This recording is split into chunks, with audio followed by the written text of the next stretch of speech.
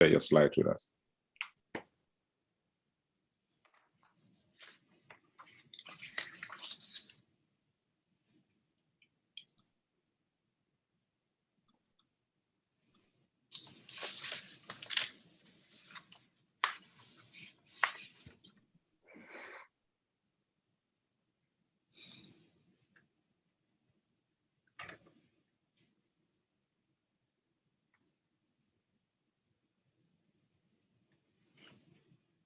Yeah, that's fine. We're good to go. Right, okay, thank you.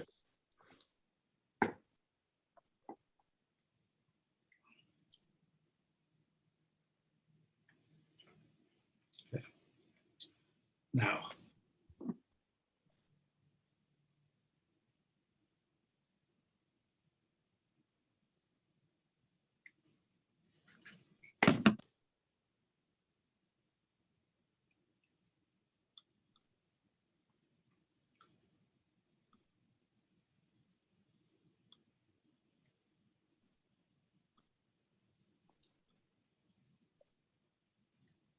Olamide, I think you got the floor now. We're ready to start.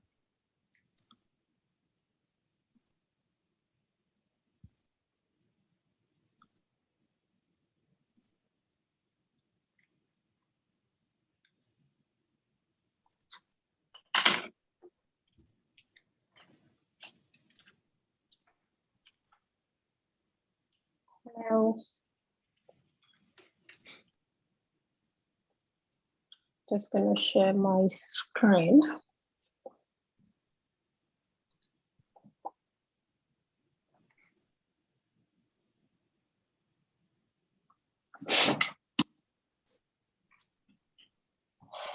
Come on.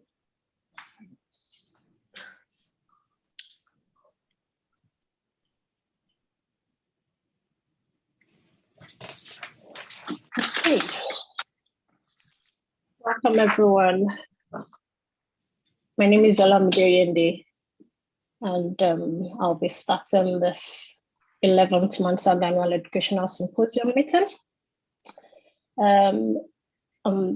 Today, the 15th of May, 2021. We are having this meeting via Zoom, which has become the most common or the most popular conference venue in the last year due to the COVID-19 pandemic. I was honored to be named the local organizing committee chairman for this meeting, which was initially meant to happen as a face-to-face social event in Nottingham in 2020, but then COVID happened. And like everything else, the meeting got cancelled. And here we are with this virtual replacement in 2021.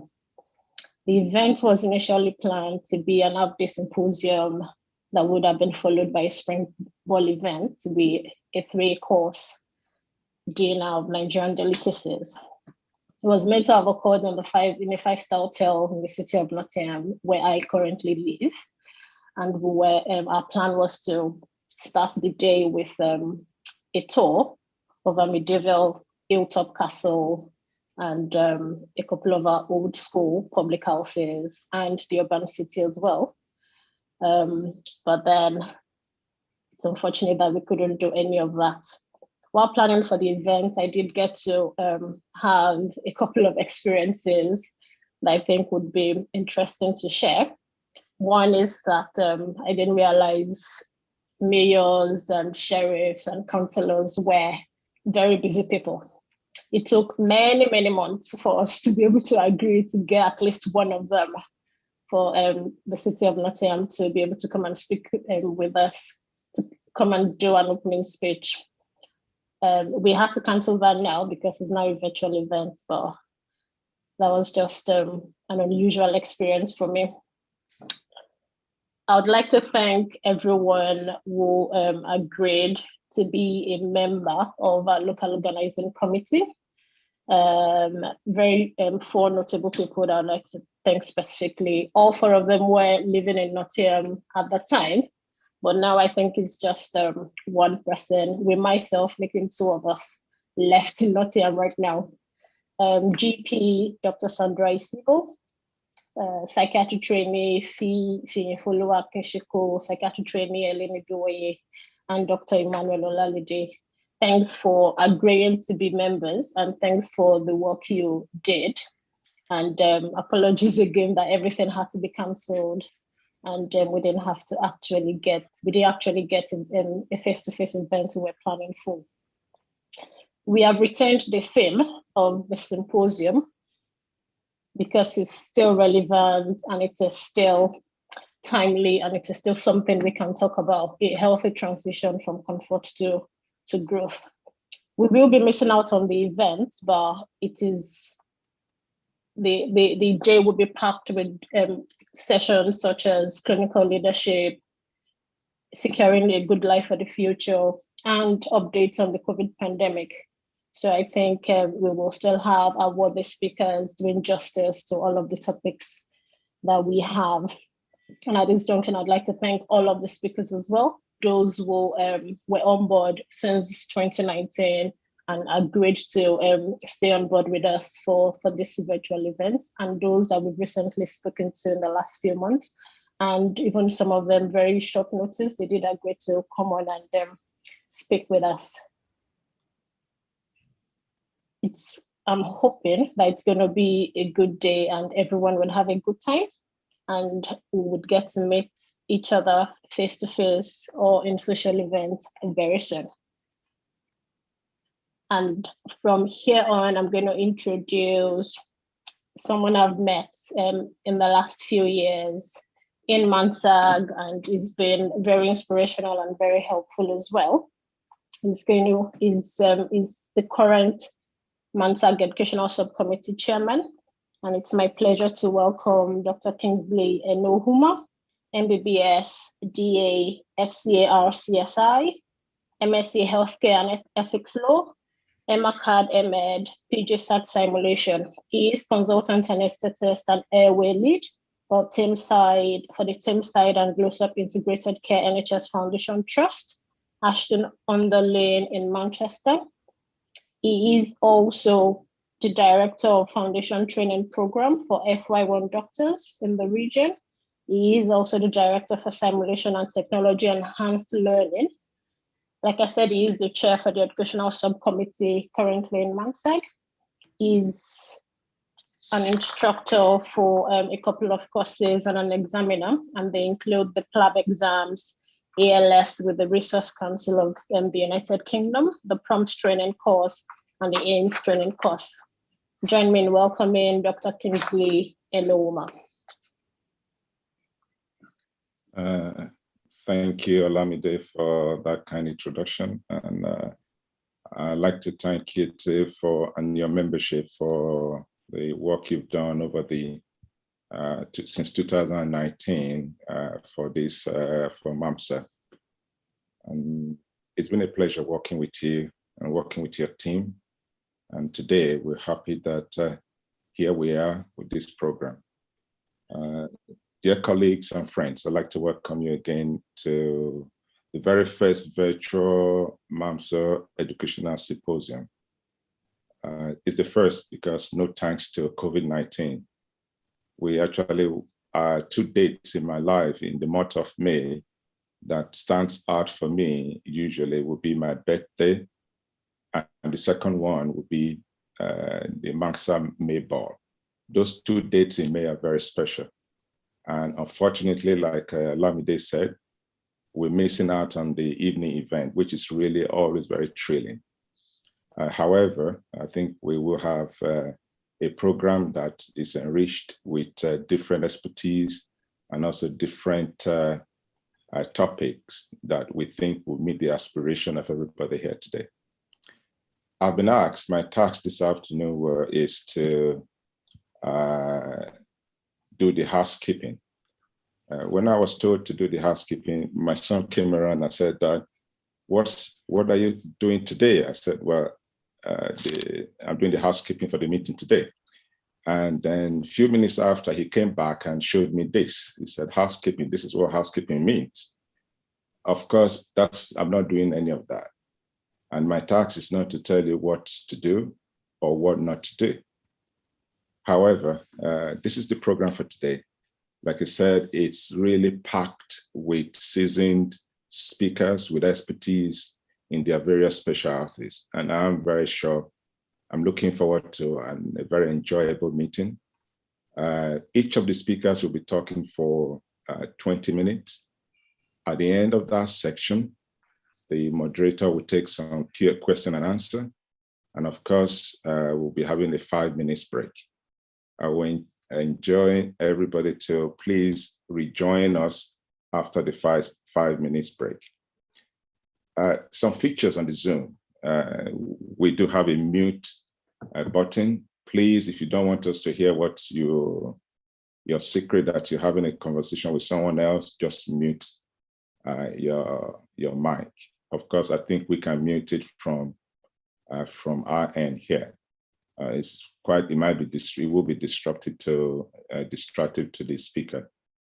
You can use the chat box. We do have, you can speak, send a message to the speaker, send a message to everybody, or even chat with your friend. The button is there.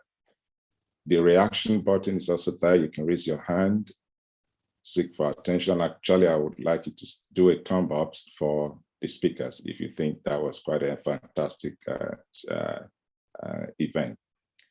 Also, the video, of course, we'd like to see you, but if you think the video, where you are is not what you want us to see, please just don't show us your video. This meeting is being recorded, and of course, I understand, as we've just started, it's also streamed live on YouTube. The feedbacks that we expect from you, they are invaluable to helping us to plan for future events. We're enjoying you to please fill out the feedback at the end of this meeting. We'll be sending you emails to get your feedback about every aspect of this meeting. And at the end of that feedback, you will get a certificate for the meeting. I'd like to, at this junction, thank my membership of the members of the Educational Subcommittee, Mike and Chisholm. We've all been so invaluable in planning for this meeting, and of course, the president of the association. We all work hard tirelessly to ensuring that this meeting has come to this point, and we are happy that what we're going to do today, we'll be able to reach out to as many people as we can. I want to say enjoy this meeting, and if there is anything we can do to help, you've got the chat box to let us know. At this point, ladies and gentlemen, join me in welcoming the 7th and the current president of MANSAG, and that is Dr. Ibrahim Bolaji. I met him a couple of years ago when I just joined MANSAG, and it's been a pleasure working with him. I've come to learn so much about leadership and friendship from him. Some people know him as Mr. Ibrahim Bolaji, but I call him Chief because he's got so many parts to himself. Apart from being a consultant obstetrician, gynecology surgeon, and a senior clinical lecturer with the Hull York Medical School, he also wears so many other caps. He's the divisional clinical governance and as patient safety lead in obstetrics and gynecology. He's also the Care Quality Commission clinical and professional advisor for NHS Acute Trust. He's also a senior medical appraiser. He's worked for over 2 decades with NHS, and his special interest is in acute gynecology and early pregnancy, for which he's done so many research, and his subjects also published widely in that area. Ladies and gentlemen, the president of MANSAG, Ibrahim Bolaji. Thank you very much indeed for your generous introduction, Mr. Chair. Invited guests and speakers, MANSAG members and executives, ladies and gentlemen, it gives me a great pleasure to welcome you to our virtual educational symposium unfortunately without the charity ball courtesy of COVID-19. Now, this pandemic has taken away so much from all of us, much more so from some than others. We have already dedicated the seminar for the loss of our colleagues in this pandemic. I believe that we never lose the people we love, even to death. They continue to participate in every act, thought, and decision we make. Their love leaves an indelible imprint in our memories. I cannot imagine the sense of loss and pain so many are going through. With all the open-handed travel restrictions in and out of the United Kingdom and all over the world, it must be particularly difficult to know when we'll next see our family back home in Nigeria. But I'm very optimistic, as the chairman said, that the next annual general conference in October will be face-to-face, as the vaccination program in this country is expanding and the infection rate and mortality are falling. The story is very different. The recent acceleration of the pandemic in India is worrying. It has dominated our thoughts this month. It is very hard to imagine the scale of the problem, but with a population of nearly 1.4 billion, India is nearly twice as populous as the whole of European countries put together. We have sent a letter of support to BAPIO on the behalf of MANSAG members, and I would like to thank all our members who have contributed generously towards the relief of activities in India. As your president over the past year, I have performed, with the support of my executives, many varied roles in supporting members and collaborating with our sister organizations in the 4 nations of the UK and abroad, with our philosophy of working together. This year has been dominated by discussions and decisions on discrimination in and out of workplace, COVID-19 related issues. I have been involved in national response to discrimination, investigation of the disproportionate impact of COVID-19 on ethnic minority healthcare workers, and the GMC response to bullying and discrimination as part of the EDI program. While this could be seen as an immensely hard work, it has overall been a privilege, and I've been so impressed by the dedication and hard work performed by all our partners in supporting our cause. We have recently completed a very successful election into MANSAG executives to take over the banners from the current one in October. I would like to acknowledge and express my gratitude to the Electoral Committee, Dr. Nene Kuki, who chaired the committee, Dr. Ibrahim Imam, an able member with a lot of experience in electoral activities with MANSAG, and Dr. Andrew Folusho Alalade for their hard work and their recommendations and service to MANSAG. I can now confirm that the new executives are shown in the slide. Our president-elect is Chris Agbo, Secretary-elect Michael Ima, Finance Secretary Deji, and all the rest of the other members of the new executive are shown in my slide. I'm hoping, please join me in congratulating them on their successful election result. I'm hoping that they're going to take MANSAG to the next level. Finally, I would also like to thank the Education Committee through the chair, Dr. Kingsley Enoma, and Dr. Olamide Oyende for all the various activities that have occurred prior to the program we have today, and for putting up the program. I hereby declare the Educational Symposium 2020 open with the introduction of the next speaker. And our next speaker is Mr. Victor Adeyara. Mr. Adeyara was born in Nigeria and raised in Birmingham, UK. He has a BSc in Medical Sciences and is now a 4th-year medical student at University of Exeter. He is the founder chair of MANSAG Student Representative.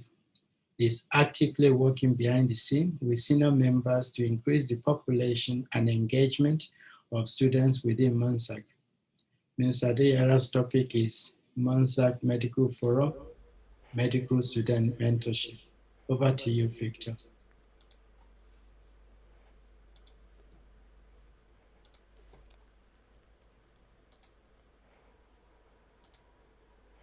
Thank you very much. So my name is Victor Adeyara, and I am a fourth-year medical student currently at the University of Exeter. Thank you very much for giving me the opportunity to have a short presentation at the event that we are having today. So today I'll be basically giving a update on the current activities of the students within MANSAG, and I'll be sharing a little bit about the mentoring program that was recently kickstarted, and also sharing some working ideas that we have with regards to improving student engagement within MANSAG. So I've been working closely with Dr. Chris Oswafor and Dr. IB Adedugbe in the student sector, and getting into contact with other medical students from across the UK. And we hosted our first welcome event on the 27th of February. And this was a successful event. So the purpose of this was to break through and make contact with students from across the UK. And we used this event as an opportunity to promote the benefits of student membership within MANSAG, and the prospects that you can gain with being a member. And so we had several domestic students from the UK and also students from Nigeria attend the event. So that was, and it was also used to kickstart the mentorship program, which I'll explain a little bit more about. So the mentoring program is being coordinated primarily by Dr. IB Adedugbe, and this was started with the request of prospective mentees to fill out a needs assessment form, whereby they made their preferences clear as to what their career prospects are, and what sort of things they would like to gain out of the mentorship program. And so this was followed up with one-to-one discussions with Dr. IB Adedugbe, and then we moved on to the introduction of mentors to their mentees once they were allocated. And we required the mentees to make first contact with their mentors as a show of initiative and engagement to the process. So this program is using the framework of the ASSET mentoring code, so the Associations of Surgeon in Training, as a sort of framework to guide the process. So in the first sessions of the mentors with their mentees, they were required to make a personal development plan so they can set clear goals for the duration of the program, and so they can work towards this. So I'm happy to say that there are 12 students currently on the mentorship program from across the UK, and one university in Nigeria. So from London to Glasgow, Belfast, etc. And we have all just made contact with each other as well, as part of building a community amongst ourselves. So just a little bit on the working ideas that we have in improving student engagement within MANSAG. So we've sort of broken this down into short-term goals that we would like to achieve and longer-term goals that we are working towards. But essentially, this is the overarching goal is publicity, as the main challenge that we have at the moment is just getting the students to be aware and know about MANSAG as a first step. So once publicity is maintained, then we can work towards further plans to engage the students. So with more detail on the short terms, so right now we have started a WhatsApp group as a means of enabling communication and networking amongst the MANSAG students. So at the moment, the group contains only mentees, but we are open to expand this to students at large as the population hopefully increases. The main challenge at the moment is just to prevent dormancy within the group and maintaining relevant activity and engagement of the students currently in there. So that's sort of the shorter term goal at the moment. And with regards to longer term goals that we would like to achieve, there have been talks around student targeted events that we could host within MANSAG, and we imagine these events will be mainly career orientated.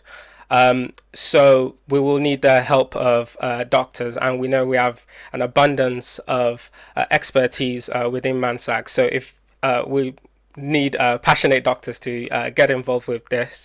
So if you are keen to get involved with career orientated events targeted at students, please get in contact with me or Dr. Chris Oswafor. And the other long-term goal is student recognition and showcase within MANSAG and its platforms. So we plan to showcase prize winners within MANSAG students and outstanding students, and there's even the possibility of domestic competitions within MANSAG where there can be an incentive of prizes and certificates. The other thing is research and poster presentations at events such as this one that we are having today, where students can be presenting. So that's sort of an overview of the current workings and activities at the moment and our plans towards the future. So that's just my short little bit. Thank you for listening to me. And if you have any questions, please type it in the chat box, and it can be answered at the end of the sessions in the dedicated Q&A time. And that's my details at the bottom if you would like to get in contact with me. So I'll just pass the baton back to Dr. Ibrahim Balaji to open the first session. Thank you very much.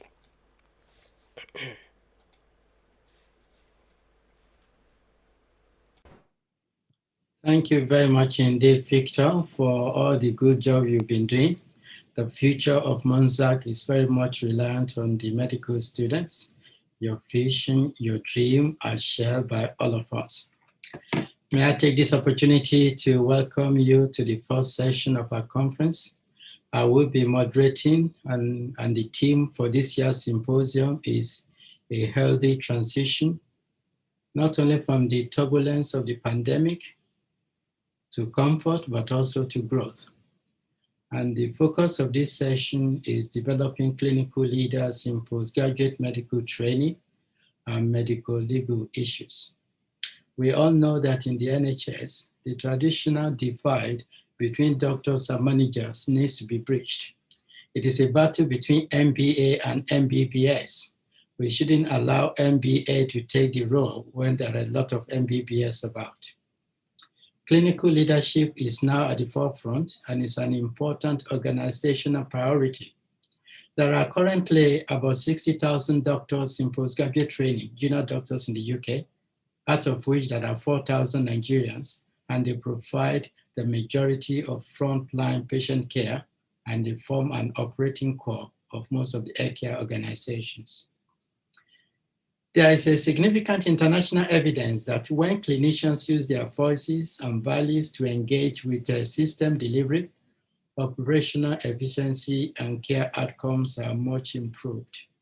And I can say this as someone who is very much working on patient safety. Clinical managers and leaders matter. This session will explore some of the approaches that have been used in promoting leadership. This will include competency frameworks, talent management, shared learning, clinical fellowship, and quality improvement. And we have 3 fantastic speakers in this session. We also have a very tight schedule, and could I mention to all our speakers that the time allocated for each presentation, as mentioned by the chairman of the Education Committee, is 20 minutes. I will give a very gentle reminder at 18 minutes. For the delegates, please ask your questions using the chat box. This will be picked up by the moderator and considered during the panel discussions after the 3 speakers have spoken. And again, there will be a feedback survey which will be sent to your email, and I will request that you please fill this in detail to help us improve our program for the future. I would like to introduce our first speaker, Ms. Georgette One. I probably need about an hour to give a full introduction, but because of the shortage of time, I'm going to just give you a snapshot of Georgette. Georgette is one of a very handful of plastic and reconstructive surgeons in the UK who are doubly qualified also as a breast surgical oncology. Her plastic surgical training was in the east of England, rotating between Cambridge, Norwich, Chelmsford, and London, where she became highly skilled in all types of breast reconstruction. She was a prestigious TIG, which is a Training Fellowship Interface Group, National Oncoplastic Breast Fellow, and she's now a consultant at Nottingham Breast Institute, which is one of the leading units for oncoplastic breast surgery in the UK. Her PhD research was conducted in the world-renowned plastic surgery unit in Dallas. She has authored over 50 publications and numerous international affairs. It's my great pleasure to introduce Georgette.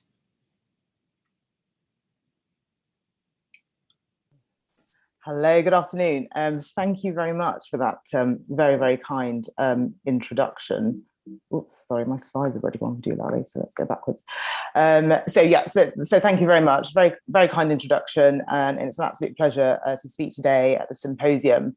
I've been tasked with the kickoff lecture, which is always slightly daunting, but it's about completely out of my comfort field, which is usually breast and breast surgery, and it's about postgraduate medical training and optimizing opportunities. So that's quite a big topic, and there's multiple specialties out there, and so what I've tried to do is keep the talk quite generic, so that hopefully there's some pointers there for people at different stages in their sort of training careers.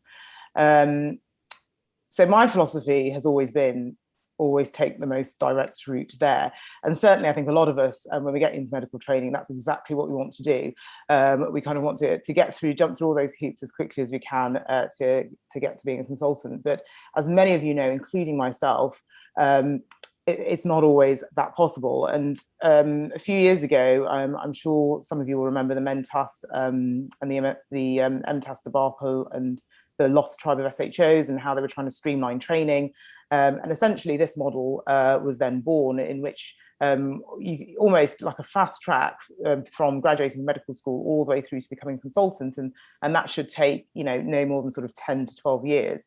Certainly when I think back to how long it took me to qualifying as a plastic surgeon, from the day I entered medical school, we were looking at 20 plus years. So it has definitely become more streamlined, but because of that, it's also become more competitive.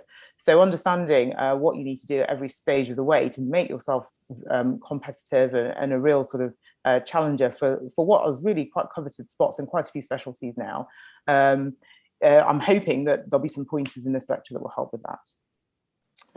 So what was my direct route? Well, I think like many, you start off quite well at med school, you're getting through all your exams and things, you graduate from that, you start your house officers or FY1 jobs.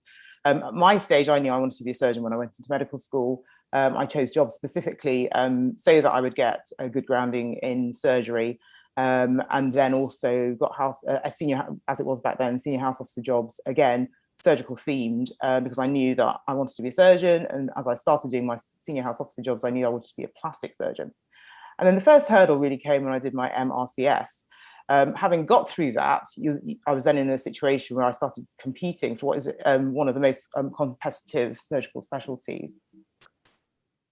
And that's when really it all got very interesting. I was told at that stage, well, you need more clinical experience. I went off and got 2 or 3 6-month senior SHO jobs and built up quite an impressive surgical logbook. Having done that, I was told, well, you need more research. You don't have research on your CV. So, okay, I went off, I became a laser fellow, did some publications and presentations, some audits. And at that stage, one of the consultants I was working for had a sit down with me, me now thinking, okay, I'm super competitive. There's no way I'm not going to get selected.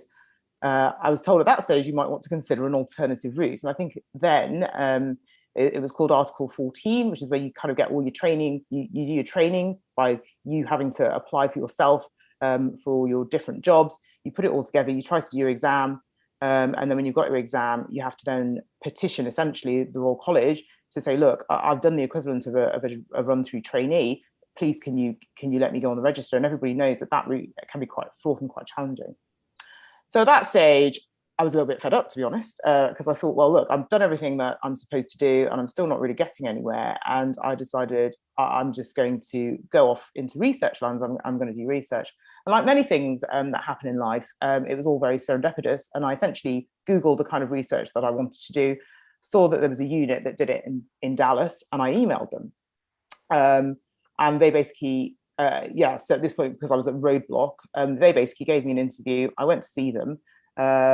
And it's a very different ethos in America. It was almost like they were selling their unit to me rather than me having to sell myself to them, which is very much what it's like in the UK. You're always having to sell yourself. And so I decided I was going to go there and do research. So I went from Leicester, and everyone that knows me anyway knows that my family are a staunch Leicester City supporter. So let's hope they win today. I went from Leicester to UT Southwestern in Dallas, where I undertook more research with lasers. It involved quite a lot of lasering pigs, a lot of publications, and some interesting foods. And I spent almost 3 years there before coming back to the UK. And as you heard, I trained in the east of England. And from there, I ended up back in Nottingham, so basically back in the Midlands. I just want to give a big shout out to research, because research is one of those things which people do find it's a bit like Marmite, you either love it or you don't, but it's the sort of thing that really boosts your CV. Now, when I went off to do my research job, I absolutely loved it, and I found that it was a really good way to travel. So that's me at the Grand Canyon. There's me in Mumbai presenting. I was at Korea presenting over there as well. So it literally has taken me all around the world. So and also you contribute to the furtherment of medical, the future of medicine. So definitely, you'll see throughout my slides that research is one of those things that I think is definitely, especially if you're interested in it, it's a good win for boosting the CV. Oh, sorry, that was me in Senegal. Actually, I went to present at the West African College for their annual surgical meeting was in Senegal a couple of years ago. So yes, fine, there is a nice streamlined structure, but actually you'll find now that there are people who end up doing F1, F2, and then they have an F3 year because they're not really quite sure what they want to go off and do. You can do a higher degree, as I did. And when you do that's the question. Do you do that between your F1 and F2? Do you do that in your core training? Do you do that when you get your higher specialty training? Do you do that at the end after you've done your exam?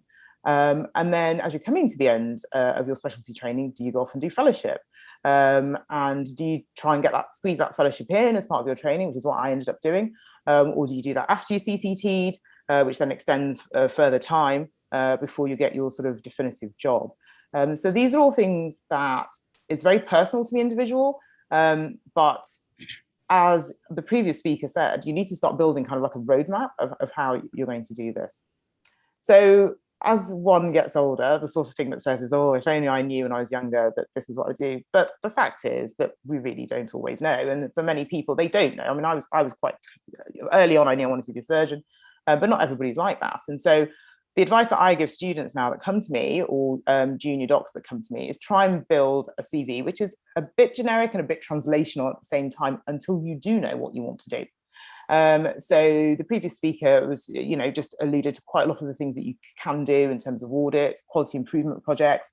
And I'm a bit of a stickler with my students, because I do say to them, if you're going to do a project, and it doesn't matter if it's an audit or a quality improvement project, it is imperative that you at least get a publication or a presentation at the end of that project, because then you've suddenly got multiple lines on your CV, not just one line on your CV.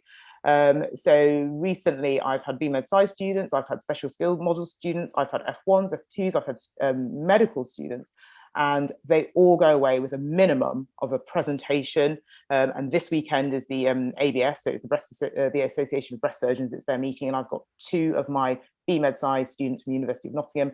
They have posted presentations from the work that they did in their BMed-Sci, and I have another couple that have published the work that they did from their BMed-Sci. So I think as if you're a junior doc or an undergrad who's getting involved in all these projects, really see if your supervisor can, you can push your supervisor, tell them that the strategy is that you want to get published or presented as a result of this. And that's true of all things. So your postgraduate qualification, I did a PhD. Quite a lot of the experiments that I did in my PhD, I published them. So for my PhD thesis, I had like 6 or 7 publications. And again, any postgrad that comes to me that says they want to do a higher degree, I really implore them to do that strategy, particularly if they want to go into competitive streams. And then there are lots of courses and things that we go on, and these should all go down on your CV. I've recently had a core trainee who sent me their CV, and they had lots of stuff on that CV, but the way that it was all constructed made it really very difficult for somebody who's just glancing through it. And a lot of surgeons have got a very, very short attention span. So when we're glancing through things, we want to see things jumping out at us that you've really ticked boxes. So, getting some advice on how to structure your CV, put all the things that you've done down there under different headings so that it highlights just how comprehensive your journey has been to this point. And you want to show consistency, that you're improving year on year on year. So there's always things that you can do every year just to keep boosting that CV. So again, I do tell people that come to me for advice, it's really get yourself a really good mentor. And you can have mentors for different things. I've got mentors who I essentially call up when I've got sort of queries about, surgical kind of queries, mentor in terms of, things in relating to management.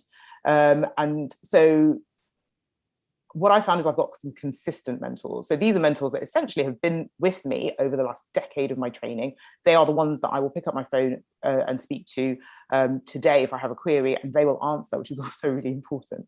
So again, Victor just talked about the mentor program with MANSAG, and I think that these things are actually critically important to help the juniors to navigate the landscape in medical training. Because what I've found along the way is that it's not always the best or the brightest. It's really not that meritocratic. It really is about people in sort of giving you the advice to know how to navigate that landscape to get to the destination that you want to get to. And lots of jobs sometimes feel like a real struggle, but even the ones that I've completely detested, I've always made sure that I've got something out of it. So again, whether that is I've found some sort of project that I can publish or present, or just in terms of what skills that I've been able to accrue, I've always found something. And again, when I'm talking to medical students, I really, really emphasize to them the importance of talking to people and networking. Medicine is completely a team player game. It's networking all the way. And you've got to get used to talking to lots of different people. You've got to get yourself to become a people person, get yourself used to talking to lots of people, because we all know that opportunities tend to be taps on shoulders. You're not going to be able to go to websites and things like that and just look it up and apply. And then there's some, there's a level playing field sort of selection process. Many of the opportunities that I've had, it's been from people tapping me on the shoulder and going, have you thought about this? Do you want to join that? Would you like to come on board and do this? So talking to people, networking, critically important. So looking at this, I was thinking to myself, well, so what sort of things can we do? How do we guide ourselves so that we hit those milestones, so that we get to where we want to be? And so if you break it down into the different sort of sections on that postgraduate medical sort of flow chart, it really does start in med school. You're laying your foundation there. And I'll be the first person to hold my hand up and say that I wouldn't say lazy, but I didn't really understand how the game is played. So I thought you go to med school, you pass your exams, you graduate, you become a doctor, and then you just doctor. But actually, at medical school, the actual competition starts there. And there are lots of things that you can do at medical school to kind of get yourself in a really good position moving into your foundation years. And I know it's difficult because for a lot of people, you know, this is completely new. You do physics, science, maths, whatever you do, but medicine is actually very, very new in many respects. And so there's a lot of learning to do. There's a lot of exams to do, but you really do have to kind of get stuck in and get involved. Like I said, it's a team sport, and get involved in lots of different societies. So, you know, obviously, I mean, I was a member of like the Caribbean Society and things like that, but actually it's really important to get involved with the other societies where you're networking with other people that can help you along the way, or who may become your colleagues in the future. So for instance, I've given quite a few talks at surgical society. So if you're interested in surgery, there's usually a surgical society at the university, and you can get involved there. These are all things that go onto the CV, especially if you're involved in sort of the managerial or leadership roles in terms of these societies. Obviously, I've spoken about special skill modules, BMedSci. These are all extra lines that go onto the CV. And like I said, if you can capitalize in terms of getting publications, presentations, all the better. Really try and get yourself immersed in projects.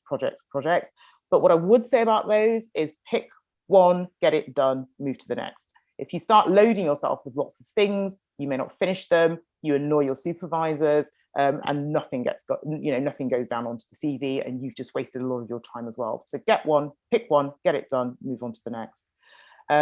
We offer over Nottingham some taster days. If you are interested, for instance, in breast, you'd be able to email the consultants at the Breast Institute, and we could organise for you to come up to spend a day to see what we do. And again, mentors. So you're a foundation doctor now, you're doing the real life doctoring, and it's really quite hard. It's really stressful. You're in shifts, you're on nights, you don't know if you're coming or going, you feel lots of imposter syndrome going on. It's really quite a tough time. But unfortunately, you still have to keep going in terms of building that CV, because you need to get yourself competitive to get into the core training. There are exams, and certainly when I did my MSCS, I was like in my second or third year as a SHO. Now you're doing them in your foundation too. You're starting your exams. So, you know, you've barely just got yourself you got your training wheels off from med school, and you're already trying to do exams, you're trying to make career choices, and it can be very stressful. And, you know, often I hear people saying, well, why did I actually choose this? You keep going, and medicine is great.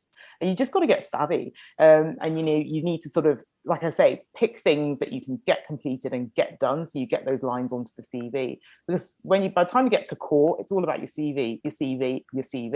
And did I mention it's about your CV? You really have to have a competitive CV to be able to get into your specialty training. So all the time on the job, you're constantly trying to build that CV to get to where you want to be. And at this point, you should really be sort of focusing that CV towards the specialty that you want to get into. So in order to do that, you have to know what you need to get into that specialty training. So there's lots of there'll be websites related to that specialty, which will spell out what you need to achieve to be able to be competitive for an ST3 position. And you need to be quite laser-like about it, and you don't want to get distracted with things that are not going to bolster you in that way, because ultimately these core years are about building that CV to make yourself competitive to get the ST3. Just 2 minutes. Oh gosh, that goes quickly, doesn't it?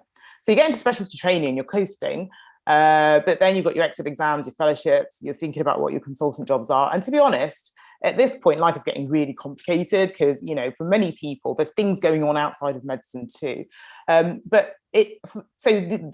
me, the focus is get through the exam, but at the same time, you're back into network mode, because you're trying to get a final job or a fellowship. And a lot of things at this stage are about word of mouth. They're about the sort of relationships that you've built along the way. It's very hard to get consultant jobs and things just de novo with nobody knowing you.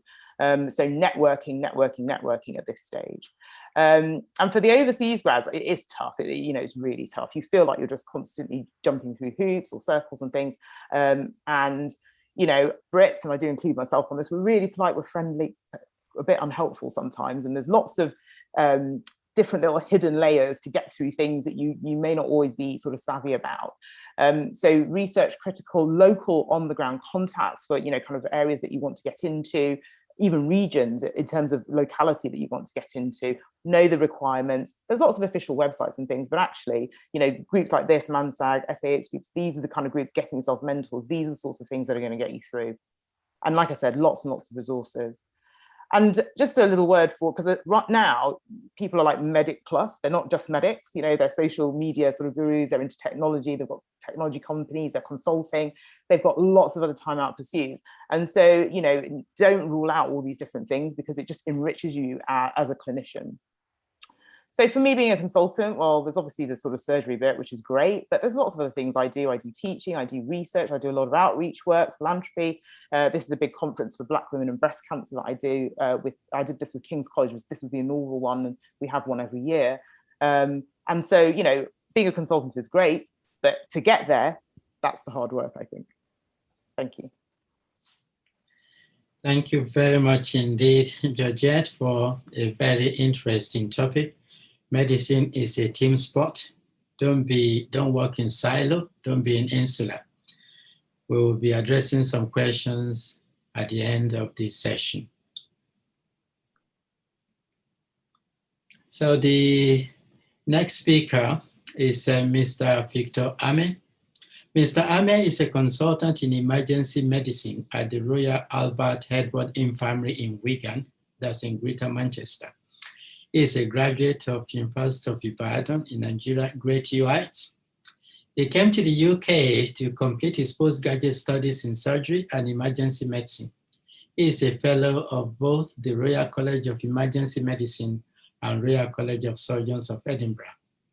He holds a master's degree in medical law and ethics from University of Keele.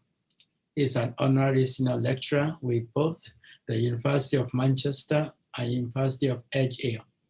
He is the clinical lead for major trauma at WWL Teaching Hospital, that's Warrington, Wigan and Slee NHS Foundation Trust.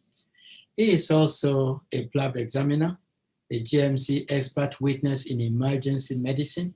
He is a fellow of the Faculty of Expert Witnesses for Doctors and a member of the Expert Witness Institute.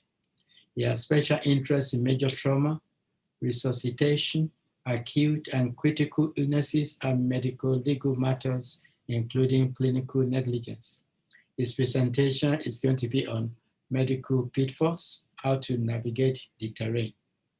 Over to you now. Okay, thank you very much, Ibrahim. Can everyone see and hear me okay? Yes, indeed.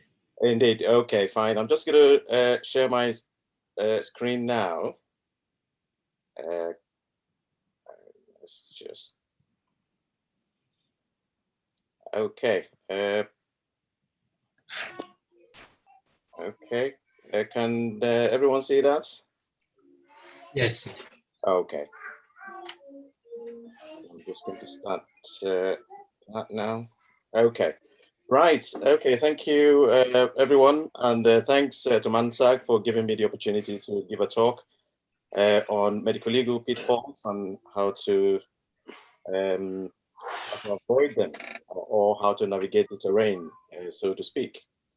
It's a very broad topic, so I'm going to try and whiz through that. It's going to be a whistle through it so we can do justice to it in the time I've been given.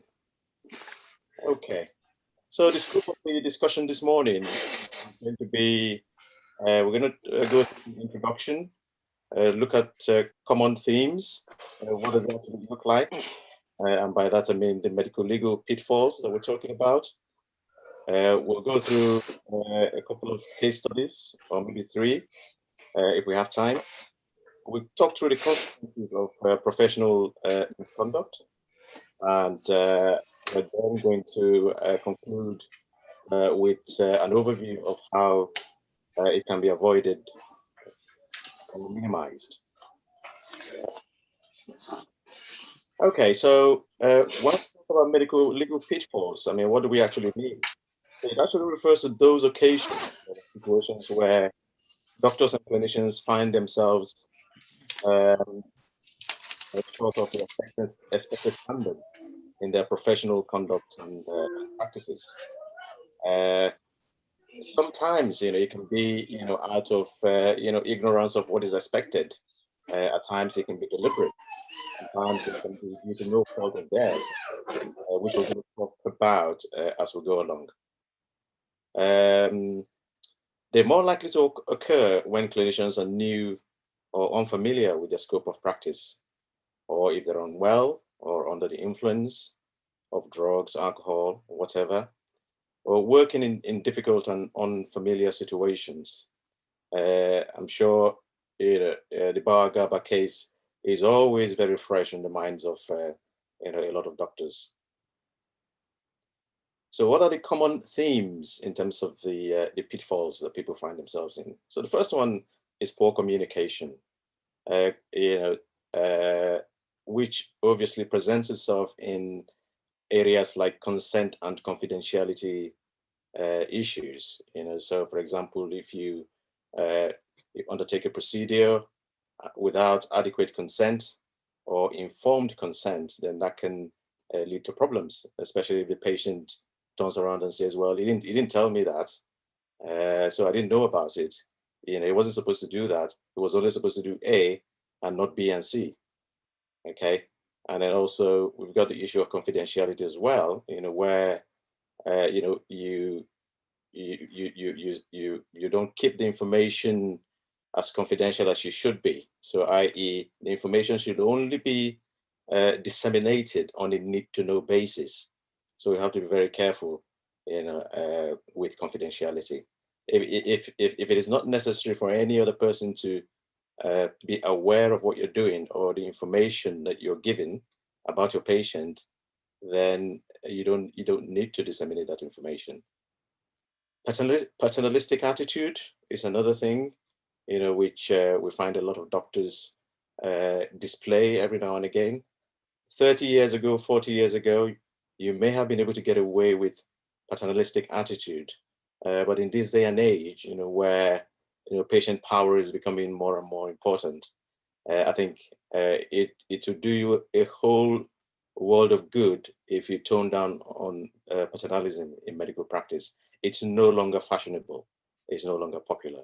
An example of that is, adopting the situation. I mean, the position of, the doctor knows best. You have to do as I say. Don't question my, clinical aptitude or clinical skills or my clinical decisions. So it's got to be, almost like a two-way, communication with the patient, fully informed and fully aware of what you intend to do for them. Again, so that lack of or poor explanation as to the proposed course of action, either treatment or procedure, fits into that as well. Then we have the issue of poor professional conduct, which is both within and outside of your workspace. So don't think that, once you get out of hospital and you go into the community, into your social space. And when we talk about social space, it's not just physical social space. This includes an online social space as well. Okay, your conduct in those areas is also going to be under scrutiny. And you can get into trouble if there's any misconduct in those areas.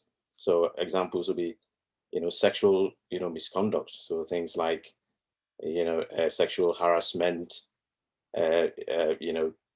touching, making snide remarks, whistle calls to the opposite sex, may even be the same sex, depending on what your orientation is. So you got to be very careful, how you conduct yourself. It would also be, misconduct even in the workplace. So if you're going to be undertaking intimate examinations, especially in someone of the opposite sex, again, even the same sex, you've got to be very mindful of, how the environment is set up, and always have a very low threshold for using a chaperone. Engaging in criminal activities such as theft, arson, assault, all this can lead to charges of professional misconduct. So continuing with common things, so lack of probity, so things like, dishonesty in so many things and in so many ways. So for example, if you're dishonest in the way you set your CV out, so you make claims that about things that you've not actually done or undertaken, that could amount to dishonesty. Financial misappropriation. So for example, things like putting in timesheets for work that you haven't actually done, or overinflating your timesheets, undertaking locums while on sick leave. So we've had cases where people have been charged and suspended and penalized for undertaking locums while on sick leave. That's considered to be fraud. Self-prescription, and also prescription for family members as well, especially controlled drugs, is usually frowned upon, and you got to be very careful with that. I've talked about false representations with references and CVs. Again, especially references. I have to point out that we are beginning. So in the course of my work as an expert witness, we are beginning to see a lot of doctors being charged for false representations or given false references. So if somebody asks you for a reference, be sure that the reference that you're giving is a genuine representation of what the person is like. If they haven't done it, don't say they've done it. So you have to be true. You have to be honest, because the GMC is increasingly focusing on that. So sorry, I'll just take myself to the next slide. Okay, so issues with clinical competence and deficient professional performance is also another area, where you can fall foul. So things like poor clinical practice, poor team working, not taking due care. So the team working, poor clinical practice, obviously, you have to know what you're doing. You have to be competent. You have to keep up with your clinical knowledge, because you are being compared with your peers. Because I know some specialties now, they have like, a comparative ratings and stuff like that in terms of their outcomes, especially in surgical specialties. So you have to keep up to date. Be a good team player. Okay, this is very, very important, because if you work in a team where everyone just working in silos, it can become a dysfunctional team. And no matter how good the individuals are, if you're not working as a team, then it can cause problems, and it's really, really frowned upon. And the other advantage of working as a team player is that if things actually go wrong, it is your colleagues that will actually turn around and support you. So they can either support you or they can throw you under the bus. So a lot of advantages of being a team player. So for professional and expert witnesses, I mean, for those of you who undertake these roles, you have to also be ready to provide what we call a reasonable opinions, or acknowledge a range of opinions. So we see some expert witnesses go to tribunals, or they go to court and they say, oh, it can only be this way, it can only be my way. Okay, discounting that there may be other ways of doing things which are equally credible. So you have to be prepared to acknowledge that there are other opinions which may not be in line with your own opinion. But as long as you give reasons why you're choosing your position, then that will be seen as a fair way of looking at things. So lastly, practicing without sufficient indemnity in place is also puts you at risk. Okay.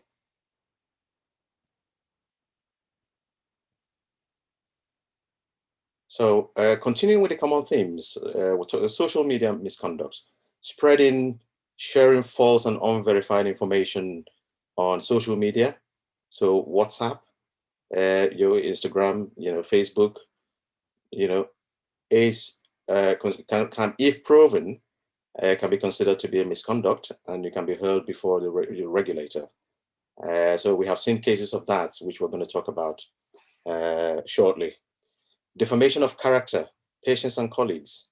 Okay, so calling your colleagues names, saying that if accusing them of whatever, without due concern or without due process, no evidence, is also frowned upon. So engaging in racism, sexism, trolling can also be, is also frowned upon, can be construed as misconduct on social media. Okay, so we're just going to quickly go through the case studies, just whizzing through because I know our time is quickly spent, but there's not much to talk about really here. Apart from to say, the first case study, 10 doctors, currently as I'm speaking to you, are facing an MPTS hearing on account of offensive material shared on the WhatsApp group between 2014 and 2016. So following a police investigation, they were referred to the GMC. And the High Court judge ruled that private communications, this is an excerpt from the ruling, private communications are not exempt from consideration of professional and disciplinary proceedings. So even if you're being investigated for something else, if it gets to the point where they have to look at your social media communication and they find anything in there, which they think is unprofessional, then that is going to be put into, taken into account in terms of, whatever penalties is given. The second one is in April 2021, an Irish GP refused to vaccinate his patient against COVID, and it was suspended by the president of the Irish High Court following an application by the Irish Medical Council for saying that the pandemic is a hoax or a propaganda.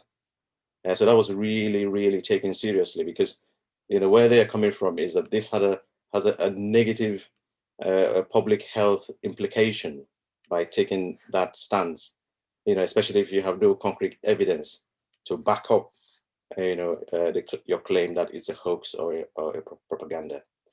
The reference is at the bottom there for you to see. So there's another one, March this year, 2021, conflict of interest, the case of Dr. Box v. GMC. So the appeal court upheld MPTS decision for the GMC to erase Dr. Box from the registrar on account of conflict of interest and dishonesty for financial gains. And what are the reasons? So basically, this guy, was acting as an expert witness, writing reports for solicitors. But then it turns out that the firms of solicitors where he's getting instructions, his wife worked there as a partner. So this was seen as a conflict of interest. He was making diagnoses without proper evidence and without identifying a range of opinions. So just refer back to what I said about range of opinions. So if you have a particular opinion about something, especially if there are, reasonable ranges of opinion, you have to acknowledge that your opinion might be different from somebody else's. And you have to acknowledge that those other opinions are equally valid as yours. Don't discount them, because otherwise it's seen as sort of acting over and above your competence and presenting your case as superior to others, whereas that might not be the case. Then I think the third point about this this doctor, is that he deliberately gave a false answer to questions posed as an expert. So under cross-examination, you will get asked a lot of questions. So instead of giving a false answer, just say you don't know, because everything will be checked. So he gave a false answer to a question which he had already given a different answer to, when he was during the preparation. 2 minutes to go, Victor. Okay, thanks. During the preparation for the hearing. So just some statistics for us to see, refers to the GMC numbers. As of 2020, 40% of NHS doctors currently practicing are from ethnic minority backgrounds. The just the last point I wanted us to note, 39% of complaints from BAME doctors and white doctors are related to knowledge and experience. 47.5% of doctors struck off are BAME, as opposed to 26% of white doctors. So, there is some element of bias currently taking place, although the GMC says they're doing a lot about it at the moment. What are the consequences? Referrals to GMC, criminal charges can be brought against you, loss of livelihood, loss of credibility, effects on personal health and well-being, effects on family and dependents. How do you avoid them? Speak to someone, see your GP, do not go to work if you're unwell. Okay, so you have a duty to report if you have any criminal convictions. Okay, keep up to date with the performance, seek feedback on practice and performance, audit your practice, and work within your area of competence. Okay, the appraisal and validation procedure and framework already helps you to take care of a lot of these areas. Be professional at all times, keep clear professional boundaries, use chaperones if the situation demands, have adequate indemnity in place, be aware of conflict of interests. So your last slide now, please, Victor. Yeah, okay. So I'll just leave you to just have a quick look at that. And that's it really, yeah. Thank you very much indeed, Victor, for quite a very interesting topic and elaboration of medical legal issues that we face. There has been a lot of comments which we come back to during the panel discussion. I would like to move straight on now to the last speaker on the session, Dr. Sandra Isibo. Sandra is a GP in Nottinghamshire with a special interest in obesity and weight management. She graduated from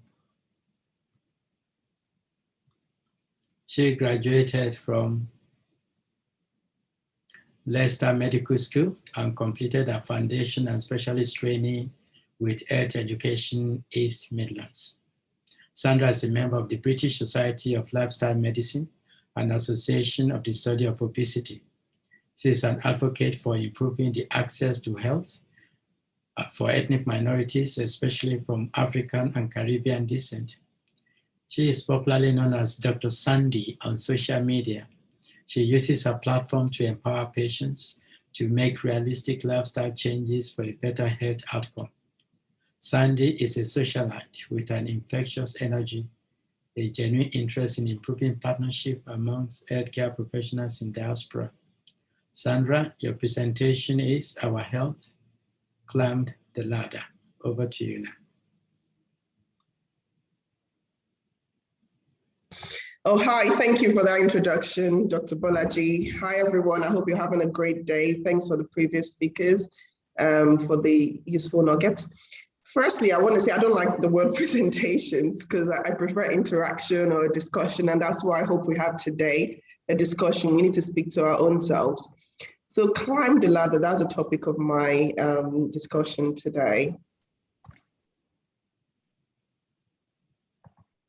Okay. So the discussion points, I'm going to be covering why we need to climb the ladder. I'm guessing you're wondering what this ladder is. We'll come there soon. How we need to climb the ladder and when we need to climb the ladder. Okay.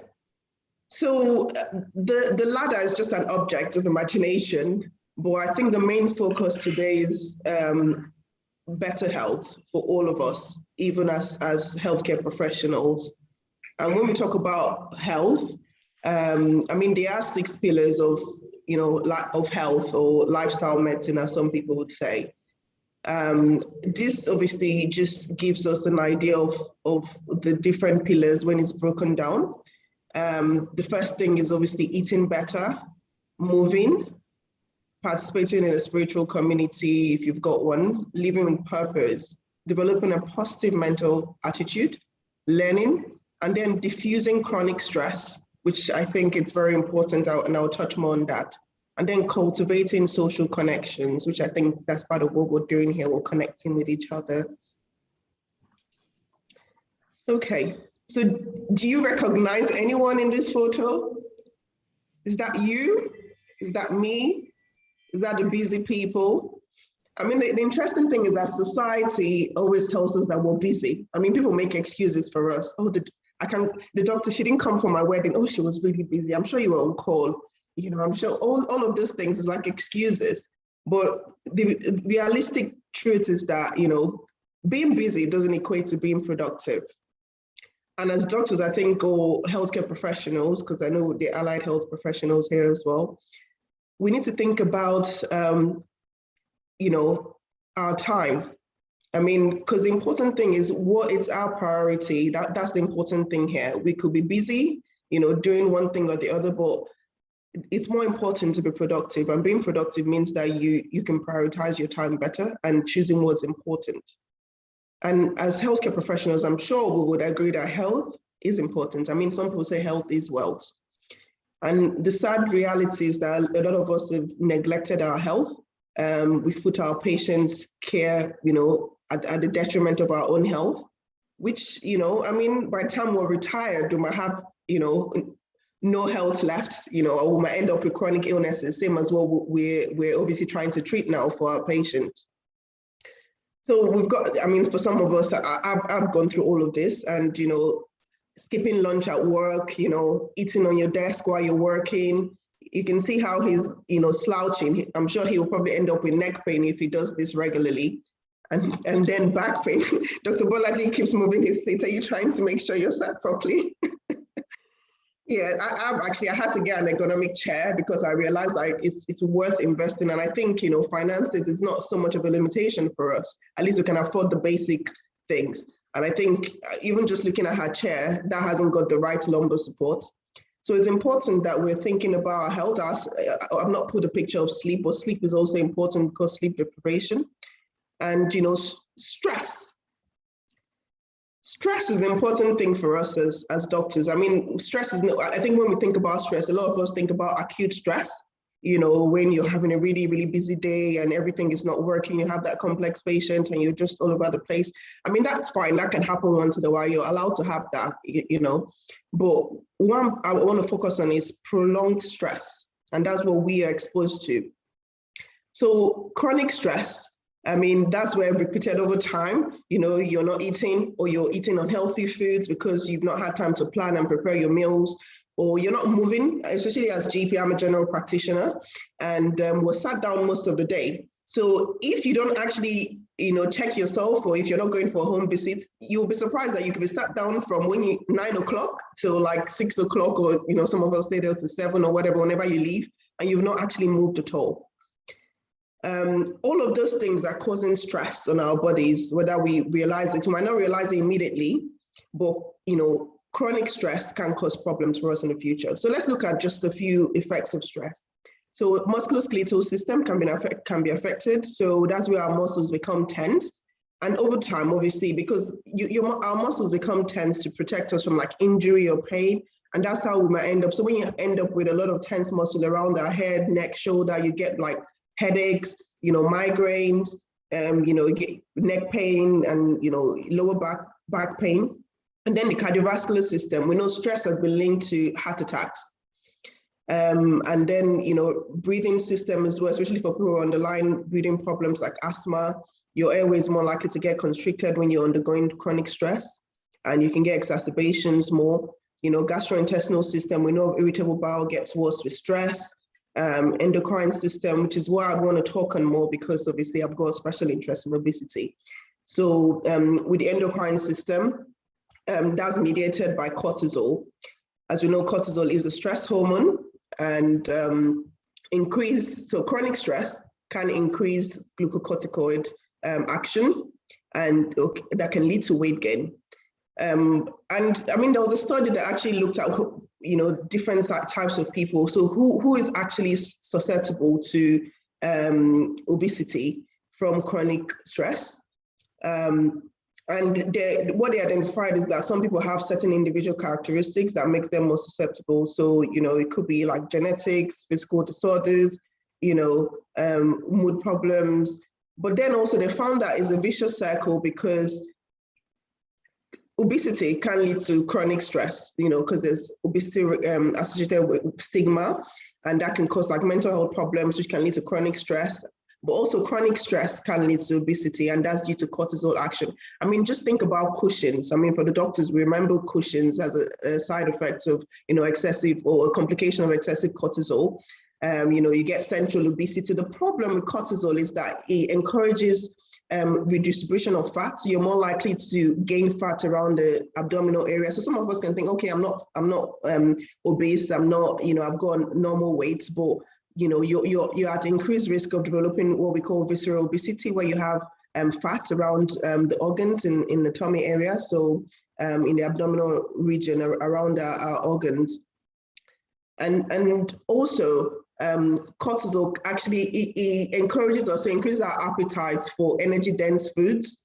So things that have got a lot of sugar or salt. So that's why when you're under stress, you're likely to crave, unhealthy foods. So that's part of, how our brain works, thinking about the hypothalamic pituitary axis, which leads to increased secretion of cortisol when we're stressed. So let's look more about, let's look at adipose tissue. So, I mean, if you remember, there are two types of adipose tissue. There are three types, but the main ones are white adipose tissue and brown adipose tissue. But the main one that causes problem is the white adipose tissue, and specifically the one around the abdominal area. So for someone that's got lean adipose tissue, when we say lean adipose tissue, so I mean, the majority of the fat in the body is subcutaneous, so that's healthy. So it's good when you have 80% of subcutaneous fat and the 20% is like visceral. But for people with central obesity, that level is higher, so the level of visceral adiposity is more. So if you have high adipose tissue, so obesity, so this is what happens. The thing is, people used to think about adipose tissue as just a tissue that stores fat, but we know that the fat tissue is more than that. It's not just an innate tissue. It's actually alive. There's blood supply, is working, it's producing hormones, it's producing what we call adipokines. So those are like inflammatory molecules that can end up causing problems. So, that would cause things like diabetes, high blood pressure, high cholesterol, and even certain cancers. So like colorectal cancer, breast cancer in postmenopausal women, all of those things. So it's important to think about that. And this just to give you a bit more. So having increased central obesity can cause problems. It can affect our gut, it can affect the liver. So we know fatty liver disease, it can cause diabetes, due to action on the pancreas. It can cause sarcopenic obesity. So by the time you get older, you're more likely to lose your muscle mass and gain a lot of fat tissue. So that's just to give an idea of why, we need to avoid chronic stress. Even though we can't avoid it, we need to learn how to deal with chronic stress because our jobs are quite highly fast-paced and quite busy, quite demanding, and it's never ending. The NHS, the work is never going to go away.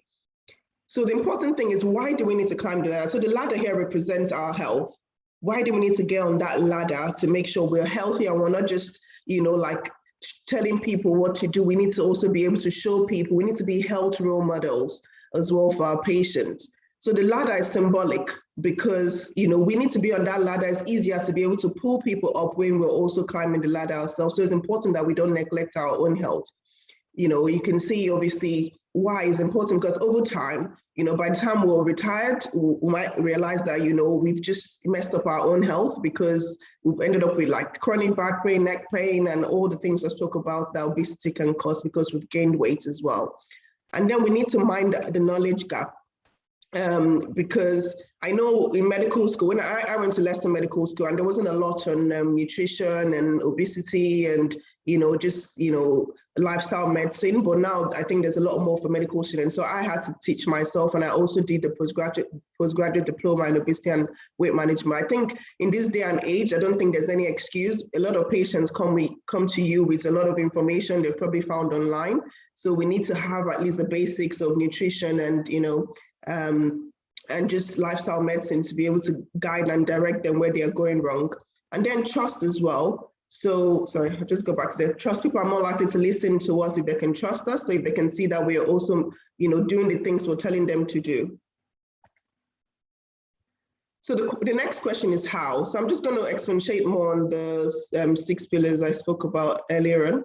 So, sorry, I'm trying to move my screen. Okay, so it's important to know that it's not stress that kills us, because a lot of us are exposed to stress. We'll probably be exposed to stress with our jobs at some point or the other, or even constantly, but it's our reaction to it. How are we managing our time properly to make sure that we're accounting for our own health? The NHS is clearly not going to help us fully. So what can we do as individuals, as a team of healthcare professionals, to make sure that we're being fit and we're being active and we're being healthy? So that's me holding 2 vegetables. Honestly, I don't know if you're very spiritual, but I think God has blessed us with a lot of food. And, this, people think the quote is from Hippocrates, although it wasn't a quote from them, but the way they practice medicine in the day, so the people that actually founded medicine, the Greeks back then, it was about diet, it was about nutrition, it was about moving, it was about, now we have a lot of pills. But the pills are meant to augment what we're doing, not treat the patient. So we need to still focus on preventative medicine. And to be honest, we've got a lot of foods that can help us do that. So there's no specific diet. I think it's very easy. I've done a lot of research on the different types of diets, zone diets, Onish diet, DASH diet, so many diets. But the important thing is just encouraging ourselves and our patients to have a healthier plate, I mean, we only need a handful of fiber-rich carbohydrates to give us the energy we need to function. Half of our plate should be vegetables, and then you can have your fruits and then healthy protein. So, if you want to think about jollof rice, so that should be, and you can use whole wheat rice for jollof rice. And then you have your meat, fish or whatever, and then have your vegetables, F4, wherever you enjoy, or your oats here for swallow, and then your vegetable. It's important that we're thinking about what we're eating. Healthy oils, we just need 1 or 2 tablespoons of oil, and that's enough. So we don't need to fry anything. And we need to drink loads of water. So it's just important. This is just a reminder, really, that we need to be thinking of what we're eating, because what we're eating can affect how we feel, not just now, but in the future, and how our risk can affect our risk of developing cardiovascular disease. Secondly, keep moving. Okay, and exercise is not the thing. Exercise is structured, planned, repetitive movement. But what we want to do is physical activity. I think people get caught up in exercise. I don't like exercise. I don't like to run. I don't like to. There's so many things we can do. The important thing is that we're burning energy. Because weight gain is when obviously the intake is more than the outgoing. So we need to be able to. We can't maintain equilibrium, but what we can do is to ensure that we're moving. And there was a study that was actually done, and they found, although it was an observational study, but they found that being sedentary, and it's not enough to say, okay, I'm just going to the gym for 1 hour, and then we're sat down the whole day and not moving at all. Being sedentary on its own can increase our risk of cardiovascular disease. They looked at bus drivers back in the days and conductors. So they noticed that the bus drivers, they were twice as likely to develop heart attacks, whereas the conductors that moved around up and down checking the bus, their risk was less. So it's important, especially for my fellow general practitioners, that we're getting up. Nothing stops you. Taking 1 minute, walking for a few minutes is not going to stop you from finishing your admin. Even if it does, you can do it the next day. But we need to be thinking about this constantly. And just going back, just quickly. So when it comes to physical activities, because I hear a lot of GPs, the NHS recommends 30 minutes of, for 5 days a week of aerobic activity and strength training twice a week. That's good just to maintain health. But for people that actually want to lose weight, or for people that want to keep off their weight if they were previously obese, that's not enough. You need to be exercising for at least, or being active for at least 60 minutes a day. So it's important that we're aware that the advice we're giving is different for maintaining health or losing weight. So those are two different things. And then mindfulness. When people think about mindfulness, they think about, like just meditating. Sandra. Thank you. But mindfulness is where we actually just enjoy the moment, live in the moment, live in the breath. Being constantly busy is not an excuse not to enjoy. And this is something I've had to tell myself, being mindful. So we need to enjoy what we're doing. We need to focus on what we're doing, even while we're at work. We need to, just be focused, listen to the patient, appreciate the moment, be non-judgmental, just being aware. And we need to, because otherwise life just goes. So we need to appreciate the little things in life. All of that can improve our well-being as well. And then sleep. So sleep like a baby. So, it's important that we invest in our sleep, because we need to be able to function properly. And that helps us when we sleep better. So it's important that we do everything to ensure that we're going to bed at the right time, eating the right food, and also exercising. All of that can help with our sleep. And more importantly, social connections. And I've come back to the ladder, because that was the topic of our discussion. It's easier when you've already climbed the ladder to pull other people down. To pull two people up with you when you're up on the ladder. And when do we need to do this? We need to do this now. So those are the references. But I just want to say thank you. And I just want to leave you with this one message. As healthcare professionals, we need to be better health role models. I mean, it doesn't mean that we need to be athletes or anything like that, but we need to ensure that in our day-to-day dealings, both at work and at home, that we're thinking of ourselves. I mean, COVID has taught us a lot anyways, because we're not immune to becoming unwell. So we need to be looking after our own health, and also in that way, we can help our patients better, because they can trust us more. And we would look more credible when we do that. Thank you for listening. Thank you very much indeed, Sandra, for quite a very thought-provoking interaction, not presentation. Now we have about 15 minutes for question and answer. And looking at the chat box, there has been a lot of compliments to all our speakers. There has been no specific questions. But I will probably pose the first question to Georgette. Now, thank you very much for that beautiful presentation. It seems to have been focused mainly on professional training. Do you have any comment on how we can include leadership training into it? Because what we now see is that increasingly, most of the managers and clinical leaders in the NHS, they are all essentially nurses. More than 70% of clinical managers are nurses, and I think it is high time that we took over. We shouldn't allow MBA to overtake MBBS. Do you have any comments? Yeah, I mean, I think as you're training, it's quite difficult to get into leadership roles in terms of NHS structure leadership roles. There's leadership roles in terms of things like being in societies, such as like the Victor that spoke at the beginning, for instance, that's a leadership role that he can put on his CV. When you become a consultant GP, leadership roles are almost foisted upon you, that, you are just by definition, you are in a leadership position. How you wish to formalize that, though, is something entirely different. I think that's when it gets a little bit tricky, because for many of us, we went into medicine so that we have direct contact with patients and we do things that are directly related to patient care. Managerial leadership type roles tend to involve quite a lot of meetings, paperwork, things that, especially as a surgeon, I shy away from as much as possible. But I think, and also we're quite educationalists as well. So a lot of us would go into that, but we'd say we need to go and do like an MBA, or we need to do some sort of management leadership type course before we get involved in that. So I think what happens is people that have a genuine interest in that sort of thing gravitate that way. There are many of us who are sort of in the middle, and just by virtue of the fact of our position, need to do some leadership roles and therefore do them to the best of our ability while merging them with our clinical commitments.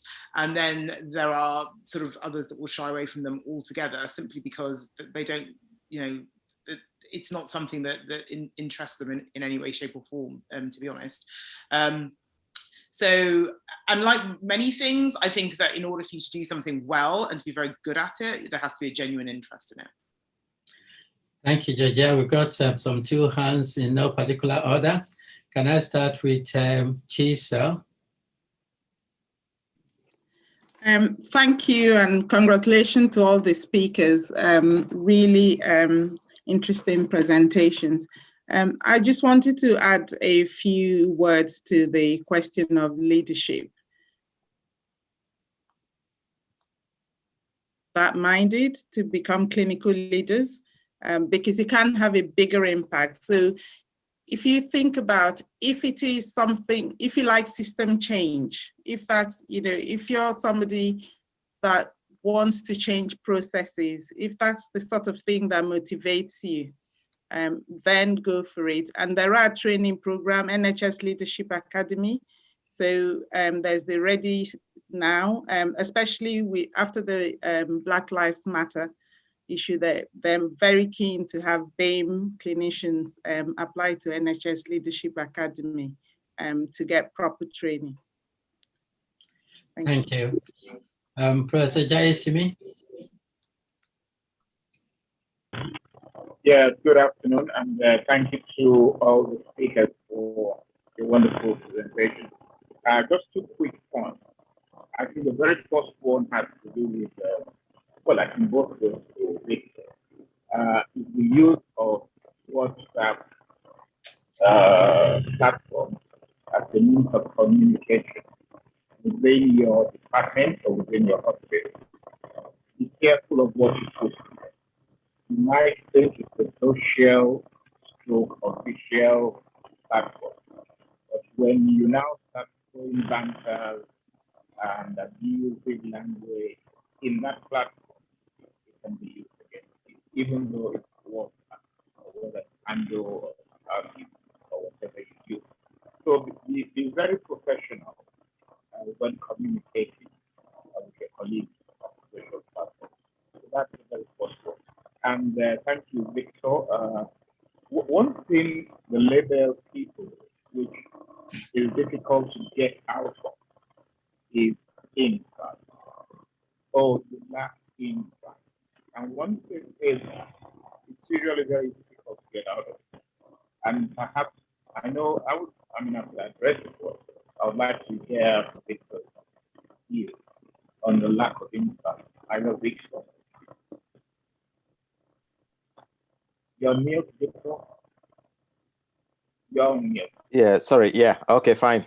Okay, thank you very much, Prof, for that. Yes, I completely agree with you with regards to the WhatsApp thing. So my advice to colleagues, like you rightly said, you've got to be very careful. You know, you might have your colleagues' WhatsApp group, your work colleagues' WhatsApp group where you exchange information and things like that. All I would say is that if you're not, don't put anything there that you're not prepared to say in an open meeting where you know everyone is in attendance. We've had situations where people have said things in WhatsApp thinking that, oh, it might not get out of there. No, it gets out and it goes back to the CEO and the medical director, and that has been used against them. So, so good point there. So we have to be mindful of what we say. With regards to insights, again, you know, very, it can be seen as very wishy-washy and very woolly and very difficult to prove. One of the main reasons why the GMC, you know, basically sanctions people is they'll say, oh, he hasn't got insight, he hasn't shown remorse, he hasn't reflected, and so therefore he's not ready to go back. So what I say is that it's as simple as saying, just raise your, if something has been proven, then raise your hands, just acknowledge and say, okay, I accept that I've made a mistake. Okay, these are the remedial measures that I'm going to put in place. Provide evidence So don't just say you're going to do it, provide evidence that you've actually done it, okay? Get testimonials from friends, from colleagues. You can write an apology to whoever you think may have been offended. So these are all the sort of circumstantial and real evidence that you need to put together in order to show, that you have insights. Thank you. Okay, thank you. Ask Ngozi to come in now. Oh, hi, everybody. Good afternoon. And as usual, MANSAG delivers really good talk so far. And really it was about the question that you asked about leadership. And I like Georgetta's comment that as consultants, we are leaders. Just by virtue of being the most senior medical person in the team, we are leaders. And my other comment is that you either get involved or there are lots of areas to get involved. So some people do research, some people do education, and some people do clinical management. But please don't shy away from clinical management because they're all quite important. And if you've got the skills, then please do it. It is a bit of a bind, but as professionals, everybody does stretch themselves sideways. There are hardly any consultants that after 10 years of their career will just be doing clinical work. So it's important that you find an avenue that will get you through. I always think that there's a middle part of your career where there's a bit of a bump where you just think, if you're only doing clinical work, that what else is there? So you need to really diversify and do something else and think of clinical leadership. But don't see it as, I think, Ibrahim, you sounded as if you're fed up of having nurse managers and other clinical managers. I'm a bit fed up as well, and that's why I got involved. And the other thing is that although there's lots of BAME, there's not a lot of Black. So I really would encourage the B, as in the Black, to get more involved in management as well. Thank you, Ngozi, for that comment. Sandra, I like your statement, let food be thy medicine and medicine be thy food. I remember my days as the chair of Education Committee for MANSAG over a period of about 3 years. On each occasion when we had gathering, I will usually organize a sort of exercise in the morning, gym in the morning, swimming in the evening. Behold, it's usually 1 or 2 or 3 regulars that are there. What can we do to actually motivate our Nigerian colleagues in exercising? I think things are changing. Increasingly, I've seen quite a number of people doing it. But do you have any idea of how we can motivate our members to consider this as a serious issue? I don't know if there's any one point. I think there are multiple factors. But yeah, like you said, things are changing. Some people always use time as an excuse, which is why I started with busy people, because we always think, oh, we're busy, we can't create time, but we can always create time for things that are important. So I think it's just education. Everything boils down to education and, just reinforcing the need. Because I think sometimes COVID has actually taught us, what COVID has done is reinforce the importance of, us taking care of our own health. And we've seen, obviously, sadly, we've lost some colleagues to COVID. And I think people are a bit more health conscious, even as clinicians as well, we're a bit more health conscious. And I think it's a good time to just sow that seed again and, maybe put it else in the group and more of us. The other thing I'm thinking, could it be distance? Could it be location? Could it be the time that some people prefer to work out in the evening instead of the morning? There might be other factors involved, but I think maybe the first thing will be to take a survey and find out why people are not engaging, and then we can tackle the issues from there. But I think people are a bit more aware, but I think it has to be that constant reminder that, we need to put ourselves first. And we can't provide, we've seen we can't provide care to our patients if we're dead or if we're not here or if we're not healthy ourselves. I think if we hear that more often than none, then I think it would help. And the second thing I want to talk about is leadership as well, as a few people have mentioned. Because who is responsible? I was thinking my brother works for a company, and during COVID, they actually gave all of them £500 to buy better chairs and work desks. But the NHS doesn't give us that. So who is actually responsible? It seems like it's us. So I think as a group, even as MANSAG members, we need to think about how can we lead from the top to make sure our environment, and I've tried to do that at work, I speak my opinion when things are not right. If the chair is not comfortable, why are you not speaking up? if you're not having time for lunch, why are you not speaking up? So it comes down to leadership as well. So there are multiple things that we can do, but we just need to start now. Thank you. Thank you, Sandra. I'm coming back to you Sunday. Just before then, there's been a lot of comments about leadership on the chat box. One is that I've had my eye on the NHS Leadership Academy, Elizabeth Garrett program for a while, for instance. So that's one for you. And another one is, however, one can still access other programs available within their own trust or primary care networks, LMCCs, BMA, or even create your own leadership pathway. NHS Academy, and there is a website for that on the chat box. Can I come to you now, Sunday, for your comments? Yeah, obviously, I like your comment about physical exercise, regular physical exercise. If possible, 30 minutes to 1 hour every day before you go to work. And it makes a lot of difference. So I've had a very good experience about that. Then in terms of leadership, I mean, it's important we learn it. That's fine. But we also have to be. I mean, a lot of criticism has erupted, among Black and ethnic minorities or non-white colleagues that current teachings on leadership and management styles that is being done it doesn't really help so much in real life during our work. So is there anyone that you can recommend that is more practicable? That we still need to know what leadership and management is, definitely. Not doing it is not an alternative. That's one question. Then the other thing is that when we say when people say accuse people of not having insight, not reflecting, I don't. It's not only when we are wrong, but even though when we are right, it does happen. That's what's happened in real life situation. Then what can we do? And I think we should discuss that one among ourselves. So I've had an experience about that, and I knew what helped me, and heavily, when I had a problem with GMC. So it didn't even go very far. Within 3 months, GMC threw it away.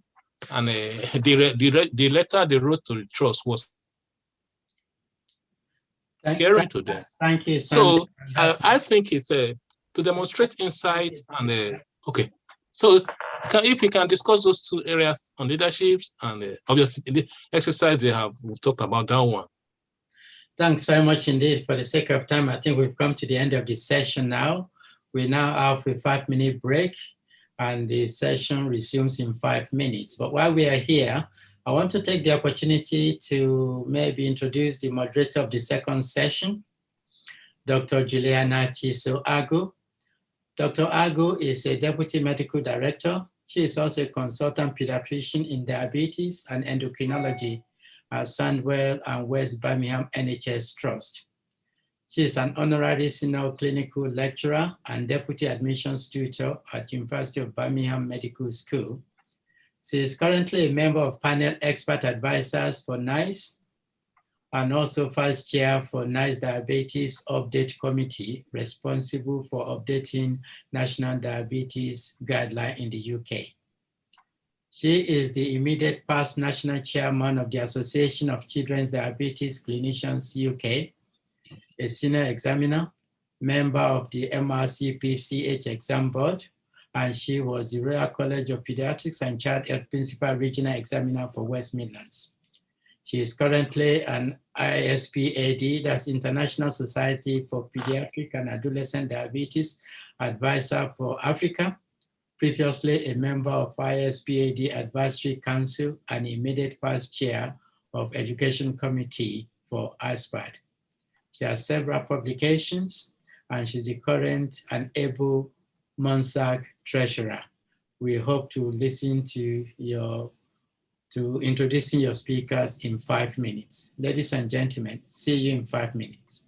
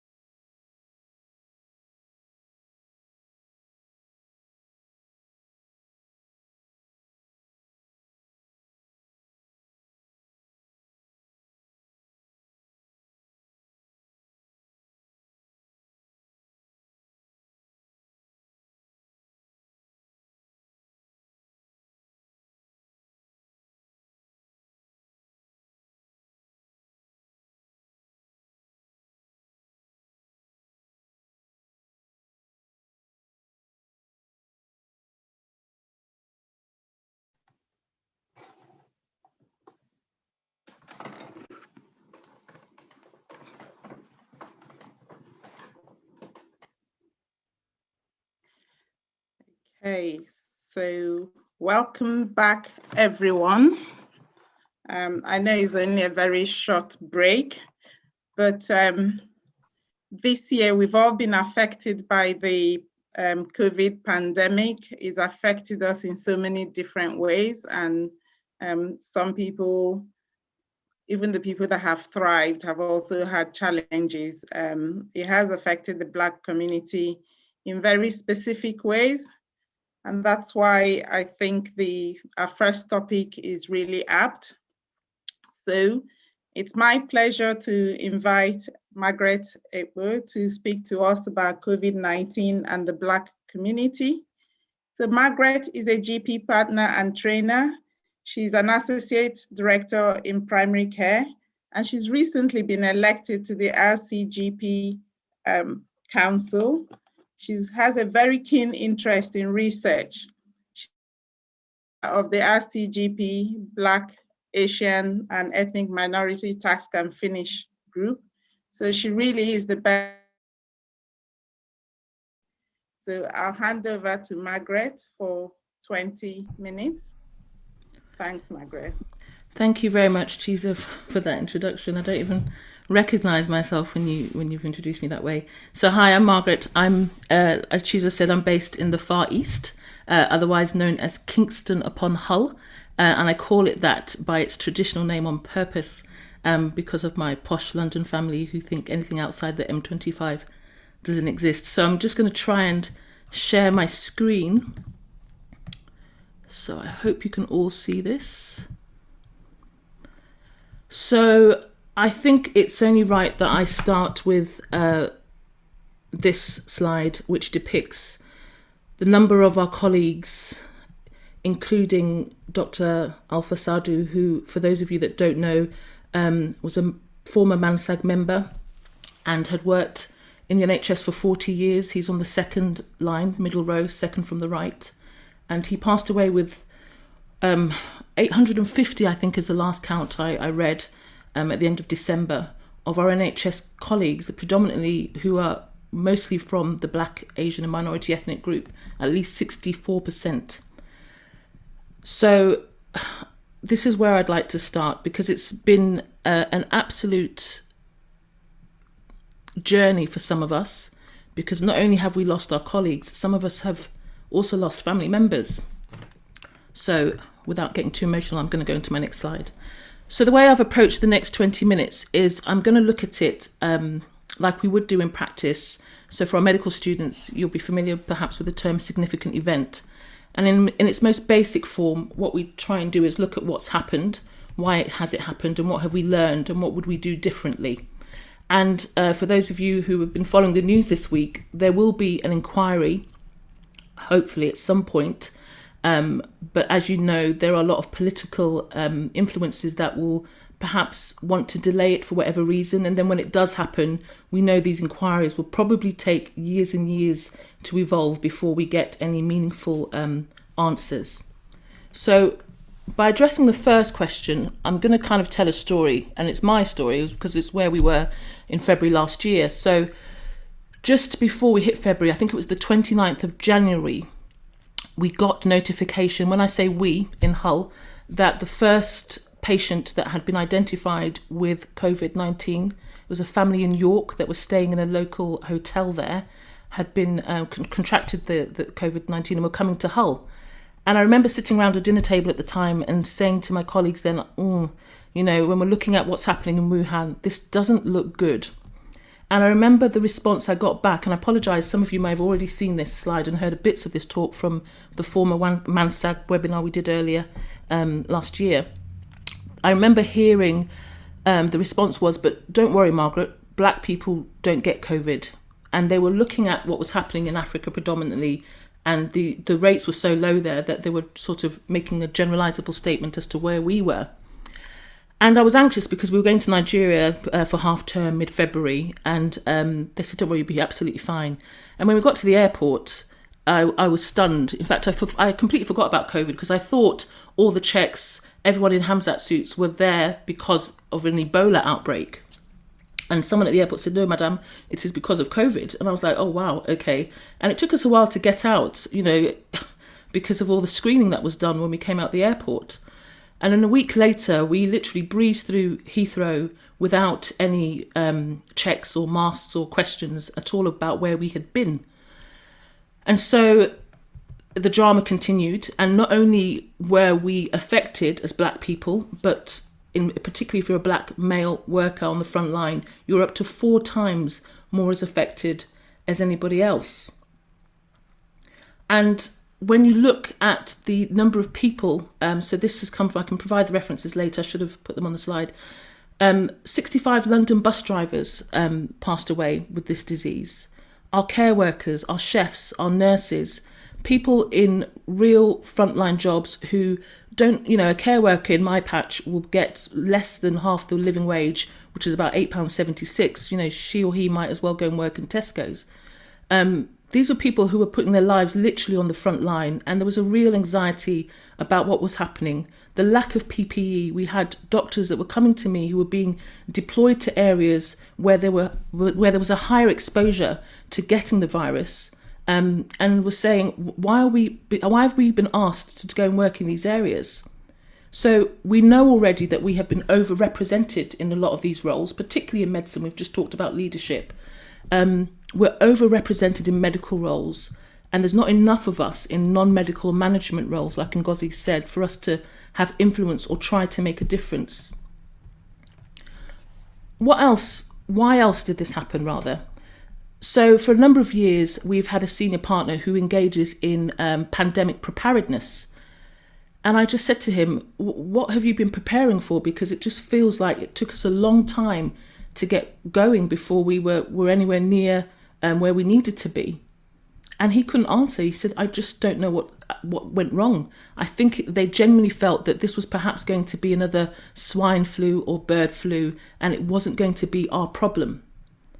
The inconsistent messaging didn't help.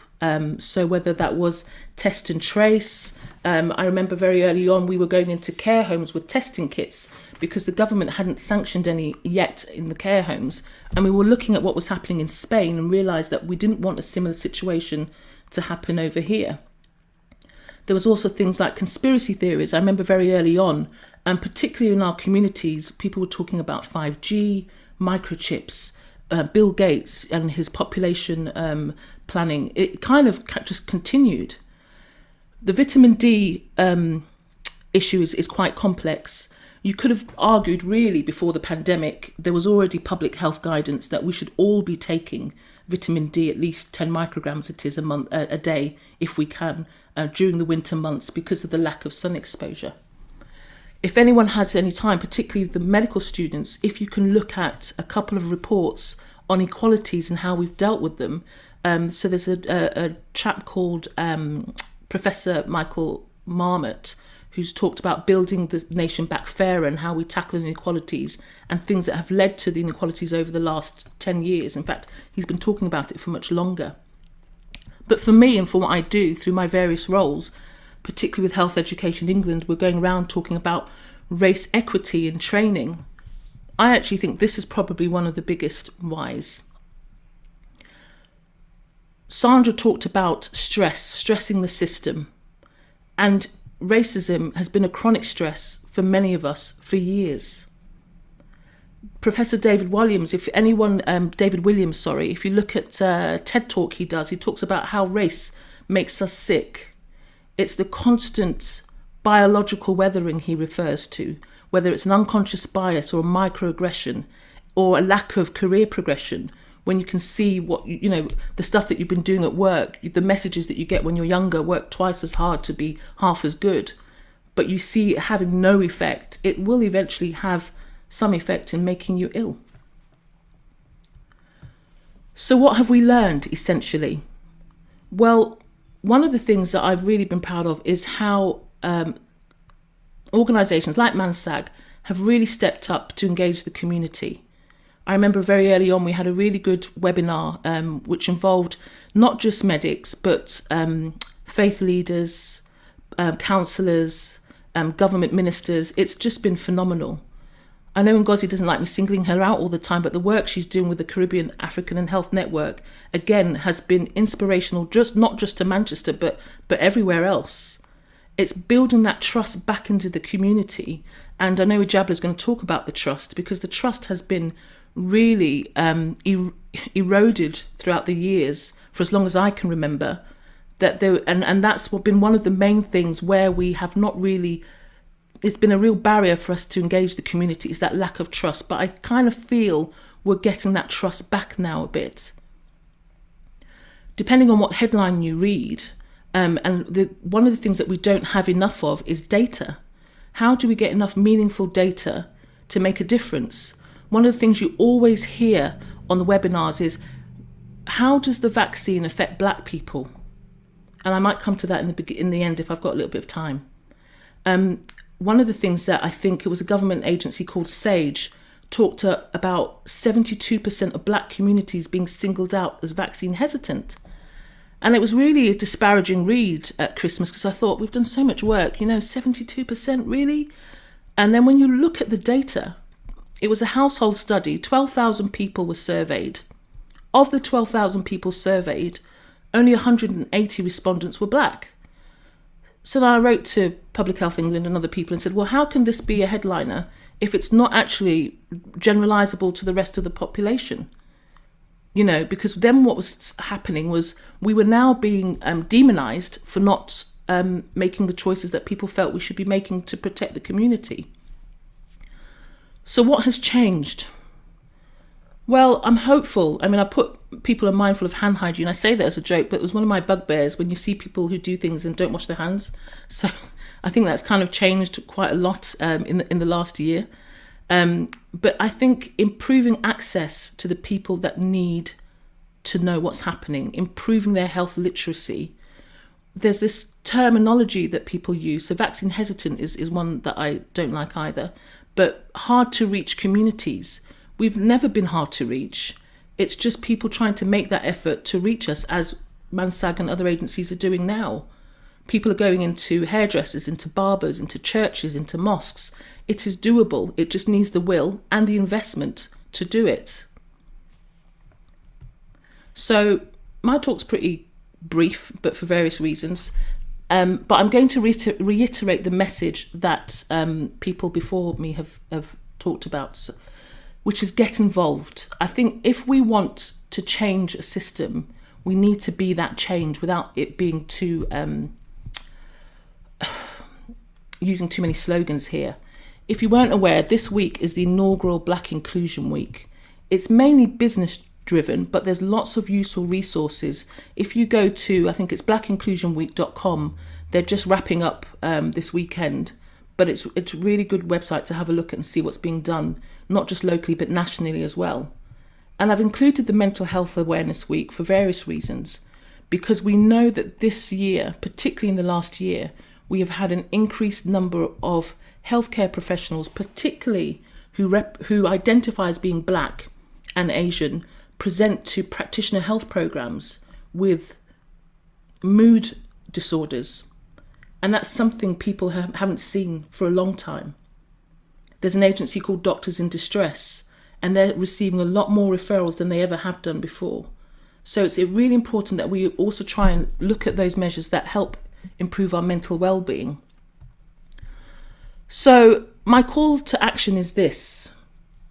What are we going to do as healthcare professionals to change the narrative when the next pandemic comes around?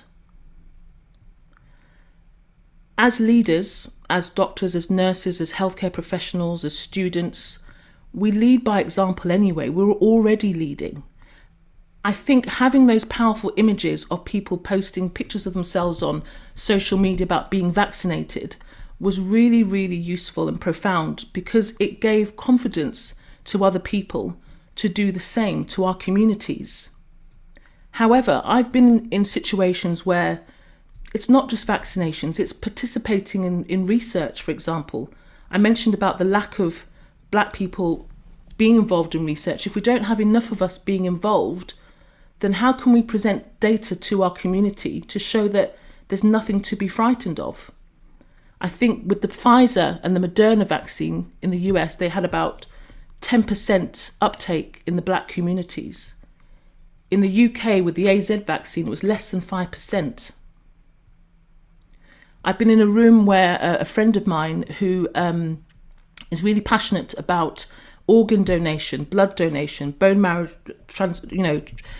donation, has made an impassioned plea to a group of healthcare professionals but only 2 people signed up, and there was a room full of 100 people. So we have some real soul searching to do within ourselves. What can we do to prepare? So I found some random slide about with a happy family. But the reason why I like this is because the change needs to start within. Sandra, again, because I loved her presentation. Sandra, sorry, I keep referencing you. She talked about how we can improve our own well-being.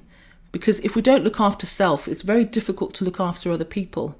I do hate running, but I've had to try and engage in it as much as I can. I've got a bike. If I don't, find an alternative. It doesn't have to be a run. It could be something else.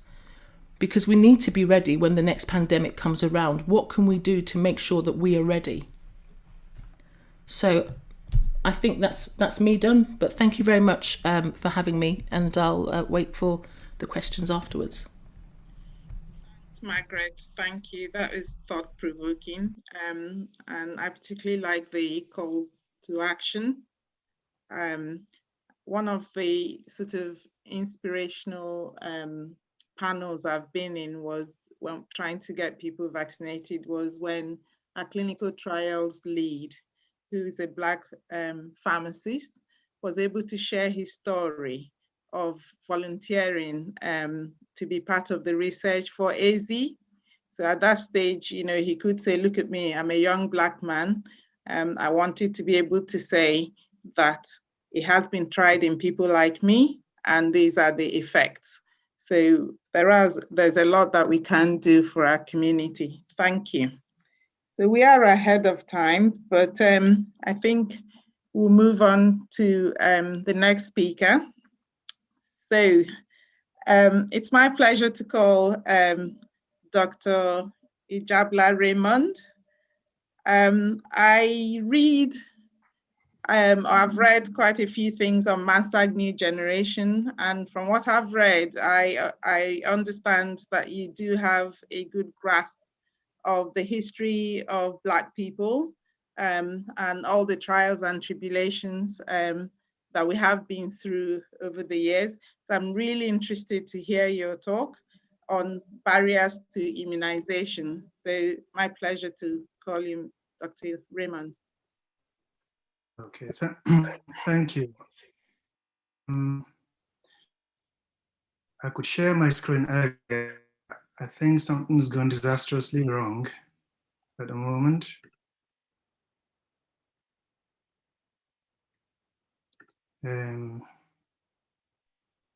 Do you want to send the slides to Chris to share for you? Yeah. Chris, how do I find you? Ijabla, you can send it to my email and I'll forward it. Or Kingsley can share it for you. Yeah, I can share it for you if you send it to me. Yeah, I got the email address, I think. Sorry, guys. Whilst we are waiting for that to happen, any views on comments on the last talk?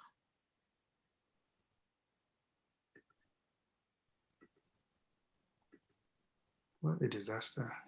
No, that's absolutely fine. So Emeka Ifaka, please go. Yeah, thank you so much. I'm a radiographer working at Royal Brompton. I'm just following up with what the last speaker said. Within the Black community, I think one of the major hindrances to vaccine uptake is the conspiracy theory. Let's take, for example, my family. I've had the vaccine, but I still can't convince my wife that it is safe to go and have the vaccine. If I cannot convince my wife that lives with me, how can I convince others that the vaccine is safe? And the sad thing is that this thing keeps circulating around social media even till today.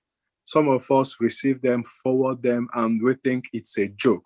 But the people you forward it to interpret it differently, that you actually agree with it, and that's why you're sharing it. Okay. So I think it's something we have to, if we want to do something is to attack those social media whenever we receive it, to send back a message to the person that that information is not true and that they should disregard it and go ahead and take the vaccine because it is safe. If we keep quiet and laugh about it, they will think they've sent us an information and we have accepted it. Thanks, Emeka. I think we will switch to give Dr. Raymond time to get his slides sorted. We could switch to the next speaker. Is Laura with us? Laura? Okay, excellent. Okay. Thank you. So Laura is a lead scientist and biological safety officer at MANSAG Therapeutics, where she's developing assays for novel treatments. She's the founder of Black Medical Scientific Network, a member of so many august groups, including British Society of Immunology. And she's going to talk to us about update on COVID-19 vaccine. So over to you, Laura, and thank you for coming to speak to us. Thank you very much, and thank you very much for the kind introduction. Just can everyone see the slides? Can everyone hear me okay? Yes. Okay, fantastic. Just want to say thank you very much to MANSAG for giving me the opportunity to speak today. And as I said, just to be giving an update on the COVID-19 vaccines.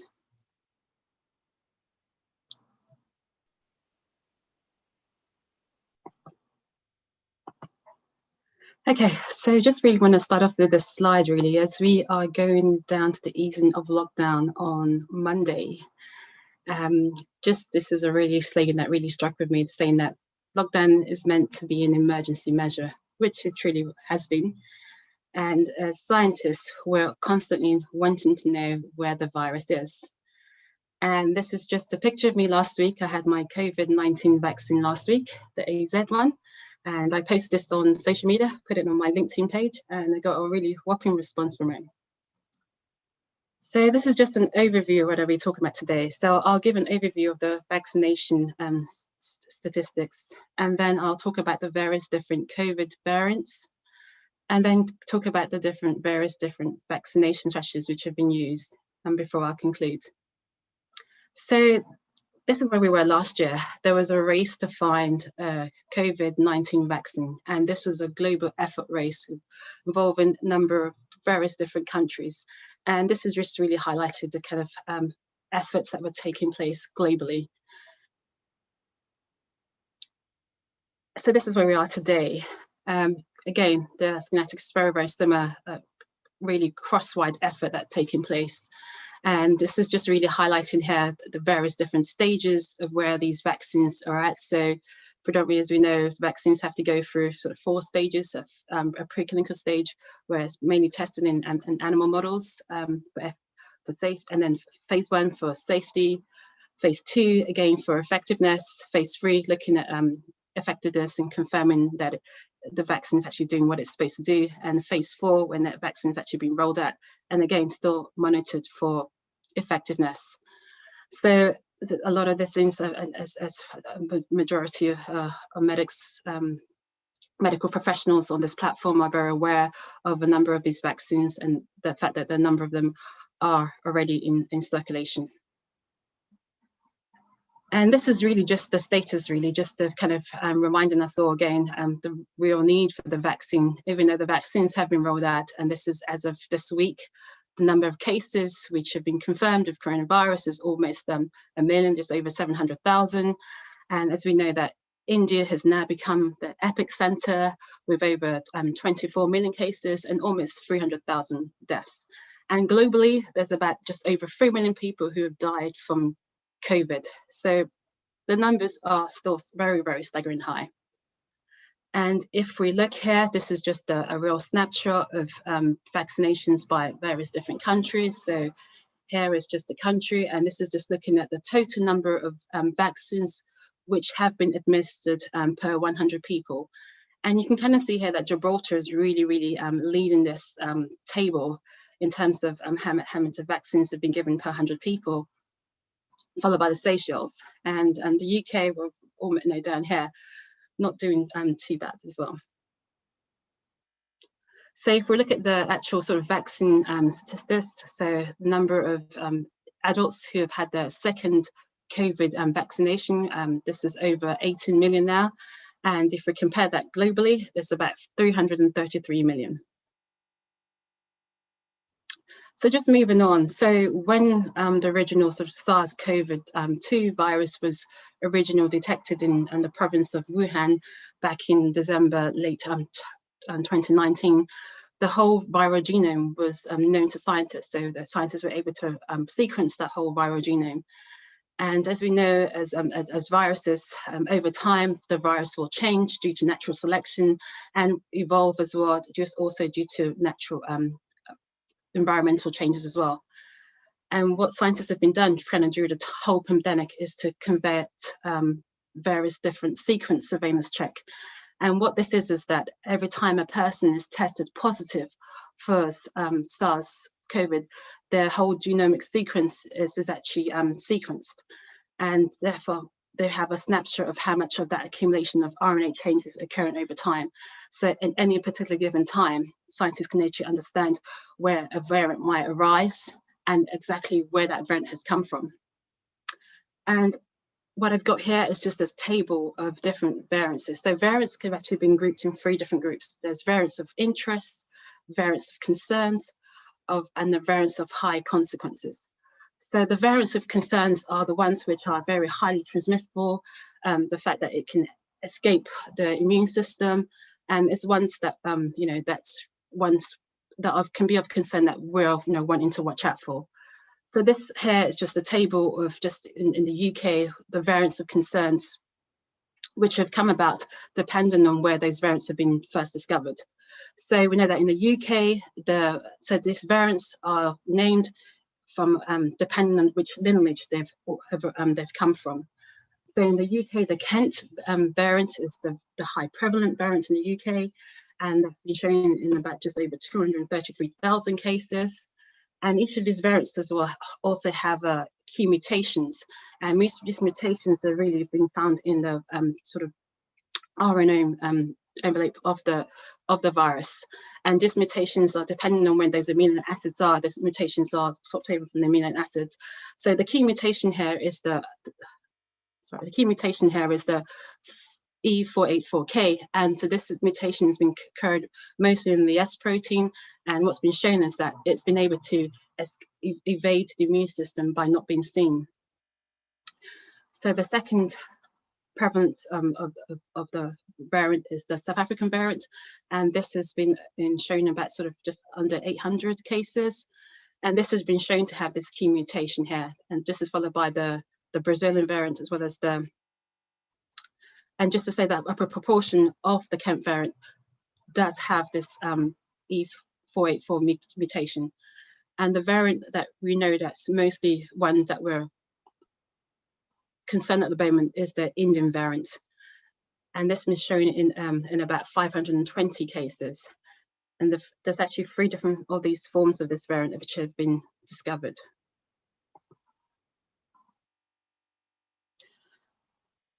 So the strategy for actual designing a vaccine is really understanding how the virus actually cycles. And this is, again, very, very familiar to a lot of us who have been watching this space since the whole pandemic started. We understand that the structure of the coronavirus, the main structure is really around the spike proteins, the spike breaker protein. We know that this is really, really important in terms of actually entry into the host. And the way it does that is that's because it binds to a particular receptor on the host of the target cells. In this particular case, it's the angiotensin II receptor, which is found on the airway, the alveolar of the airway cells. And this is followed by the envelope protein as well as the membrane protein and the actual genome RNA and the nucleic acid, which forms a complex with the actual RNA genome. that becomes released, becomes assembled, and through various different protein translation before it becomes transcribed into messenger RNA. So the whole strategy is really around, again, is just identifying various different key components of the SARS-CoV virus. So the strategies which have been brought about is looking at various different protein subunits, so looking at key sort of subunits of the virus itself, making the virus inactive either through chemical heat, looking at the whole viral genome, and also looking at a weakened form of the virus. So we can split this into sort of 4 main components. So we'll have the way that the vaccines have been derived is based on 4 different areas. So it's like the whole virus, the protein, nucleic envelope, or the viral vector. So then I'm just going to start talking about the various different vaccines which have been licensed. So again, this is not something this is very familiar to a lot of us here. So the messenger RNA vaccines, this is what the Moderna and the Pfizer vaccines. So this is really just taking the entire genomic protein of the spike protein, and that's been placed into lipid nanoparticles, and then is able to form that the antigen is expressed to be able to seen by the immune system to make a suitable amount of specific immune response. And also just a word to say that with vaccines which have been licensed is that they have been given emergency use authorization. And the reason for this is because this is a public emergency. And the fact that the benefits of vaccinating individuals far outweighs the side effects which can be seen. So although that they have been given emergency authorization, the vaccines are still clearly followed. So in terms of looking at for any serious side effects, that is still monitored over the lifetime of these vaccines. And so here between the Moderna and the Pfizer vaccines, because of these vaccines were the ones which were early released, they do have very good efficacy against the US and the UK variant. However, because the South African variant came on a little bit later on, a lot of the studies weren't really including the South African variant. So predominantly was really around the UK and US variant. And we know that depending on the doses which are given and the days apart is just going to have, it's just really between 21 days, which really makes these very different in how they're stored as well. And what's been shown in literature is that if you do increase the length of time between the first and second dose, you are able to mount a better immune response. So the viral vector vaccines, so this is just using basically a less virulent form of the vaccine, a less virulent form of the virus. So this, in this case, is adenovirus, and that's placed in. And then what happens then is that the spike protein is then been able to express the amount of immune response.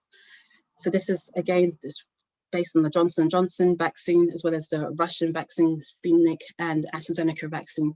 So the main thing around here is that the Johnson & Johnson vaccine is just a 1-dose vaccine, and it has been shown good efficacy against the South African variant. So this is the Novavax vaccine, which is the virus-like particles. Again, this is just using particular particles within the spike protein, and just making that as an adjuvant, which makes the immune system, to boost the immune response, again, able to make that to be seen by the immune system. And what's really good about this virus is that this vaccine is that it has been shown to be very efficacious against the South African variant. So lastly, just to move on to the inactivated virus vaccine. So this is where the virus is inactivated through either a chemical modification or through heat to make the vaccine. So this is in neither these races are the Japanese group. So they have a number of them have 2 vaccines here. So that's the Sinopharm and the Sinovac.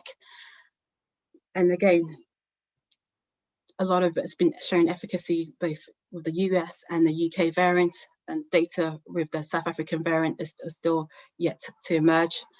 And lastly, also here is the Bharat Biotech. This is from India, the Covaxin, and this has just been recently been given emergency approval. And hopefully this will be something that the actual Indian people can use with their current pandemic. So this is just an overview of those various different vaccines. At the moment, there is talk for generating second generation vaccines, and the fact that because the mutations that we've been seeing in the variants, because if the virus seems to be mutating either once, seem to have a number of mutations, at least 2 mutations once a month. Those mutations are actually slightly less than what we'll see in the influenza virus. There are also additional vaccines which are in development. There's over 10 of them in various different parts in phase 2 and 3. But obviously with the various different variants which are emerging, it's more likely that we're going to be needing booster vaccines, which will hopefully be good at targeting some of these variants. So I know there is a lot of safety concerns around the use of vaccines. In particular, a lot of us have heard about the safety concerns around the Oxford AstraZeneca vaccine, and what's been shown in about 28 million which have been vaccinated, the issues of blood clots, and also in combination of thrombocytopenia, which is low platelets. And this has been shown in the first days at 10.5 million doses, and in the second doses, 1 in 1 million. And what's been recommended by MHRA is that adults sort of 18 and 39 with no underlying health conditions should be given an alternative to the Oxford AstraZeneca vaccine. So in this case, they'll probably be given either Pfizer or the Moderna vaccine. So what I've got here is just a summary of how all the different vaccines are potentially going to be performing against the various different variants. And I guess a lot of them will be very, very efficacious against a lot of these variants, because a lot of the strategy around the vaccines is engineered to the spike protein. So because the entire genomic sequence of the spike protein has been targeted, so you can kind of almost think that if there's any kind of mutations within those spike protein will be covered by these viruses, sorry, by these vaccines. So just to really conclude there, what we're seeing today is that the vaccine efforts by a large number of countries with economic power have proven to be effective, because they have the economic power to be able to produce very good vaccine programs. And the data from the licensed vaccine suggests, that there are various, they're effective against the various different strains, which we know about today as well. And the fact that the Oxford AstraZeneca vaccine is highly favorable in older people. However, there is issues of blood clots. And I just got really just kind of my main statement here, because it is a global pandemic and we really need a global effort for the vaccination, because with the emerging Indian variant that's coming about now, there is possibly likely a third wave of a coronavirus outbreak. And if global efforts is not, evolved or if global efforts are not maintained, this is a real threat. I just want to say thank you so much for your time, and thank you for taking the time to listen to me. And I believe we'll have questions later. Yes, thank you, Laura. Thank you for the overview of vaccines. Really important that we all keep ourselves updated. So we'll take questions at the end. And I believe Dr. Raymond is ready for his talk. So he's going to talk to us about barriers to immunization. Okay, so over to you. Okay, all right, thank you. So Kingsley, if we just go right to the beginning. Thank you for inviting me to give this talk. My challenge, I think, is going to be trying to fit in. I think my challenge will be I've got so much I want to share with yourselves. My biggest challenge will be trying to keep on time. Right, can we go to the second screen, please? I am hoping that in talking about our history, that I'll be able to help you understand why vaccine hesitancy or distrust of the medical establishment is very rife in our community. And I'm hoping that we can demonstrate why acknowledging this wrong is sort of the first step in, if there's any chance at all, of repairing the distrust. And also to demonstrate that only by being transparent will the medical establishment begin to earn the trust of the Black community. I've put some side notes there. I hope I have the time to come back and talk about it, but maybe if I just say one or two words about it. So the scientific method remains our best, you know, the best way of you know, finding knowledge, so to speak. And I'm talking about, you know, hypothesizing, you know, testing that hypothesis. You know, you get the results, you test again and again and again, and see if you can replicate it. But that is really different from science. I like to make that distinction because I think that science itself is inseparable from politics.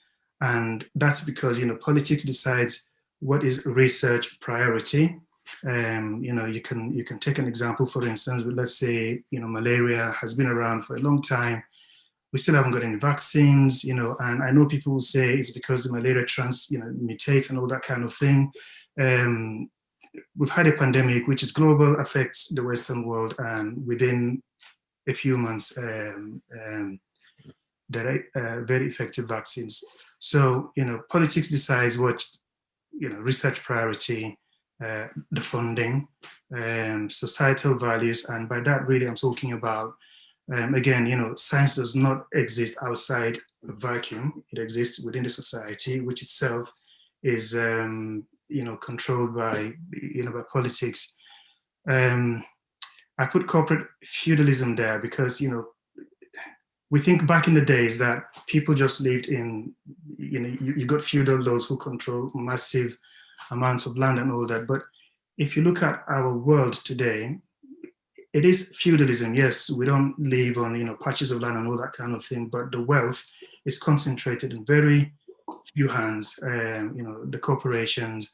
And these people, in essence, elect our leaders. You know, they buy up our leaders, they buy our politicians, they buy up, you know, the people who make the laws. And, you know, they remove regulations which are supposed to protect the ordinary poor people. You know, unions are being weakened, so they can't, you know, protect the working class. And then also, of course, the corporations market themselves as, you know, the good corporations. And in that sense, they say, look, let's just do this because government is not effective. And government then is being weakened. And you can read all about these and all the various trade agreements that, you know, fly around by different names, you know, the things that happen in Davos and all that, they all have implications. But let's move on. If I've got the time, I'll return to this later. Next slide. Slide view, please, Kingsley. Okay. So the origin of COVID, I'll just say that this is what led to all the different, we still don't know. So we're 15 months down the line, we don't know. Last month or 2 months ago, the WHO published the results of a you know, scientific inquiry that he made. And basically, the bottom line from that, the summary from that is that we still don't know what's caused it, and all options, all hypotheses remain open on the table, including laboratory accident. But to help us understand vaccine hesitancy, I think that we need to understand what racism is all about. Margaret has already alluded to that. And racism is an all-encompassing thing, and it's something that Black people live with all the time. So, you know, you look at policing, you look at, so for instance, for policing, I'll take you back maybe to America, and American police started as what you call slave patrols. So these were the people then that used to go out and catch, you know, return Black people who were trying to escape their condition. And it's the same here in the UK. You know, they talk about, oh, policing is there to protect, you know, law and order. But really, it all started to protect the feudal lords and their properties. That's what policing is about. So, and it's no surprise that if you look at America, why Black people continue to get killed by police because it's always been that way. Criminal justice system, the prisons, education, media, how Black people are portrayed, low economics, it's everywhere. And therefore, you cannot look at vaccine hesitancy in isolation of, the bigger picture, which is racism. We will look at how racism started and talk about race sciences, and then maybe try and see if we can just talk about the medical experimentation. Next slide, please. Next slide, please. Thank you. Can we have the next slide? Okay. So this was what I was saying earlier. The fact on the, I think that may have been is March. I beg your pardon. This went really quietly, but the point is that we still don't know what's caused this. And this, I suppose, is the reason why there were so many conspiracy theories and so many hypotheses about what's, we won't go into that, but that is the background. Can we move to the next slide, please?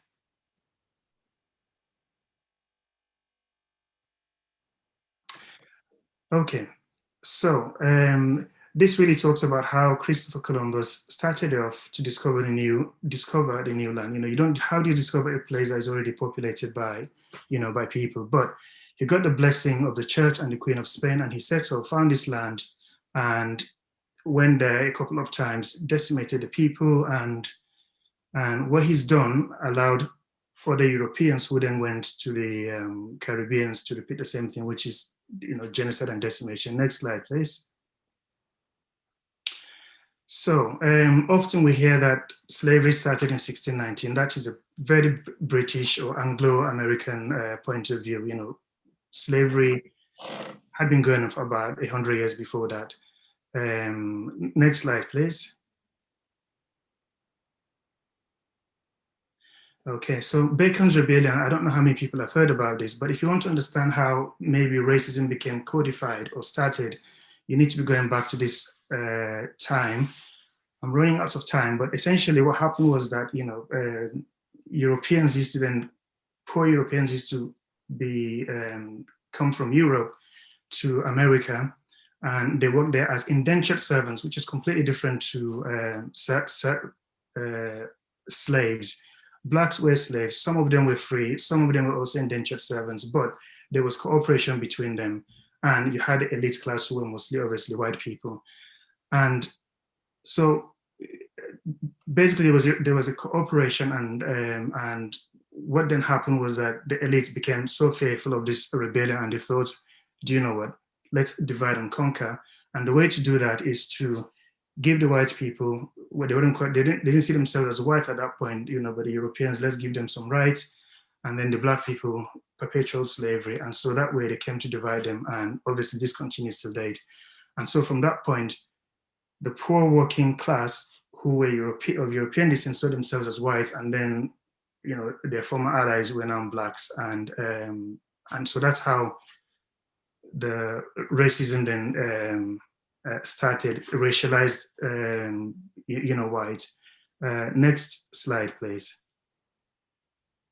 Okay, so again, that's just a summary of what we've been talking about there, and you can find, so once the idea of whiteness became established, then it started to propagate, and white then started to have these privileges which blacks were then denied. And then you come to the 17th, 18th century Enlightenment, you've got lots of these Europeans who wrote in books and in textbooks and in journals and propagated the idea that, white is beautiful, white is supreme, and blacks are inferior. They are, in fact, animals, and some people say less than animals, actually. And there are references that you can look up later. Next slide, please. So some of the race theories, in America, they said that black people were 3/5 of a human. There's also the idea that blacks do not feel pain. And you're aware of this recent publication where, that shows that black women receive less analgesia in labor. But it's not a surprise because, the father of gynecology, Marion Sims, who invented the Sims speculum experimented on Black women, without any anesthesia. And we also hear that Black people are incapable of feeling grief. And why would anybody want to believe that? Again, that's to allow medical experimentation on Black people. And they're strong and adapted for hard labor. Reasons are very obvious. And we have no souls. We're fickle, just interested in the now. Just interested in the now. Beg pardon. We're only just interested in the now. And often these are obviously contradictory. Next slide, please.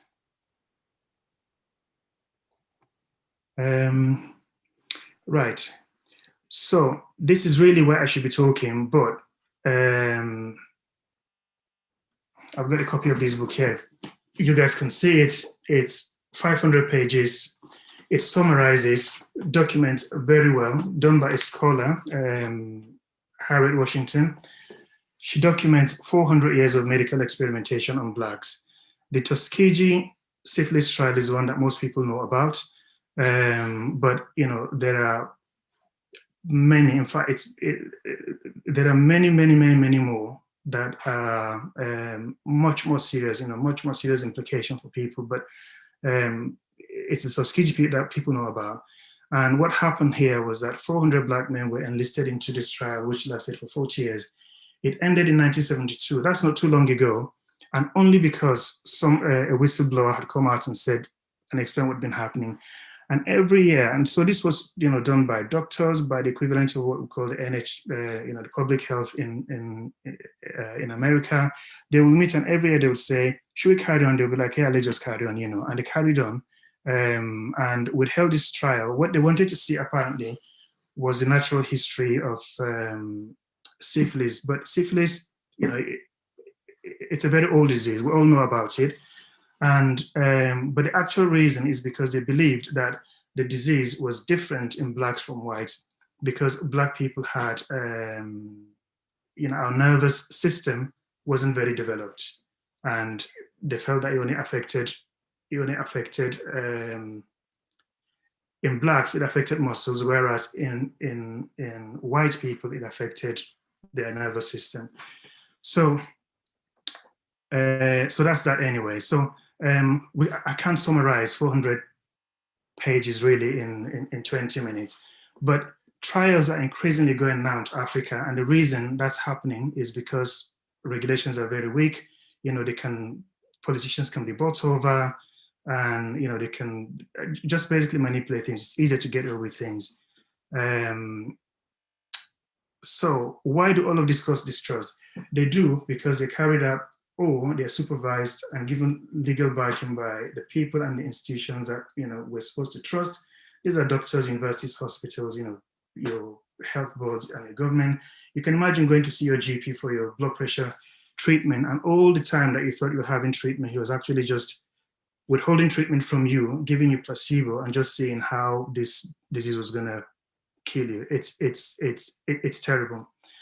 And so, is it irrational that our people think, I don't trust the government or medical scientists? I don't think that is irrational, because to repeat the same thing and expect a different result, I think will be irrational. But even those decisions, although taken for the right reason, they can become maladaptive. And I think when you've been abused repeatedly and for a very long time, by people and institutions you're supposed to trust, where do you go to next? So this is where our people then become susceptible to misinformation and disinformation, and some of this can be very harmful. Next slide, please. Okay, so the role of religion. I bring religion here because religion is part of culture. Culture is part of our history, and we're going to talk about this. So recently, obviously, Oyedepo said, don't take COVID vaccine, and I would give you anointing oil and you'll be fine. And we know that Chris Oyakhilom's church has already been fined for what they call conspiracies. Next slide, please. Okay. So, long history, if you go back to Europe in the Middle Ages, we're conducting witch trials, inquisitions, killing apostates and all that kind of thing. They've stopped because of science. Unfortunately, in our society, these things continue. And, the belief in witches, in wizards, in evil spirits, money rituals, if you tell people, okay. So these beliefs continue, and religion itself is used. I'm so sorry about this. Okay, so people use religion in other words, basically for as a tool for control and exploitation. The Catholic Church, Anglican Church, British monarchy, been involved in the slave trade, and they've made fortunes from it. The first British ship that arrived in Africa, it was actually called Jesus of Lubeck. The Queen Elizabeth I, then, she gave John Hawkins, I beg your pardon. In essence, the monarchy is involved. Next slide, please. I talked about how religion played a part in the enslavement of Africans, pacifying them. On the plantation, you were not allowed to study anything at all, no books, but you could have the Bible. That was fine. And in a reversal of fortunes, I say that we are now evangelizing the West, and we're preaching the white gospel to white people who understand that their forefathers deployed, a white God in the service of cultural imperialism and white supremacy. And I found this quote, which I thought was interesting. It says, "We Africans are amazing. Our God looks like our gods look like our colonial masters, while our devil looks like us." And food for thought here. Why would the people who enslaved us, raped us, our mothers and our sisters, drowned our young men, why would they give us a religion or a book that would empower us? Next slide, please. Distinction between religion and spirituality, crystal clear. Next slide, please. So, final thoughts. Can this happen again? So, we have to acknowledge that progress has been made. But there are some people who still feel entitled to African bodies and see Africans as guinea pigs. We remember the French doctors and the conversation and how, what that sparked. We understand why obviously are, reasons for this distrust. History tends to repeat itself. Vigilance is very important. I believe that our community needs more science. I think that we need more research. We need to be involved in research because that's the way forward. We need to abandon superstitions, but we have to be vigilant. We have to know that these things can happen again, and only, I suppose, by working together, and which is what we've been doing in this pandemic. It's very clear that the government is interested. It's Black people who've been going to these churches, to mosques, to Black communities, and trying to vaccinate them. Government has basically just been like, hands off. Where they should put resource and money and, to support us, they haven't really done that. So these issues are there. Next slide, I believe that's the last slide I've got. Okay, I'm sorry I had to rush through all of that. If any of this interests anybody and you want to look into it some more, I'm more than happy to do that. But I can't do all of this in 20 minutes. Thank you. No, thank you, Dr. Raymond. And it's important that we educate ourselves of our history and the history of our forefathers, however uncomfortable that may be. I think it's really important that we do that. We'll have questions at the end. So we come to the last, but by no means the least, speaker. It's my real pleasure to invite Dr. Edmond Eddie Osage, who is a consultant gynecologist and advanced reproductive surgeon. His MD research was in endometriosis. He's an RCOG preceptor in advanced laparoscopic surgery. And he's going to talk to us today about fertility in COVID-19 illness. And I think perhaps deal with some of the conspiracy theories as well. Thank you, Eddie. Over to you. Thank you so much, Chizo. It's a real pleasure to be here, and thank you, MANSAG. Can you hear me okay, everybody? It's a real pleasure to be here, and thank you so much, MANSAG, for inviting me. And I really want to congratulate Kingsley and his team, because this has been such a wonderful meeting so far, and I think I'm looking forward to the rest of it. I'm really, really grateful for the opportunity to present to you this evening, and I'll try and see. Can everybody see my slides? Okay. Yes, you can share, yeah.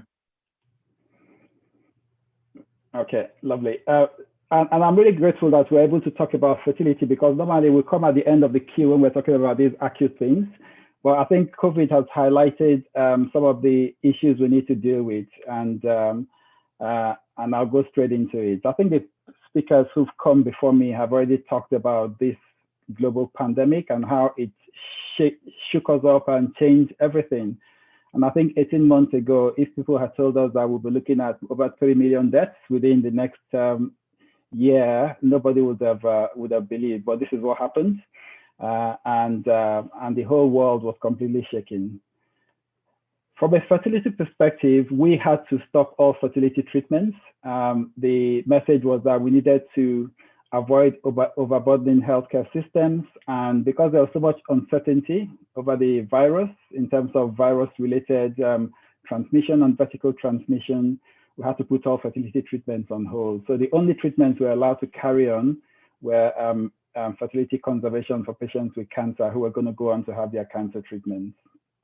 But fortunately, the vaccines came on board, as Laura spoke to us about, and we know that the vaccines are very, very effective. So because of the vaccines, we are fortunately looking at a road to recovery. So we're coming back out of this terrible pandemic.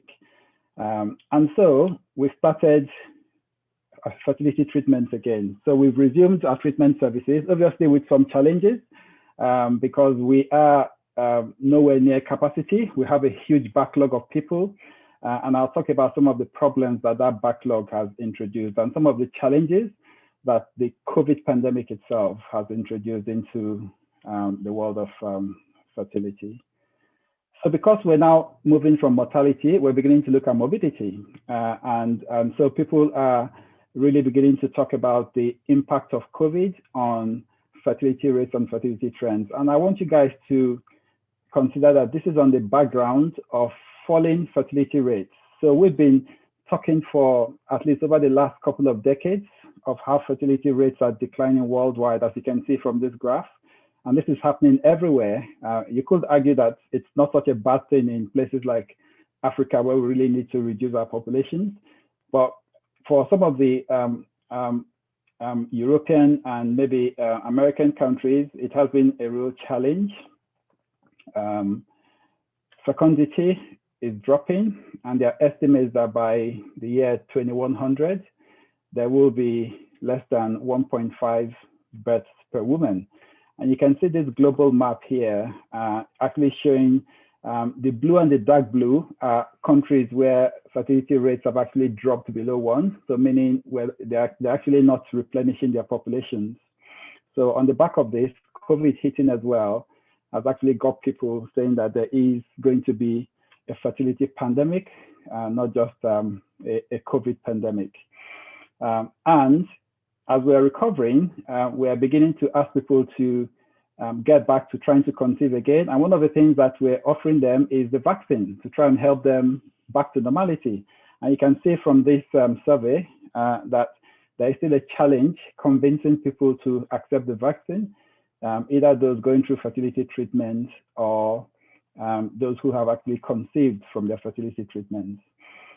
And you can see from this graph here that we have a particular challenge within the Afro-Caribbean community, as my previous speakers had alluded to, with less than 40% of Black people actually offering to take up the COVID vaccine.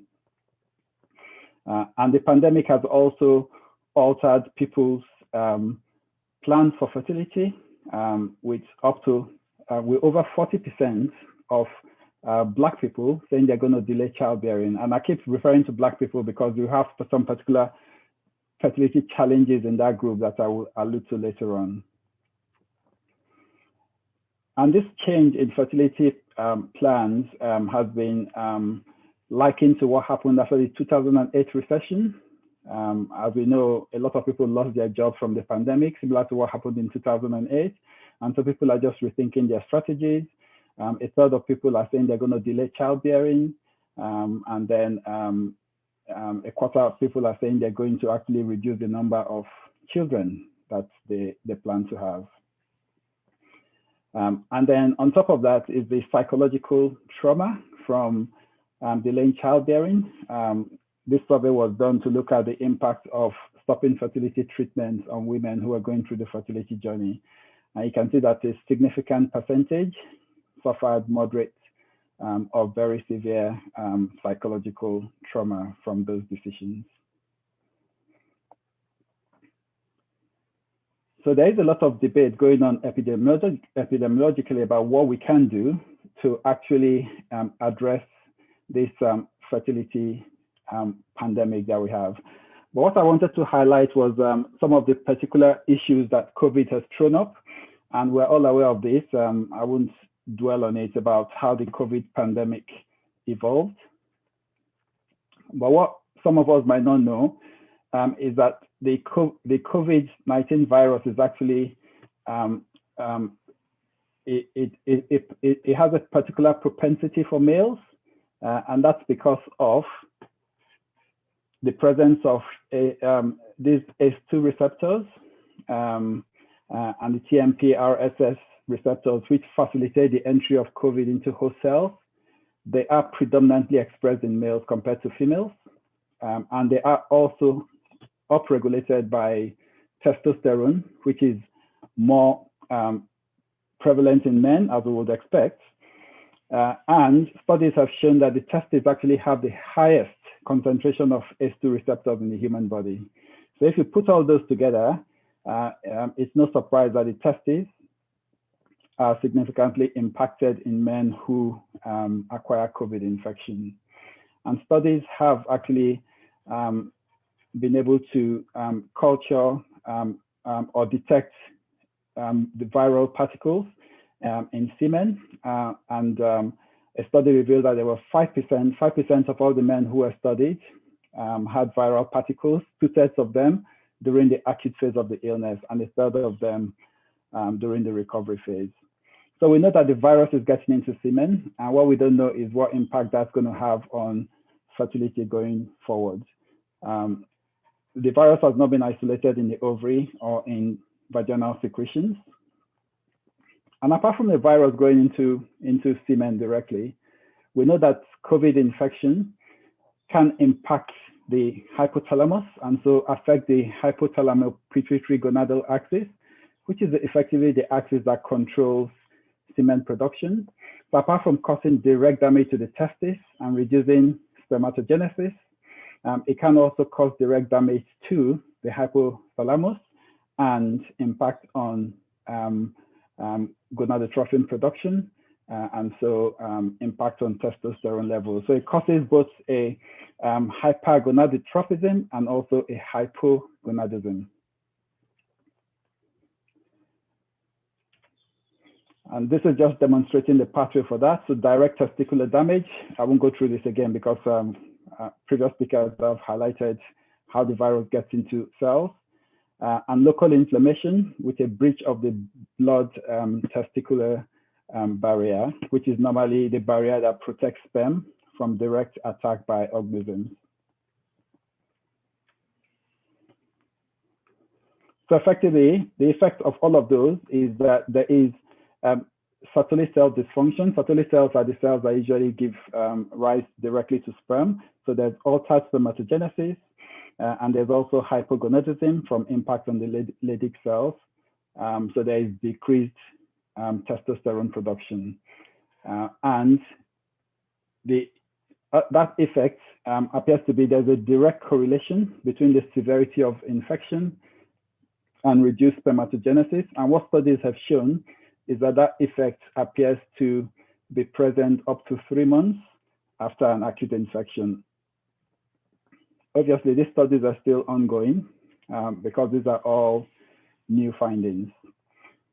So the worry from this is that after we've come out of this global pandemic, there's going to be a significant impact on fertility at a time where we're already worrying that fertility is declining around the globe. And this effect is thought to be, that will be compounded in Western countries where there was already, especially areas where there was a negative growth in fertility, and possibly not so much in developing countries. So the challenge we have really is how we're going to address that. And I just wanted to address some of the ethnic peculiarities that come into that picture. We know that for various reasons, Black people actually are already disadvantaged from a fertility perspective. And we feel that with the impact of COVID added on top of that, it's a double whammy, and we need to be addressing how we can address this issue and help Black population to overcome these handicaps. From HFEA data, we know that the age at first IVF treatment is higher for Black women. So on average, Black women are over the age of 36 compared to the national average of 34. And female age is the single most important determinant of success with IVF. And it's no surprise that because of that, the outcome of IVF treatment is lower for Black women. So Black women achieve an average of 23% live birth rate per embryo transferred compared to white women who achieve a rate of about 30%.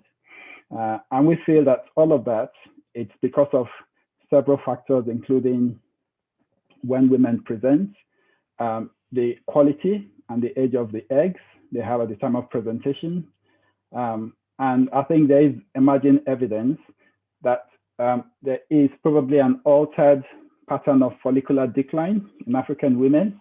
I think we've all heard about parts of Nigeria where there are very, very high fertility rates and very high rates of twinning. What that exactly means is that maybe our women use up a lot of eggs at a very early age, and so have multiple egg productions at a very early age, so that by the time they get to their mid-30s, their ovarian reserves have declined significantly compared to their Caucasian women. These are all hypotheses, they've not been proven yet, but they'll explain why we are finding these disparities. And to compound that is the fact that when you look at HFEA data from here as well, Black women appear to be lacking in terms of being able to access funded IVF treatments. So Black women are presenting later for treatment, Black women are having lower success from IVF, and they are also not able to access IVF. And we know that in terms of economic power to be able to afford private treatment, we're also disadvantaged in that regard. So I think the impact of COVID, we feel, is going to be even more detrimental for our Black population. And maybe we as MANSAG should be talking more about this and how we can intervene to help improve the situation. So just to conclude, we know from experiments that have been done that the COVID-19 virus can cause significant disruption of the hypothalamo-pituitary gonadal axis, leading to sperm dysfunction. So there's reduced spermatogenesis, there's reduced testosterone formation. And what that effectively means is that there will be increased incidence of male infertility. The impact of this we still do not know because we've not been able to follow these men forward. More disturbing is the fact that we know that COVID has been isolated in sperm. And so we don't know if the presence of COVID in sperm means that COVID can be transmitted in that way. We don't know if there's COVID in sperm in asymptomatic people who have the infection. So all these are questions that need to be addressed. As I said, spermatogenesis can be impacted for up to 3 months. That's what they're finding from the early studies. And we feel that that is going to significantly impact on both fecundity and fertility going forward. And unfortunately, again, we as Blacks will be disproportionately affected. We are already affected by the lower fertility rates, and this is going to compound that effect for us. So I do think that as an organization, I would encourage us to be involved in setting a strategy. There is a growing call for us to develop a different fertility strategy for ethnic minority women, including Black women, because of the challenges they face for some of the things I've talked about, and also the fact that when it comes to accessing donated gametes, both donated eggs and donated sperm, they're actually at a significant disadvantage.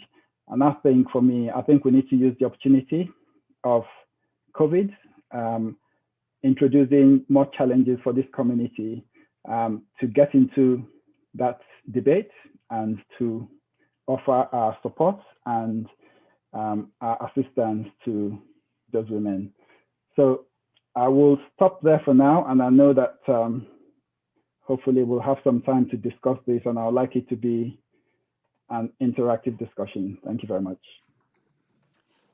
Thank you, Eddie. So many new things I've learned today. Didn't know about COVID being isolated from sperm.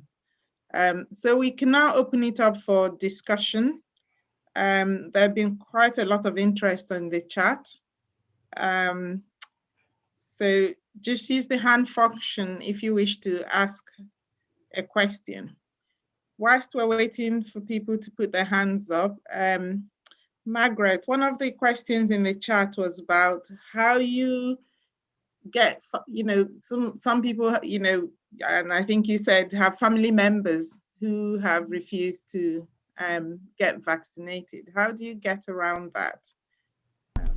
That's a good question. It's really hard because I do have family members myself that I've still yet to be vaccinated. And in the beginning, I was quite emotional about it, and I was talking to them to the point where we were having arguments and fallouts. And then you realise actually we are all adults, and everyone, as long as you're making an informed decision, you can't force people to do what they don't want to do because everybody has their own journeys. And so I think we've got to a point now where I'm much more understanding.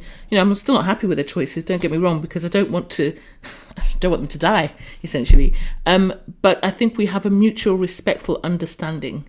And a lot of people are really just waiting. So you'll find that some people just want to see what's going to happen. And unfortunately, the effects of the AZ vaccine, albeit really small in the grand scheme of things, when you've got X number of million people who have been vaccinated, they will latch onto those side effects and say, well, see, this is why I'm not doing it. And I'm praying for herd immunity for my loved ones, if I'm honest with you, because there are some that are just so far gone, nothing I will say will change their mind. But then I've just reached a point where I'm going to, like Emeka says, that's okay. They will still entertain the conversations with me, which is good. So I'm talking with them now, not at them, which has made a real difference. Thank you. Okay, you've got your hand raised. I think Emeka's is a legacy hand. I do. Thank you so much for those brilliant presentations. I had a couple of questions, maybe one for Laura and one generally to the others, because a lot of the conversations, fertility is a big issue. So I wanted to just check from Dr. Eddie Osage's presentation, was he saying that COVID itself can cause those problems with the sperm counts? And how do we get the message about what COVID itself can do? Because I think that sometimes is lost in translation when we get fixated on vaccine side effects. But fertility is a big, big issue in conversations, especially as we go down in the younger cohorts. That's a big factor preventing people from getting vaccinated. They're really worried about that. Question for Laura is, and kind of connected to Dr. Margaret's presentation about the worry that how will it affect? The question and the worry I get is how we don't know how it affects Black bodies. We're different somehow. We weren't involved in the research. So how does it affect us? And I wondered, in terms of the numbers, so Black African and Black Caribbean, London is behind the rest of the country and we are behind everyone else. And they talk about this inequality gap. So that is a fact. The data says that. People working on it are keen to reduce that inequality gap in lots of ways. And there is talk about the legacy work post-vaccination program. But linked to herd immunity, is that the government wants 100% of people vaccinated. We know that's not the case, but some people are getting 85, 90%. Do we know the level at which we'll be protected, that herd immunity will kick in? Is that known yet in terms of, should our targets be a bit different in terms of more realistic in terms of the people taking up the vaccine? Yeah, that was about it.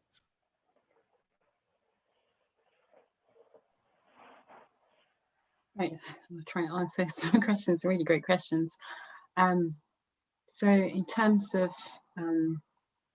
how the vaccine affects Black people, because we weren't involved. So about, 10% from the clinical trials, were Black and Asians who were involved in these clinical trials. So,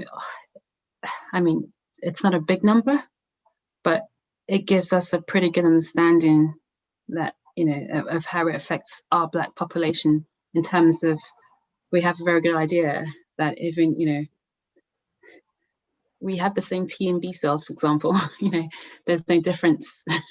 I always said science has no color, and I truly stand by that.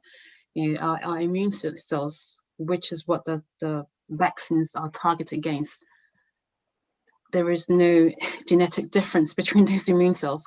So they will respond exactly in the same way, that they will build our antibodies up when we're given the vaccine. So there is, I can't foresee anything different of how we're going to respond when those vaccines are given, to a Black person compared to whether we're given to a white person. So we will respond in the same way.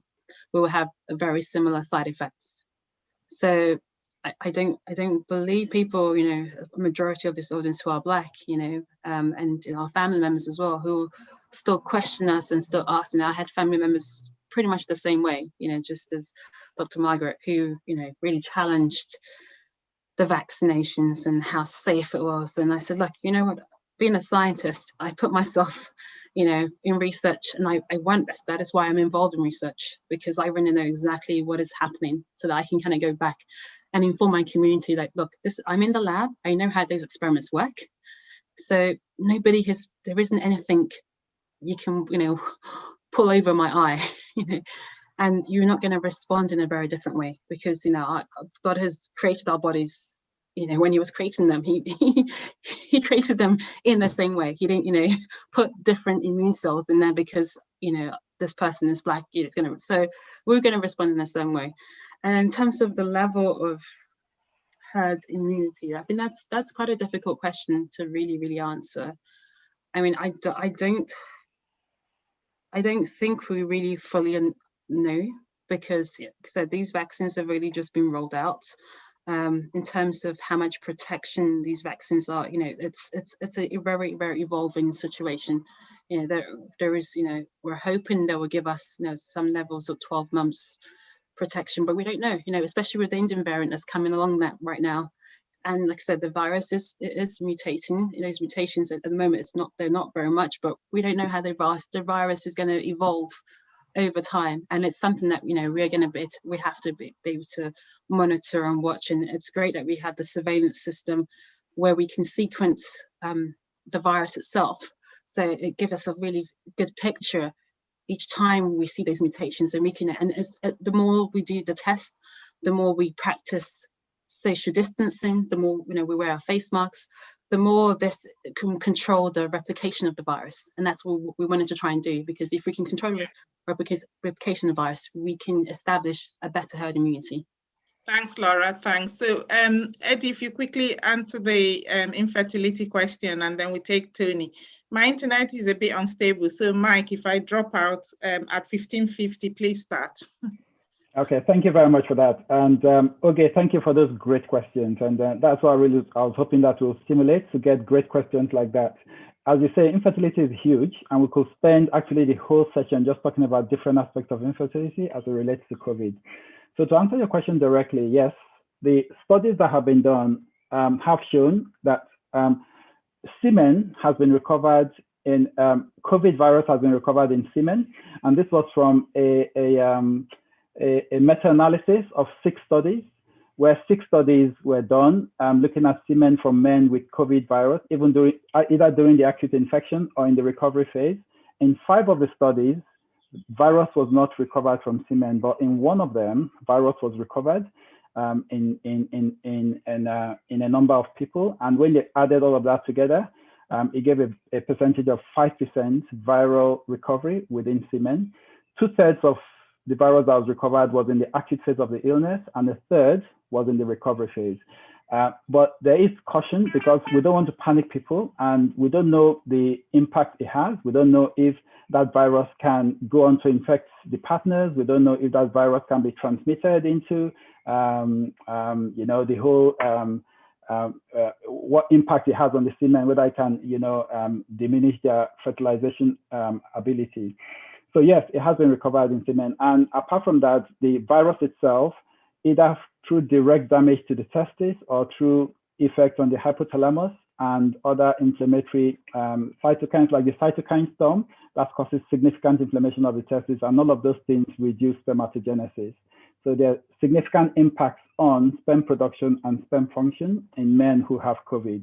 But it's going to take time to actually tease out what impact that's going to have in the long term. And the second question you asked was about the vaccine and fertility. The evidence we have up till now is that the vaccines have no impact at all on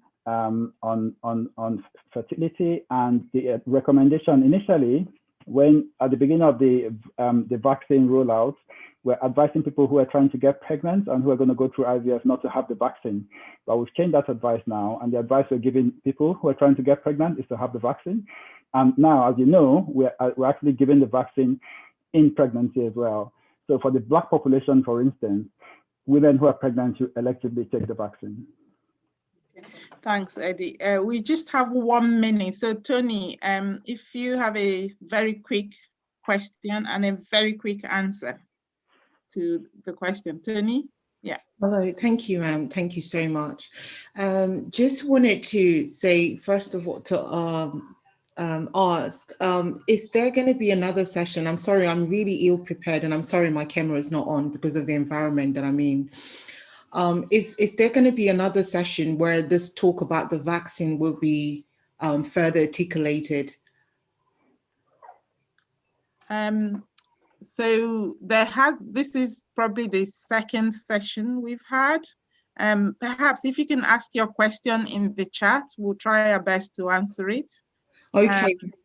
Okay, ma'am. Just finally, just to Laura question, you said that you are a biomedical scientist, and I am also a biomedical scientist as well. I know some of the stuff you said about the vaccine being okay, that it's all right to take it, but in question to the you were referring a little bit to the immunology of it, aspects of it, which you didn't go too deep. I would totally disagree with some of the stuff that you said about the vaccine being safe. I can't say much because I have limited time, but that's my take. Thank you. Okay, thanks, Tony. I think Laura and Tony need to get together on the chat just so that we can tease that out a little bit more. I'm sure you'll agree with me that it has been an excellent session. Thanks, Dr. Raymond. Thanks, Margaret. Thanks, Eddie. Thanks, Laura, for I'm sorry we didn't have time to take all the questions, but it's been a brilliant session. And on that note, I hand over to Mike. I think Emeka Ifaka's hand was a legacy hand. I think so. I'll hand over to Mike. No, I just wanted to make a comment, but it's fine because where we are hanging this last discussion is a very dangerous ground, because what most people have heard, she's a biomedical scientist, that the vaccine is not safe. It's going to reinforce certain views. I know we are pressed with time, but things like this need to be addressed so that people don't go away with that feeling that even among professionals are still saying it's not safe. Yes, thank you. That's really an insightful comment. So Laura, shall I just, I'm sure Mike will grant me permission to ask Laura to say a few things. Thanks, Emeka. I've actually just reached back to Tony. I mean, I have an immunology background, so I would really want to understand exactly what the main concerns are, because I can't quite understand what those concerns are in terms of saying that the vaccine is not safe. So this is based on the clinical data from the phase 3 and phase 2 clinical trials, which have been carried out. So in terms of it being not safe, I kind of would want to understand, is it the serious side effects that we're talking about? Is it the number of deaths that have occurred? So I think we need to be able to really define exactly what it is that we're talking about. So I'm happy to take this, because again, that's probably going to generate more questions. I do believe, in the interest of time as well. But again, like I said, maybe for Tony, I think Laura, I will respond to you. I will send you an email. You sent me a chat. Just because of time, I'm not permitted to speak further. So that's fine. Thank you. Okay. No, that's fine. We can take this offline. Yes, please take it offline. Thank you so much. That's interesting. So the next chairman is Dr. Mike Ehima. He used to be, or he's still a trainee rep for MANSAG, although he's now a fully fledged GP, and he's the incoming Secretary General for MANSAG. He organized the last MANSAG conference in London that was highly successful, and also the first MANSAG seminar on COVID and COVID vaccine that reached out to many people, where we addressed a lot of these issues. So Mike will be chairing the next session. We have eaten into our time. I think perhaps if people just have 2 minutes to shake their legs, make sure we don't get DVT, and then Mike will start. Thank you. Thank you. We'll see you all in 2 minutes, if that's okay.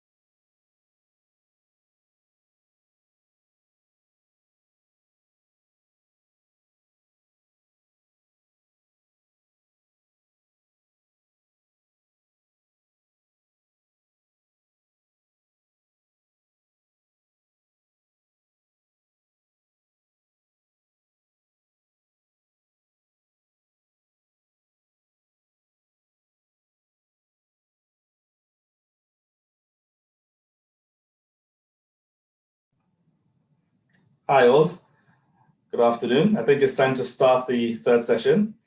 I just want to say thank you so much to all the speakers who have gone before for the really, really informative sessions. and for the conversations that have happened. I think there's going to be a lot more conversations happening afterwards, online and offline. And I think it would be great that we all continue to contribute to that and push that forward.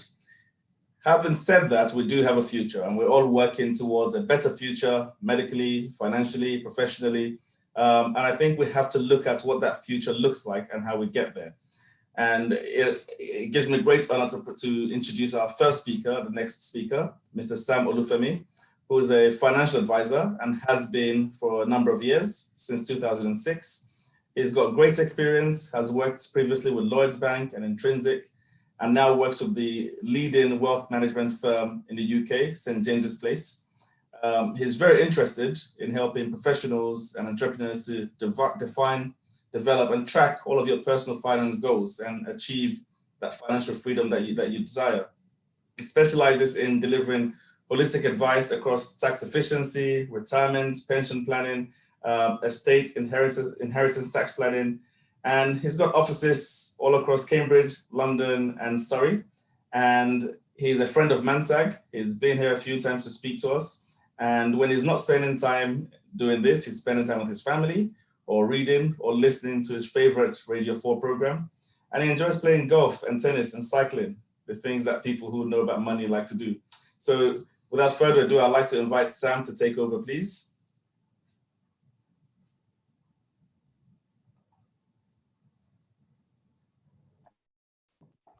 Can you hear me? Hello? Yes, we can, yes. Okay, excellent. Just want to start my slide, just a minute.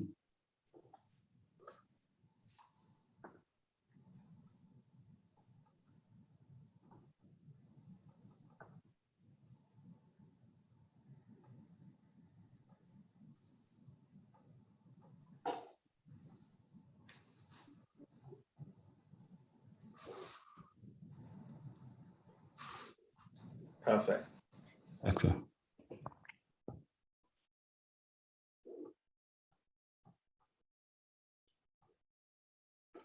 Right. Good afternoon, everyone. I know it's been a long day, and interestingly, we're talking about financial matters here, which is equally important, as everything we'll be discussing. However, bearing in mind that there's still very little in terms of mental capacity to be able to download so many information. I try to keep this seminar and make it very relevant to us and in line with everything we've been talking. So this is just going to focus on just two main topics. I will be looking at exactly what we've been, we've went through in the last 12 months in terms of the impact that the COVID-19 pandemic has had on us. And then how do we, in a way, relate that with our financial planning? What impact does that mean? I mean, why should financial planning be coming into place when we're talking about the issue of health? But then it's true, and without saying this, that health is wealth. So, and equally important, if we don't take care of our financial lifestyle, it's going to have impact on our health, all because one can easily get stressed. And you are medics, and you know the different type of hormones that the body will start generating when you can't sleep.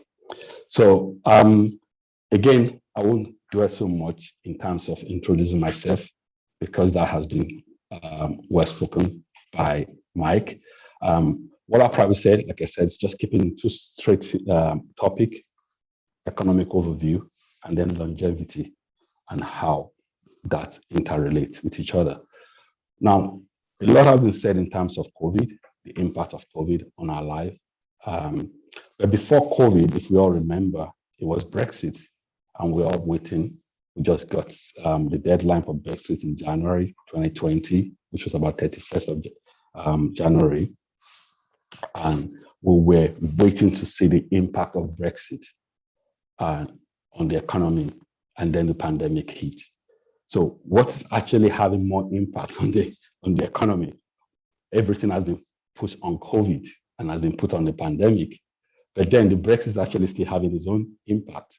So again, a lot of these events, as we're talking at this point in time, there's a war going on, in the Middle East between Israel and the Palestinians. That is having its own impact. So there will always be events. That's all I'm trying to bring out. And so unfortunately, the COVID has been the one that has been quite unprecedented, and the word unprecedented has been used numerous number of times, both in terms of some of the things I'll be pointing out here. So when the pandemic obviously hit, we have to make adjustments to our lifestyle, and there was a lot of disruption. Seminars like this would be a face-to-face event that we'll be holding somewhere where we can interact better. But now we all have to know this is the new normal. And again, that word has been used so numerous times in the last 12 months about the new normal, virtual meeting. And someone like myself have to drive in the distance to go and see my clients whenever I'm having a meeting with them. But now my clients, generously embrace the virtual platform. Well, part of complying with the government regulation, and partly because obviously they want to protect themselves as well. So we all embrace technology, and a lot of people start working from home, and a lot of people are still working from home. Now, that is impacting our lifestyle. Market volatility is kicking in, the stock market falling, into the level that we haven't experienced pre-2008 when there was a boom and bust. And before then, obviously, there was the IT, .com boom and bust as well. And prior to that, there was the Black Monday that was generally being spoken about. So what I'm saying is that we know events will always happen. There will always be market volatility. Now the government obviously have to kick in by putting in some stimulus just to make sure a lot of businesses does not fail. Now, this is just reminding us, because we all live in this system, so we all know what happened. But this is just to say this is what the pandemic has done to us. So obviously, economic growth, unemployment went up on a very high scale. Prior to COVID, the unemployment was averaging about 3%. Now, in 2020, we're embracing the 7% margin. Now, what the government used to borrow in a year, now the government borrow in a month, just to make sure everyone, survive. Fiscal and monetary stimulus. Now, in terms of monetary stimulus, obviously, government have to cut interest rate down to the lowest we've ever seen, which is 0.01%. And then in terms of the fiscal stimulus, the government put in a lot of loan schemes, bounce back loan, entrepreneur loan, SME loan, just to make sure everyone survived the last 12 months. Now, it's not uncommon to experience some turbulence during flight. It's not uncommon, we all know. So that is what volatility is. Now, in that volatility, people have different reaction in that. So, and what are the reactions? But it is a reason we can't jump out of the plane. But then again, I'm going to bring this home to exactly how we all react when an issue like this happens.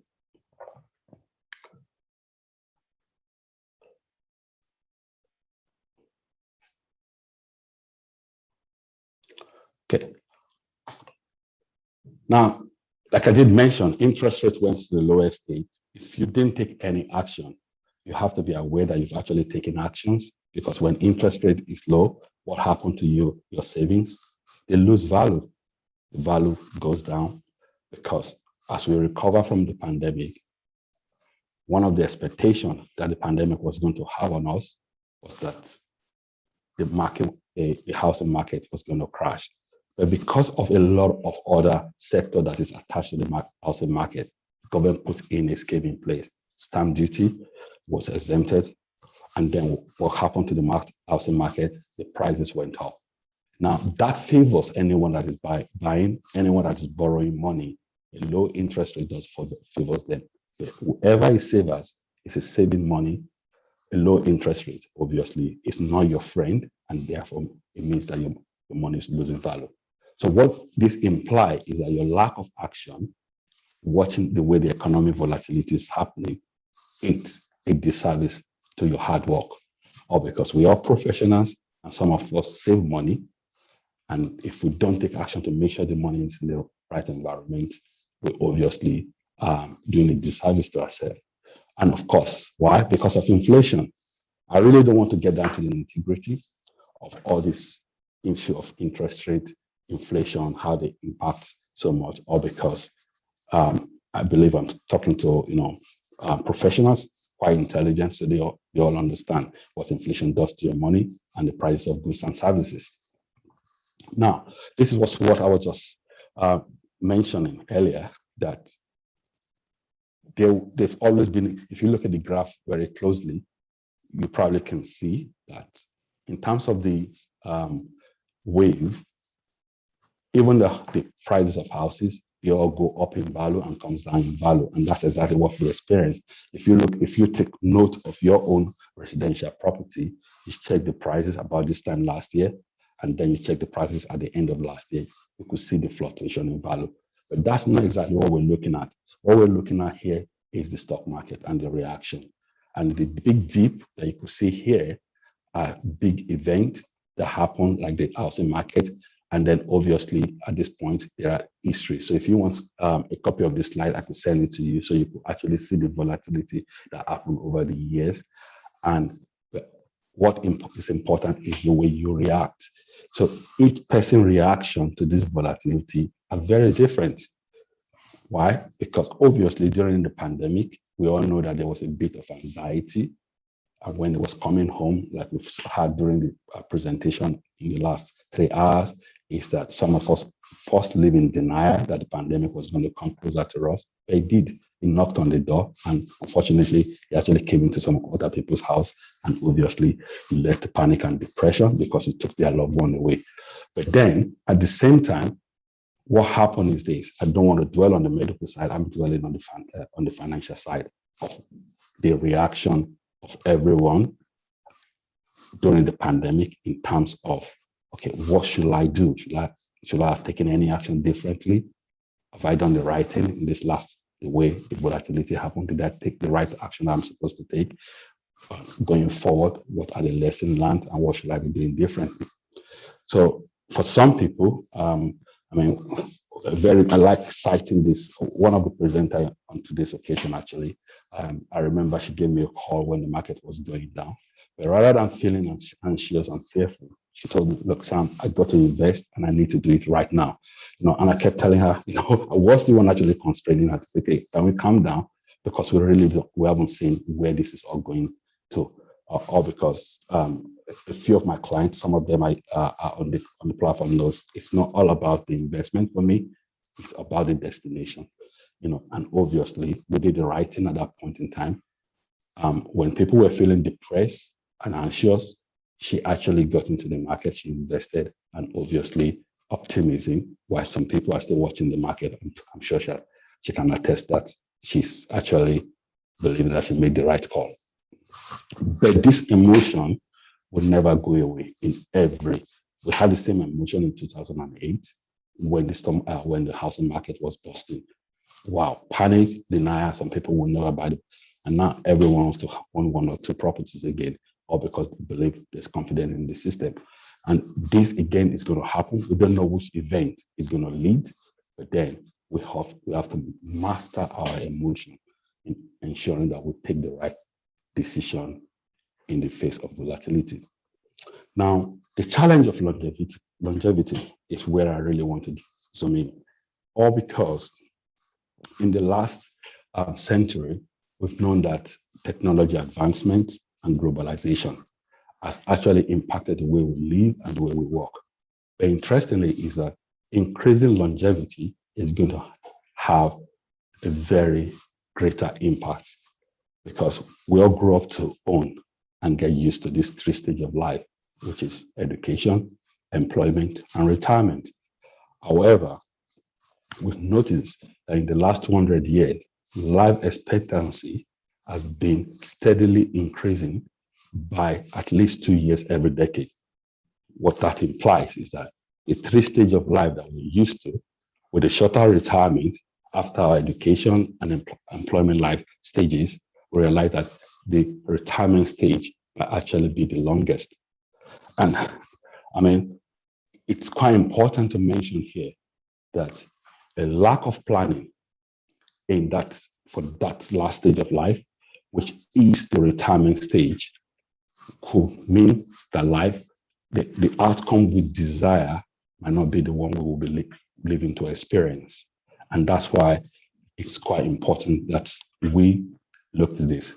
So this graph again is one that has been proven by Office of National Statistics. If you go onto their website and just type in, just Google life expectancy and put in your age, your gender, it's going to tell you that if you're 40 now, there's every chances that you're going to live into 95.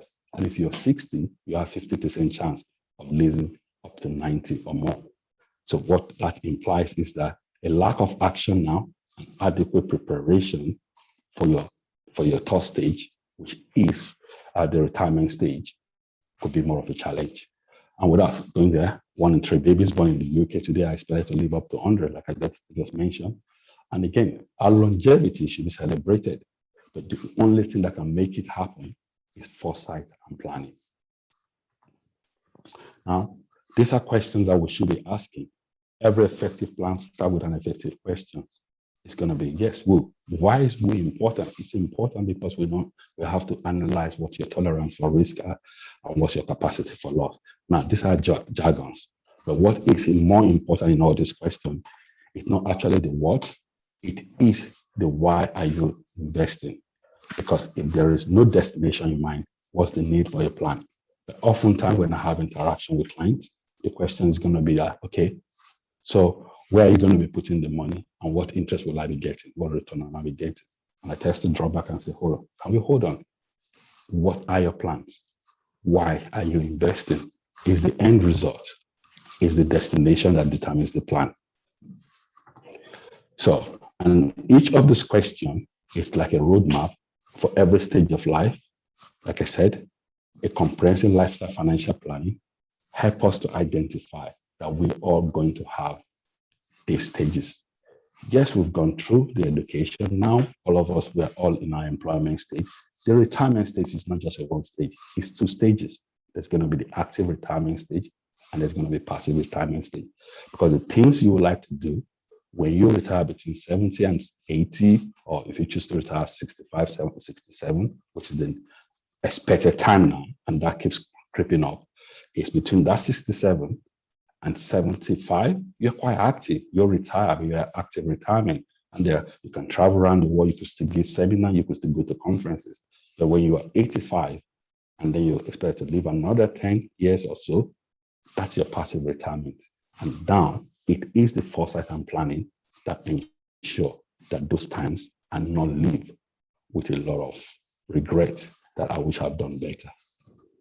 And not much to say, it's just to say, consideration for a longer life is quite important, and that leads to a lot of this. Now, these are often what you hear, and I'm sure when they say financial advisor is going to come to talk, a lot of you were expecting to talk about pension, ISA, and to talk about income and all these other tools. Everything here are just tools. Just like today's seminar, I wasn't expecting you guys to talk about your tools of stethoscope that you're using, or the blood pressure machine and the other. Those are just tools. Is the end result is my well-being, our well-being that the doctors are after. Likewise, a good financial planner start with an effective question because it's all about your financial well-being. It's not about pension. Is pension right for you? Is ISA right for you? They are secondary. It is the journey, the destination that determines the plan.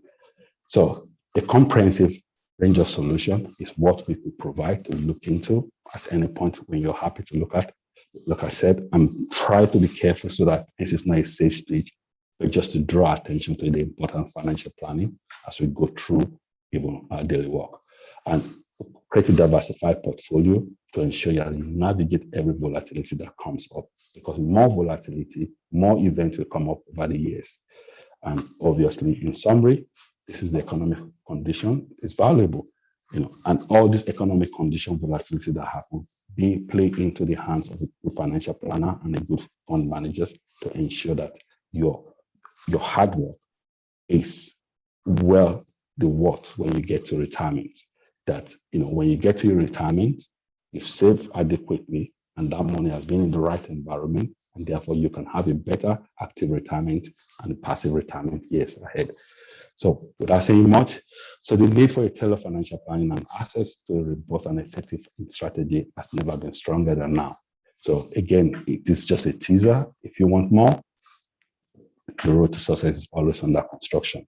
And we're always ensuring that, we work together to achieve the best. Thank you. Thank you so much, Mr. Olufemi. That's very informative. If anyone's in the stock markets at the moment, you would know that everything is down. It's a terrible time.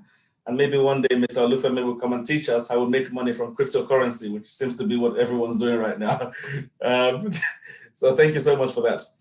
Next up, we have Dr. Jenica Laz Oyenobi, who's talking to us about the future of healthcare and where we're going from here. And I think it's a really interesting one because as technology changes and we develop new skills, we do have to think, what is our role in the future and how do we provide healthcare and what kind of health we're going to provide and who are we providing it to? And I think that's very helpful. So Dr. Jenica Laz Oyenobi is a UK-born medical doctor of Nigerian extraction. She graduated from University of Birmingham in 2008 and started her career as a trauma orthopedic surgeon, and then found her calling in general practice and is currently a GP based in East Kent with a special interest in musculoskeletal medicine. She has a passion for medical education and training. She's a GP trainer and involved in training future GPs. And she's one of the East Kent's GP training program directors, responsible for delivering the actual training scheme within her locality. She's known to be very dedicated to medicine and has won awards for professionalism within the specialty. And when she's not doing all of those things, she spends her time in retail therapy and exploring the wonders of the world through traveling and acquiring knowledge. And hopefully the airways open again soon so you can engage with that again. Please join me in welcoming Dr. Jenica Laz Oyenobi. Thank you, Mike, for your introduction, and thank you to the guests for affording me the opportunity to present to you today about lifestyle medicine. It's a very passionate area of specialty of mine, so I would like to share my passion with you all this afternoon. So I'm going to start off by talking about what is lifestyle medicine, defining it, and also talking about why lifestyle medicine is important in our daily lives and daily practice, and also discussing about how we implement lifestyle medicine. I'm always a great believer in definitions that make sense. So I think it's right to start off with a definition as to what lifestyle medicine actually is. And this has been kindly defined by the European Lifestyle Medicine Organization as a branch of evidence-based medicine. Now, evidence-based medicine is really important in our daily practice because we rely on accurate, well-sourced data in our shared decision-making with our patients for better healthcare. So this is an important part of lifestyle medicine. Accompanying that, it's a comprehensive drive towards lifestyle changes. So this includes nutrition, diet, exercise, environmental factors, and importantly, lifestyle medicine is used to prevent, treat, and reverse chronic diseases by addressing their underlying causes. And also, in conclusion, it bridges the best aspects of public health and conventional clinical medicine. So it's quite a mouthful, but as you can appreciate, it does have many different components to it, which is quite important in our daily practice.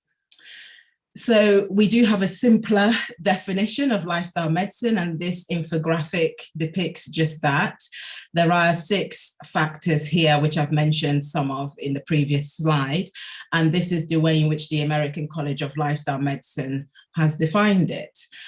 Now, one of the things I feel is important with lifestyle medicine is understanding what it is not. And that's part of understanding where it has its place in our daily lives. So what it isn't is complementary medicine. It's not an alternative form of medicine. It's not completely new thinking. Lifestyle medicine has been here since the inception of our daily medical practice. It's not complex. It's very easy to understand and self-directed.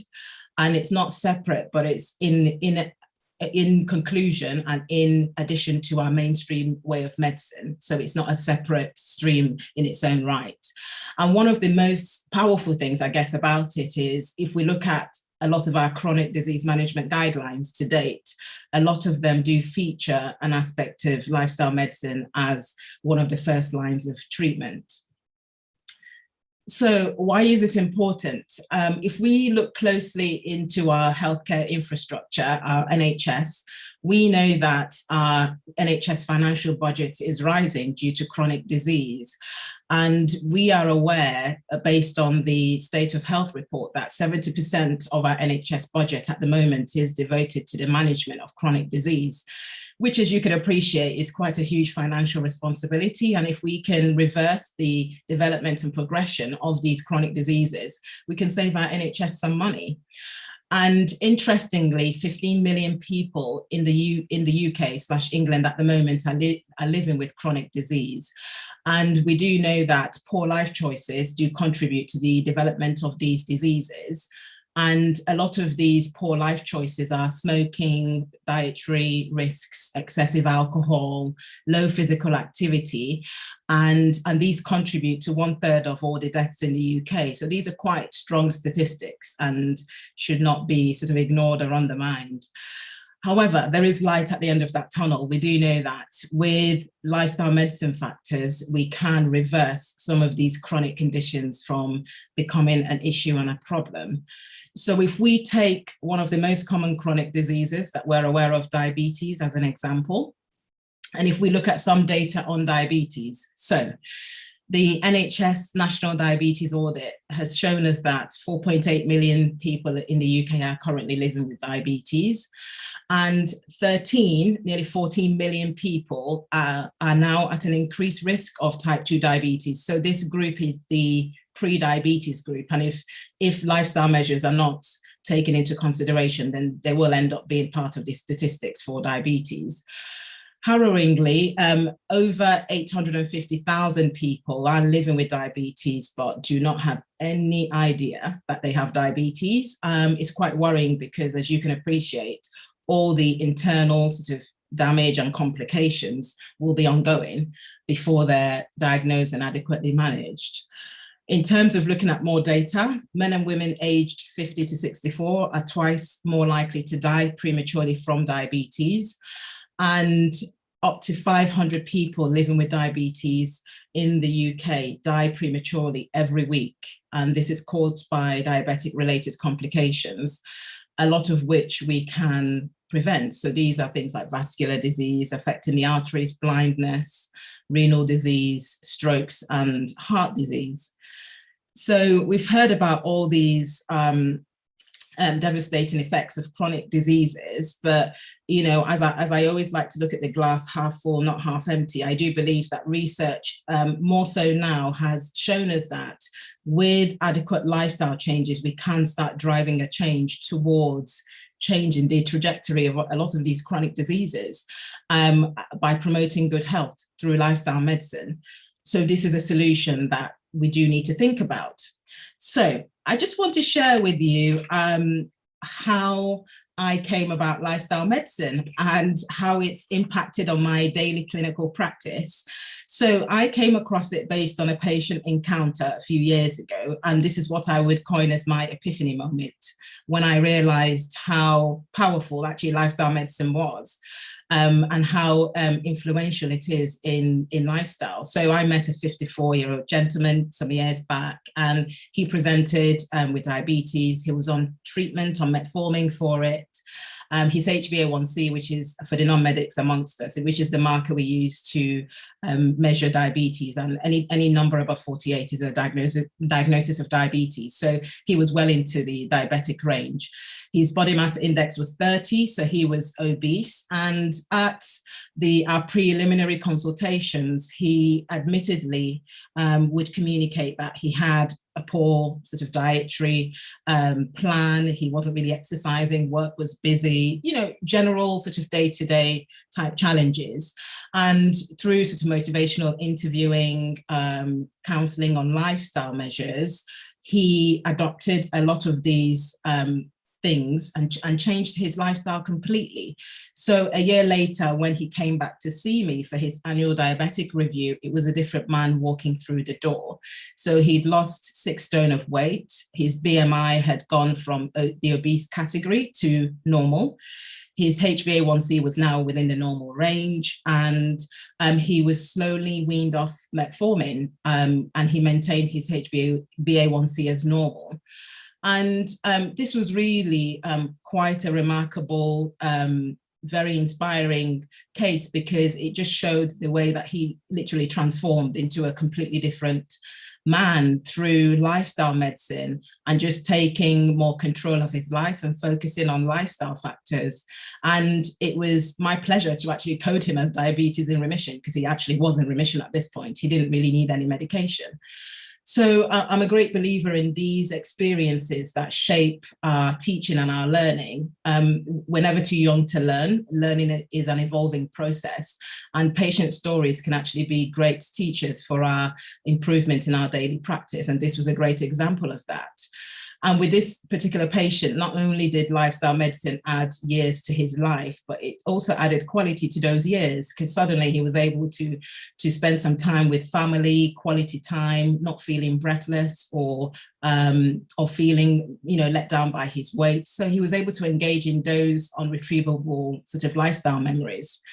And for me, the other factor in this case was deprescribing. I was more than privileged to be taking some medication off his medication list, because I think sometimes in medicine, we can be very medication centric, and it's equally as important, as well as prescribing a medication where needed, to actually deprescribe, take off the medication where needed, and when it's not appropriate for the patient to continue on that. So this was a clear example that deprescribing due to good lifestyle measures is an essential part of lifestyle medicine. And it just shifted my focus, because the NHS were quite disease-centric, and it shifted my focus to actually think about patients from a health perspective. What can we do to change your health trajectory for the future? So asking these questions through consult. And one of the quite fulfilling things about this case review, and also what I've carried along with me for my current practice, is empowering patients to actually take control of their health through lifestyle medicine, and not allowing these chronic diseases to become a source of control, actually having some control and changing their future through this. So this was quite a powerful experience. Learning, as I mentioned, is continuous, and we also learn from the present. Just like how I learned from that past encounter with my patient, I'm continuously learning. And we are, we've all been in the middle of this pandemic. Hopefully we're, fingers crossed, seeing the end of it with herd immunity through vaccination. But we do know that the pandemic has taught us the importance of good health. We know that based on the statistics, that there were less deaths in the younger and healthier population. We also know that 73% of all COVID-19 related deaths occurred in the patients aged 75 and above who had a host of chronic diseases. And this is outside of the disproportionate impact of our BAME community. So we do know that these chronic diseases are killing, our patients and our community out there, and we can do something about it. And it is everyone's responsibility. And we as medical professionals, frontline staff, I think it's really important to lead by example, and then spread the message across to our communities. And we should all be practicing lifestyle medicine in our daily lives. So how do we do this? How does it become a way of life? How does it become integrated into from our subconscious into our conscious level? So this caption is probably one of my favorite captions, actually. I quite like it because it just focuses your mind on what lifestyle medicine is about. It's not really about medication. It's just about the lifestyle factors that you can change. So it's quite a refreshing caption to look at. So if we look at the factors that are involved in progressing with lifestyle medicine, the first factor is nutrition, which is no surprise. So there has been numerous amount of papers, reports that have been published about what constitutes a good diet. And I guess this is going to be continuously researched, and we're going to be having new evidence as time goes by. However, the current latest evidence available is from the British Association of Nutritional Therapists, the BANT group. And they have taken what we traditionally used to recognize as the Mediterranean diet, which is in a lot of the guidelines, and they have changed it to what they've called a modified Mediterranean diet. And this is coined to be the gold standard at the moment. So to no surprise, it constitutes vegetables, healthy unsaturated fats, proteins, avoiding sugars and artificial sweeteners, eating whole grains. And I would just like to mention a bit about food diary. I had the opportunity to attend an educational seminar delivered by our dietitian colleagues, and they talked about the power of a food diary, not from an unhealthy perspective, but from a perspective of insight. Once you can identify your eating patterns, then it's easier for you to identify areas to implement change. And I felt that was quite important to actually mention. So the BANT group, they've also run many different health campaigns, particularly through COVID, in order to spread the message about what constitutes healthy eating in a pictorial form. Sometimes the information is easily digestible when it's colorful and it's got all the right information on there. And this poster does have information about general health and well-being, exercise, as well as the different types of food groups. And I just found it quite useful. I do actually attach this to patients and send it through via the AccuRx text messaging service to my patients, just so that they can have a bit more education and knowledge where needed on this. So the next factor to consider is physical activity and exercise. Public Health England has done some research surrounding this, and they have concluded that 30% of all women are classified as being physically inactive, and 25% of all men, respectively, in that same group. So my next question was, well, what does physically inactive mean? And they went on to define it, which was good. So they said doing less than 150 minutes of moderate physical activity per week. So moderate is brisk walking or cycling, or if you're doing less than 75 minutes of vigorous physical activity per week, and they define this as running. They also went ahead to display this in a pictorial form, again, which I think the information is more easily digestible. One of the reasons why I like this poster is because it actually gives you a biopsychosocial depiction of the benefits of physical activity. So if we look at the biological side, it tells you that you can reduce your level of heart disease by 35% with physical activity, reduction in cancers such as colon and breast, diabetes by up to 40%. It also looks at the psychological benefits as well of physical activity. You can reduce depression by up to 30%. Then it talks about the social aspects as well. So dementia by up to 30%. And we know that dementia does have a huge social component to it because it can be quite socially isolating. So this is a really good poster depicting the benefits of physical activity. So how much should we be doing and how should we be doing it? So as alluded earlier, 150 minutes seems to be the number of choice. And initially it looks quite a lot, but actually when you dissect it, it's not actually too imposing. So I usually sell this to my patients as, if you split this into 5, so if you do 30 minutes of brisk walking 5 times a week, you are actually putting yourself in a better health position than if you don't.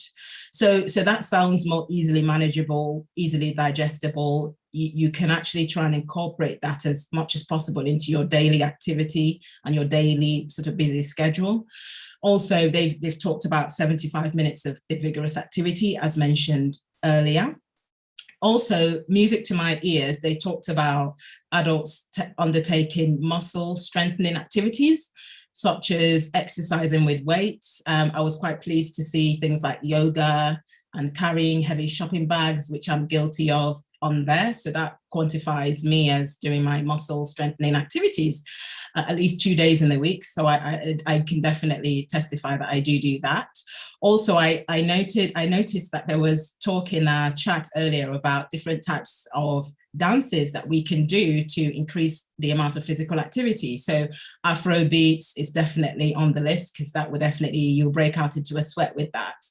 So, and they've also said about reducing the amount of time that we spend sitting and adopting some of the sedentary habits. Now, this is difficult because we all know that during the pandemic, a large proportion of our working population have been working from home, digitally, remotely. So there has been a lot of sitting. So this is just motivation to sort of get up and go and try and implement some of these into our daily lives.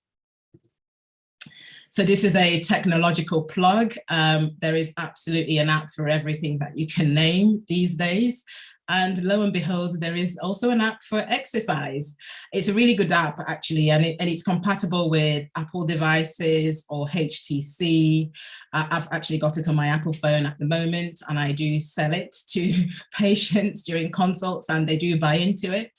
And it just monitors your level of activity, level of exercise. You can work out and create an exercise plan on there. It tells you how many calories that you're burning and if you've achieved your exercise goal for the week. So it's a really good motivating app that's easy to use and easy to access for our patients and ourselves. So we look at other lifestyle factors. Smoking and alcohol, we know, contribute to a lot of the development of certain chronic diseases. 2 minutes left, please. Pardon? 2 minutes left. Sorry. Thank you. And with regards to smoking, I usually discuss with patients the benefits of stopping smoking, and I usually give them the Smoking National Helpline number. So when they're ready to stop smoking, they have that resource easily available. Alcohol, the same. We know that quite a large number of us are drinking at levels that may impact our health. And we know that right now the recommended units of alcohol is 14 units for both men and women. So it's important to promote this. We look at sleep. Sleep is really important. We need between 7 to 9 hours of sleep per night. And studies have demonstrated the links between sleep deprivation and various different chronic diseases as listed there. So good sleep hygiene and adopting good sleep practices is really, really good to prevent chronic disease. And these are just examples of different measures that we can do ourselves and also communicate to our patients. The most important one probably on there is digital detox. So avoiding screen time before bed and all the brain stimulants like caffeine, alcohol, and nicotine. Stress management is really important. We know that stress is related to a lot of chronic disease development. So I usually discuss with patients, if they're open and amenable to it, meditation, deep breathing exercises, physical activity, self-care activity, and mindfulness. I've actually been on an 8-week mindfulness course, really enjoyed it. And I took away the gratitude practice, which is where you think about 10 things that you're grateful for during times of high stress. And it really does work. So I do definitely use it in my daily practice for stress management. So in conclusion, the future of healthcare, it's all about lifestyle medicine, as well as not only during our clinical practice, but daily living as well. And it does prevent the development of chronic disease progression. It improves our quality of life, it saves lives, and it helps protect our NHS. Thank you for listening. Perfect. Thank you so much. That's very helpful. Very interesting presentation, Dr. Jenica. There's a few questions in the chat, but we'll come to those at the end. I think it's really helpful when you look at where medicine is going and how we're going to practice medicine. But I think one sort of claim that's always thrown at MANSAG is we're very doctor-centric. And we've tried to bring in as many people as possible. We try to work with everybody. And I think we're getting there. We're doing better of it. Next up, we've got a gentleman, Mr. Chris Okwangai. who is going to talk to us about the work he's done previously and how we work together in the future. He's an advanced practitioner, reporting and cardiac imaging radiographer, and he works at New Cross Hospital in Wolverhampton. He's practiced in Nigeria, South Africa, and now the UK. And he's been the former vice president of the Nigerian Radiographers in Diaspora Association and in the UK and Ireland. And it'd be very helpful to hear your views, Mr. Okwanga, on how we move forward and get better in the future. Thank you so much.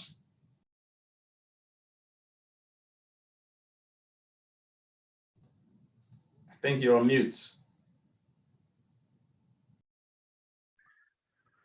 Can you hear me now? Yes, perfect. Thank you very much on the brilliant conference by everyone that has participated. My topic is very easy. I'm very sorry I didn't want to go the way of slides, because I know if we started the program since 12:30, by now people would have been tired of looking at slides. And besides, mine is just basically common sense topic, which borders on relationship between us. I mean, MANSAG being 24 years old, one would have thought, but now we have probably had all the inclusiveness that people talk about, you know. So the major worries about MANSAG from other allied health professions, because it's been overtly dominated by doctors. It just reminds me of one of those days I came to this country. I was still trying to play football, for those who know me. And I ended up in a village in somewhere in Warsaw.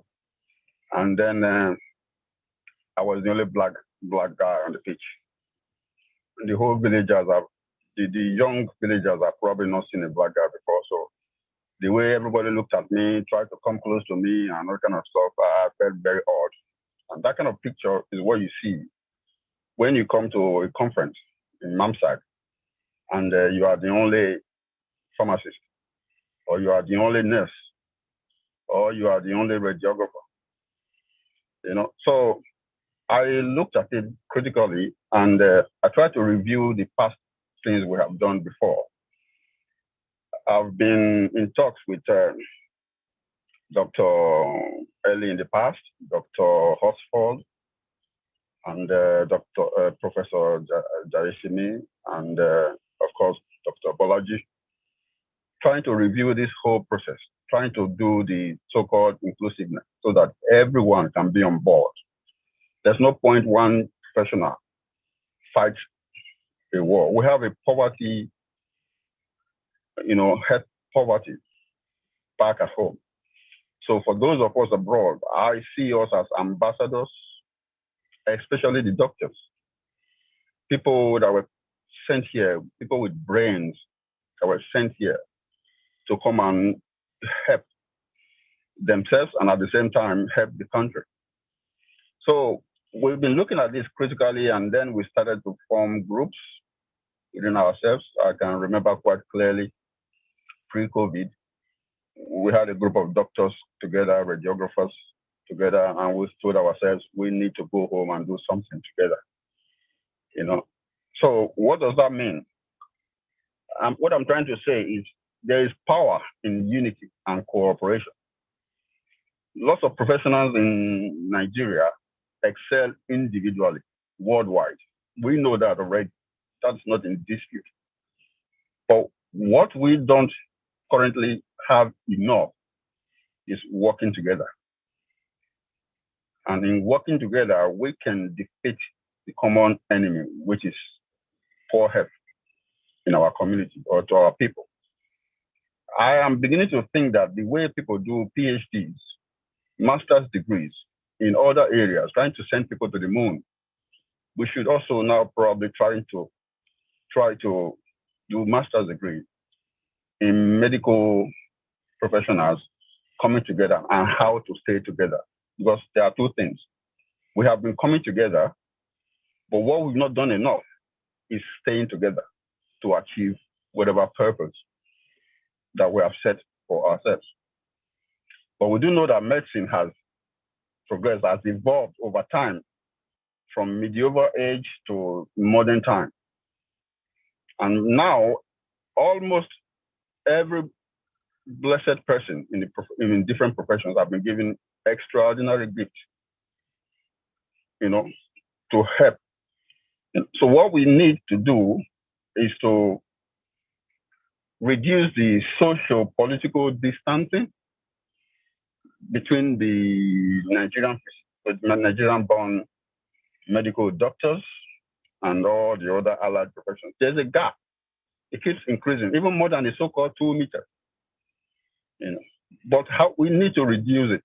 We need to, rally together, much often, so that we can, at the end, get something done.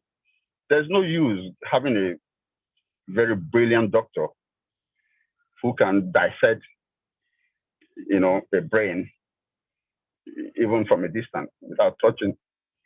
When you don't have a good nurse to look after the patient when you finish, there's practically no use.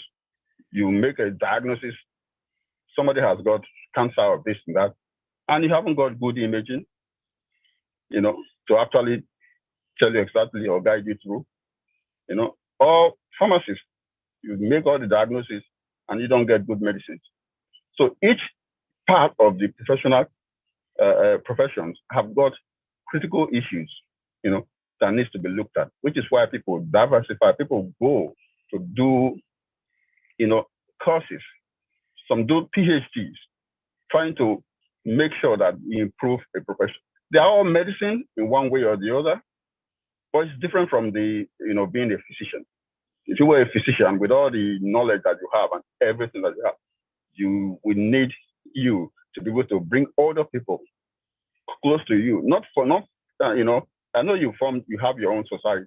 I mean, you have your own group, or forum, But the more you interact with other people to see how they are faring, to see how, what technology have they got now. There are things to do when you interact, but we've not been doing that. We've only been concentrating on us or you, on you and you, and you can see everyone is falling apart.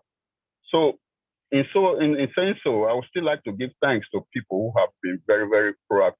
People like Dr. Bolaji, Professor Jaisimi, and all the other doctors I have interacted with, I've already mentioned, in trying to make sure that everybody comes together under an umbrella, and try to change the way we currently do things.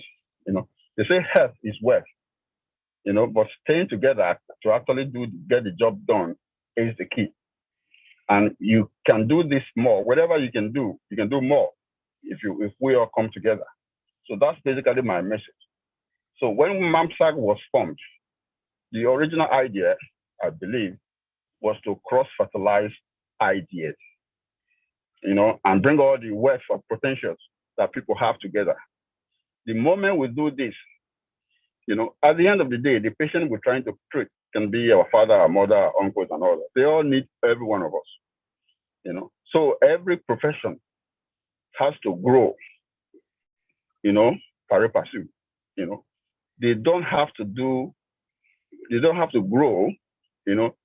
and you don't have to grow at the expense of somebody else.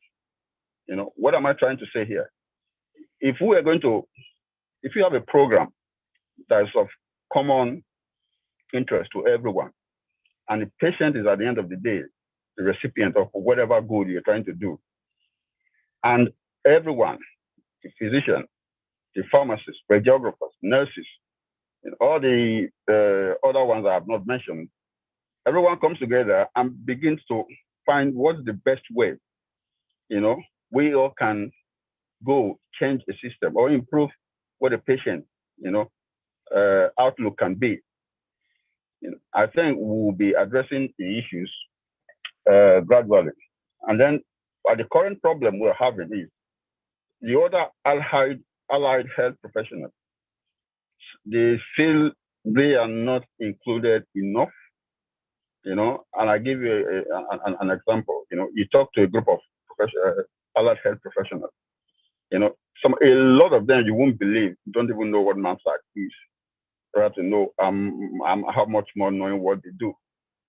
So there's no use people, saying, okay, we are doctors, we are doing great, and everybody around you do not even know exactly what you do.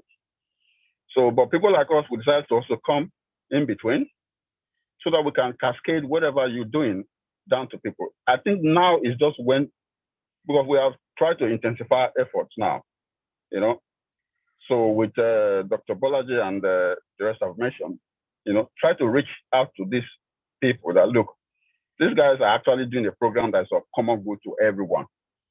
It's not only for just the doctors alone. This is where we are all supposed to be seated down, and we're all supposed to be addressing issues. We're all supposed to meet government together, not as one unit. If you can go to meet doctors. I mean, doctors have got overwhelming influence in Nigeria. You could go there, go to the House of Assembly, change things. But if you change things for yourself alone, you've not done anything, because there's still a lot of, other people that are not being carried along. So can we try and do our programs henceforth and include more professionals, more allied health professionals, to come to the table so that we can all be singing in perfect harmony, and then we can then push programs with the government or with other agencies, financial bodies, every other thing that we needed, every other body that we needed, to help us advance the cause of medicine. We need to start sitting together and addressing these issues and getting more and more people in the cabinet or in the group, just like I am there, only a few people are there.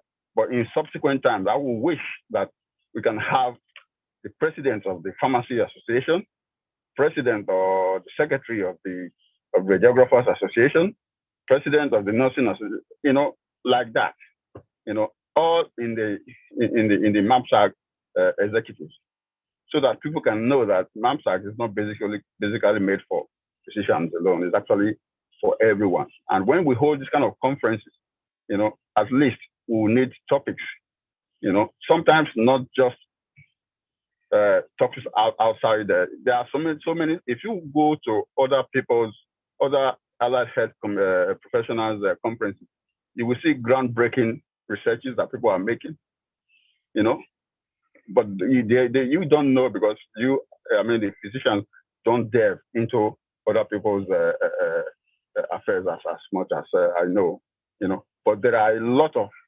groundbreaking researches that goes on outside medicine, within medicine, and there are a lot of topics that allied health professionals that you can actually enrich yourself with, if only you include them. So in conclusion, basically we just advise the allied health professionals, my colleagues, especially those I've spoken with. MANSAG is a forum for everyone. You only come to sit. You don't run away because you think you don't belong. It's time you start to have sense of belonging. We should trust the problem that we have together. Thank you very much, and that's where I would like to stop.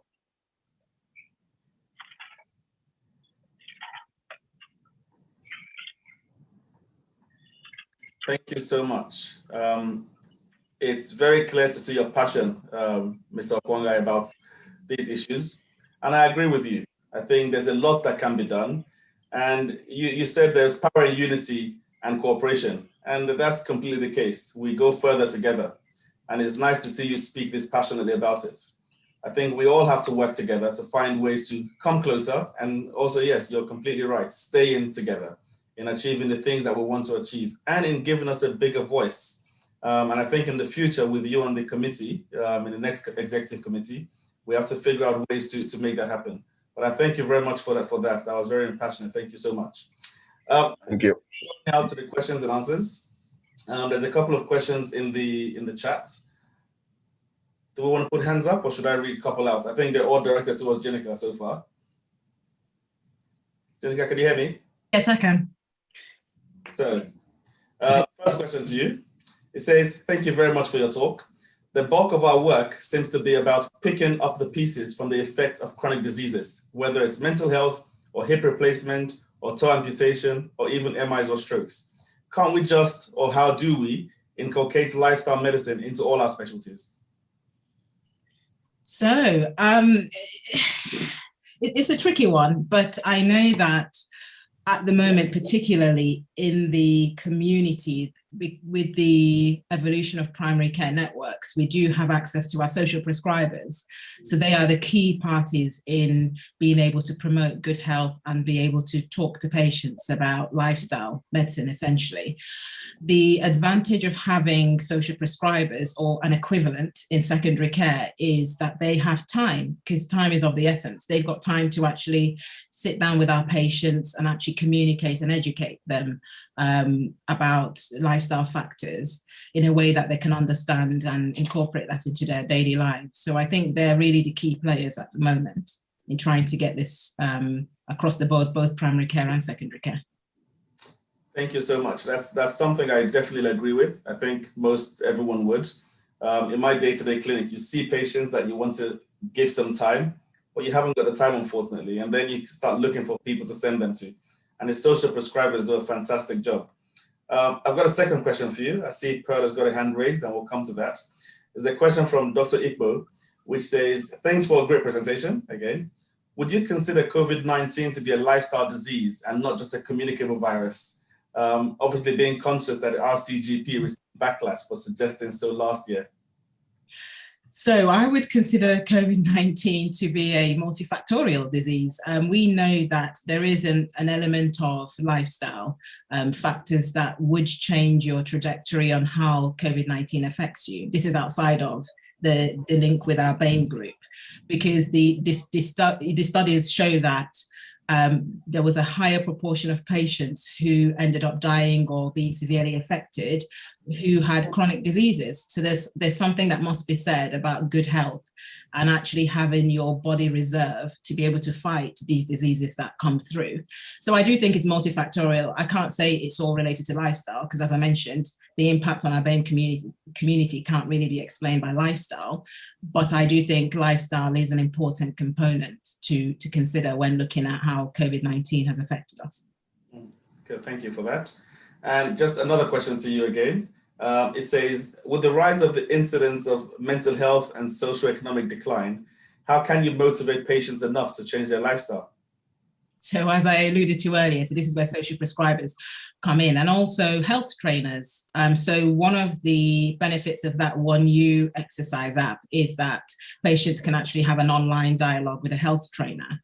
So I think all these devices are pushing us towards lifestyle medicine, just be more aware of how we manage our day-to-day living and promoting good health. So I think more drive or more money needs to be put towards these resources, both in the community, in hospital, to have health advocates like health trainers and social prescribers.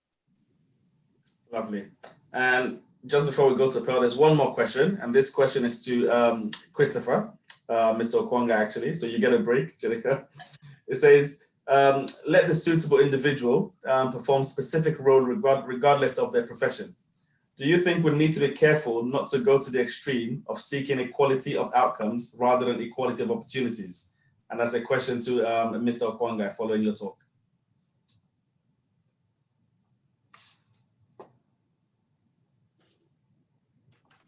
You're on mute.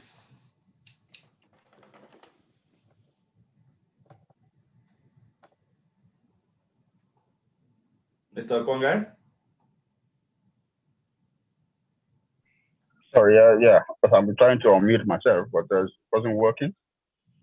Sorry, can you repeat the question again, please? It says, thank you so much for your talk. It says, let the suitable individuals perform specific roles regardless of their profession. Would we need to be careful not to go to the extreme of seeking equality of outcomes rather than equality of opportunities? Oh, okay. Not too sure I understand exactly what he's talking about, or she's talking about.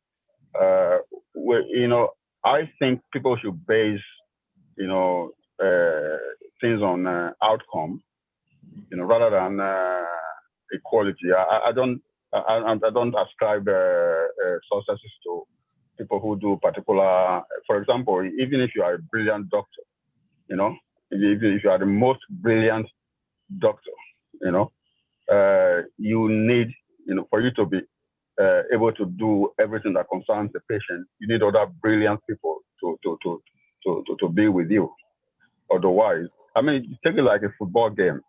You in the days where you have, strikers or Degbami and the rest of them, they would need to be paired with other people. The defender has to do the job very well. The midfielder has to do his job well, for you to have a good outcome, which is scoring a goal. So in this case, patient is the goal that we're trying to score. You see, if everyone becomes perfect in his own area and work together, you score very good goals, and that makes everyone happy. So I would rather we don't base things on individual aggrandizement. There's not, it's not a race. At the moment we are making it look like it's a race. You see, there are very brilliant doctors which I have seen, or they're around me every single day. But again, there are brilliant pharmacists that I've seen that does very good. We just need everyone to be encouraged, to get to the top of whatever they're doing. Because when everyone gets to the top and is doing very well, we're able to achieve the goals. Patient, managing a patient or treating a patient is the ultimate goal, isn't it? And that patient is your father, is your mother, is your parents, your brothers and sisters, our uncles and everybody. So we come together in perfect harmony and we get better results. That's what I'm preaching, actually. That's what I'm saying. I'm not, I don't like, to portray myself as somebody who wants to pursue doctors and become like doctor. I never wanted to do medicine, or not because I wasn't qualified. There are a lot of people like that, but because you have a passion to do something, that's where you tend to face. But what I'm saying is that there are people who are very, very brilliant in their field they have chosen. So all of us have to find a way to come together. At the moment, we're all doing it haphazardly. Yes. We hear of somebody do this and is doing very well. If you leave this circle and come to other professionals, allied health professionals, you will see brilliant people doing top jobs, top research, and presenting top papers, just like the doctors would do. But people are not aware if you don't go across your own border to reach out. So what I'm saying is that we team up together in a very good and organized way to get better results. I hope that answered the question. I think so. And again, you're clearly very passionate about this, and I agree entirely with you. So thank you so much for that. I saw Pearl's hand go up earlier. I can no longer see Pearl in the list of attendees. So if no further questions, we can move on. Oh, there we go. Pearl Oyekere, did you have a question? If I unmute you, hold on a second. Hello, good evening, everybody, and thank you for it. It's been a brilliant, a brilliant talk. It's been a brilliant conference, and thank you. The couple of things that I would have picked up from the discussion and that I wanted to bring to attention is when we talked about, when one of the speakers talked about not just representation, but in terms of how do we get people to buy into, lifestyle changes. And, I'm a GP, and that's something we do on a daily basis.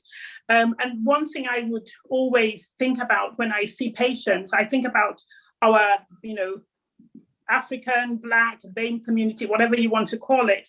And a lot of it is our low uptake of a lot of the screening processes, a lot of the health screening processes that go on. We don't tend to engage as much.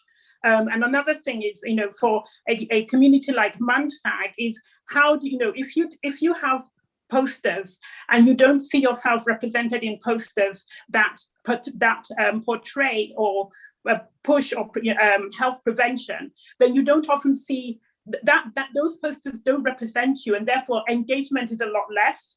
And so one of those things is, as a group, I think those are the sorts of things that that could be done in terms of making sure that, just as we've had vaccine hesitancy, for all sorts of reasons. And a lot of it because a lot of people don't always see themselves in the vaccines, including like one of the other speakers talked about was the, all of the historical context of vaccines and vaccine misinformation.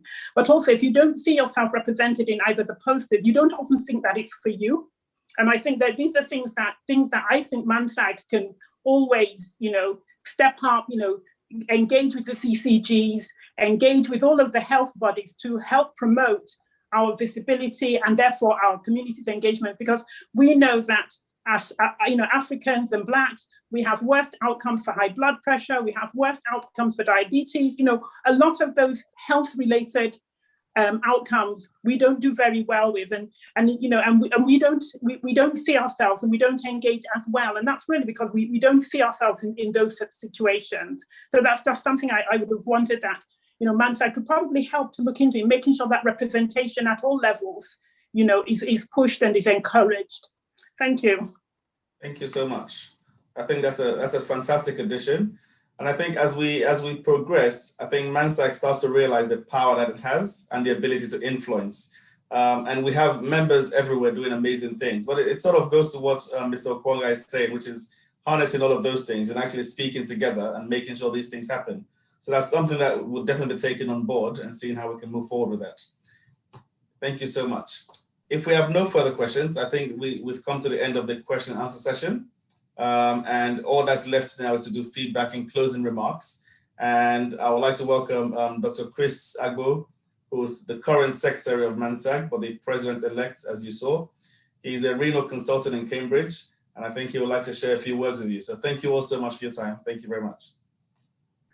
Wow, thank you very much. What an inspirational meeting today. I know that it's been almost 5 hours, but I think that has been very fantastic. We've had a lot of topics that covered a range of things. We talked about developing clinical leaders, postgraduate training opportunities, medical legal pitfalls, and then of course we discussed the present and future of COVID, talking about the hesitancy and the most recent COVID and the fertility program. So there are quite a lot of topics that have been discussed today. I will close by discussing about how we work and secure good life for our future, talking about financial independence, lifestyle medicine, and rounding it up with MANSAG being an all-inclusive body. We are in MANSAG, we always push for multidisciplinary approach. So we're looking at getting all healthcare professionals involved in MANSAG, and I think this is a great opportunity for us to optimize that. I want to thank all the speakers very much for all their efforts in delivering a high-powered talks. Those talks were fantastic. Each and every topics were just phenomenal.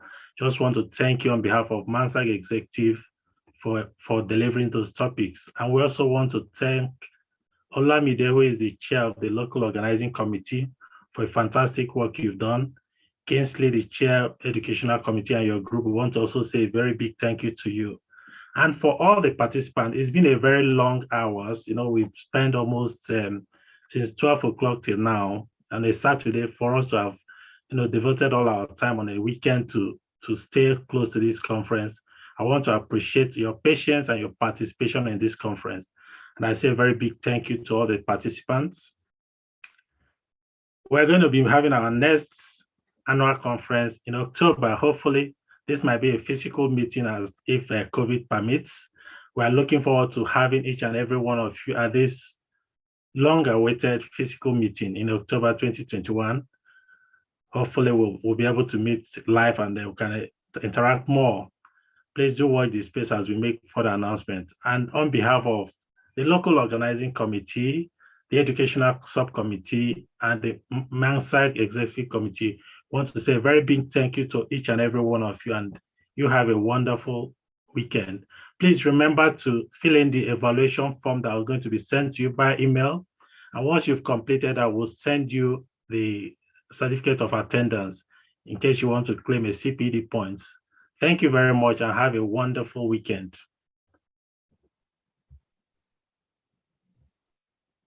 Thank you.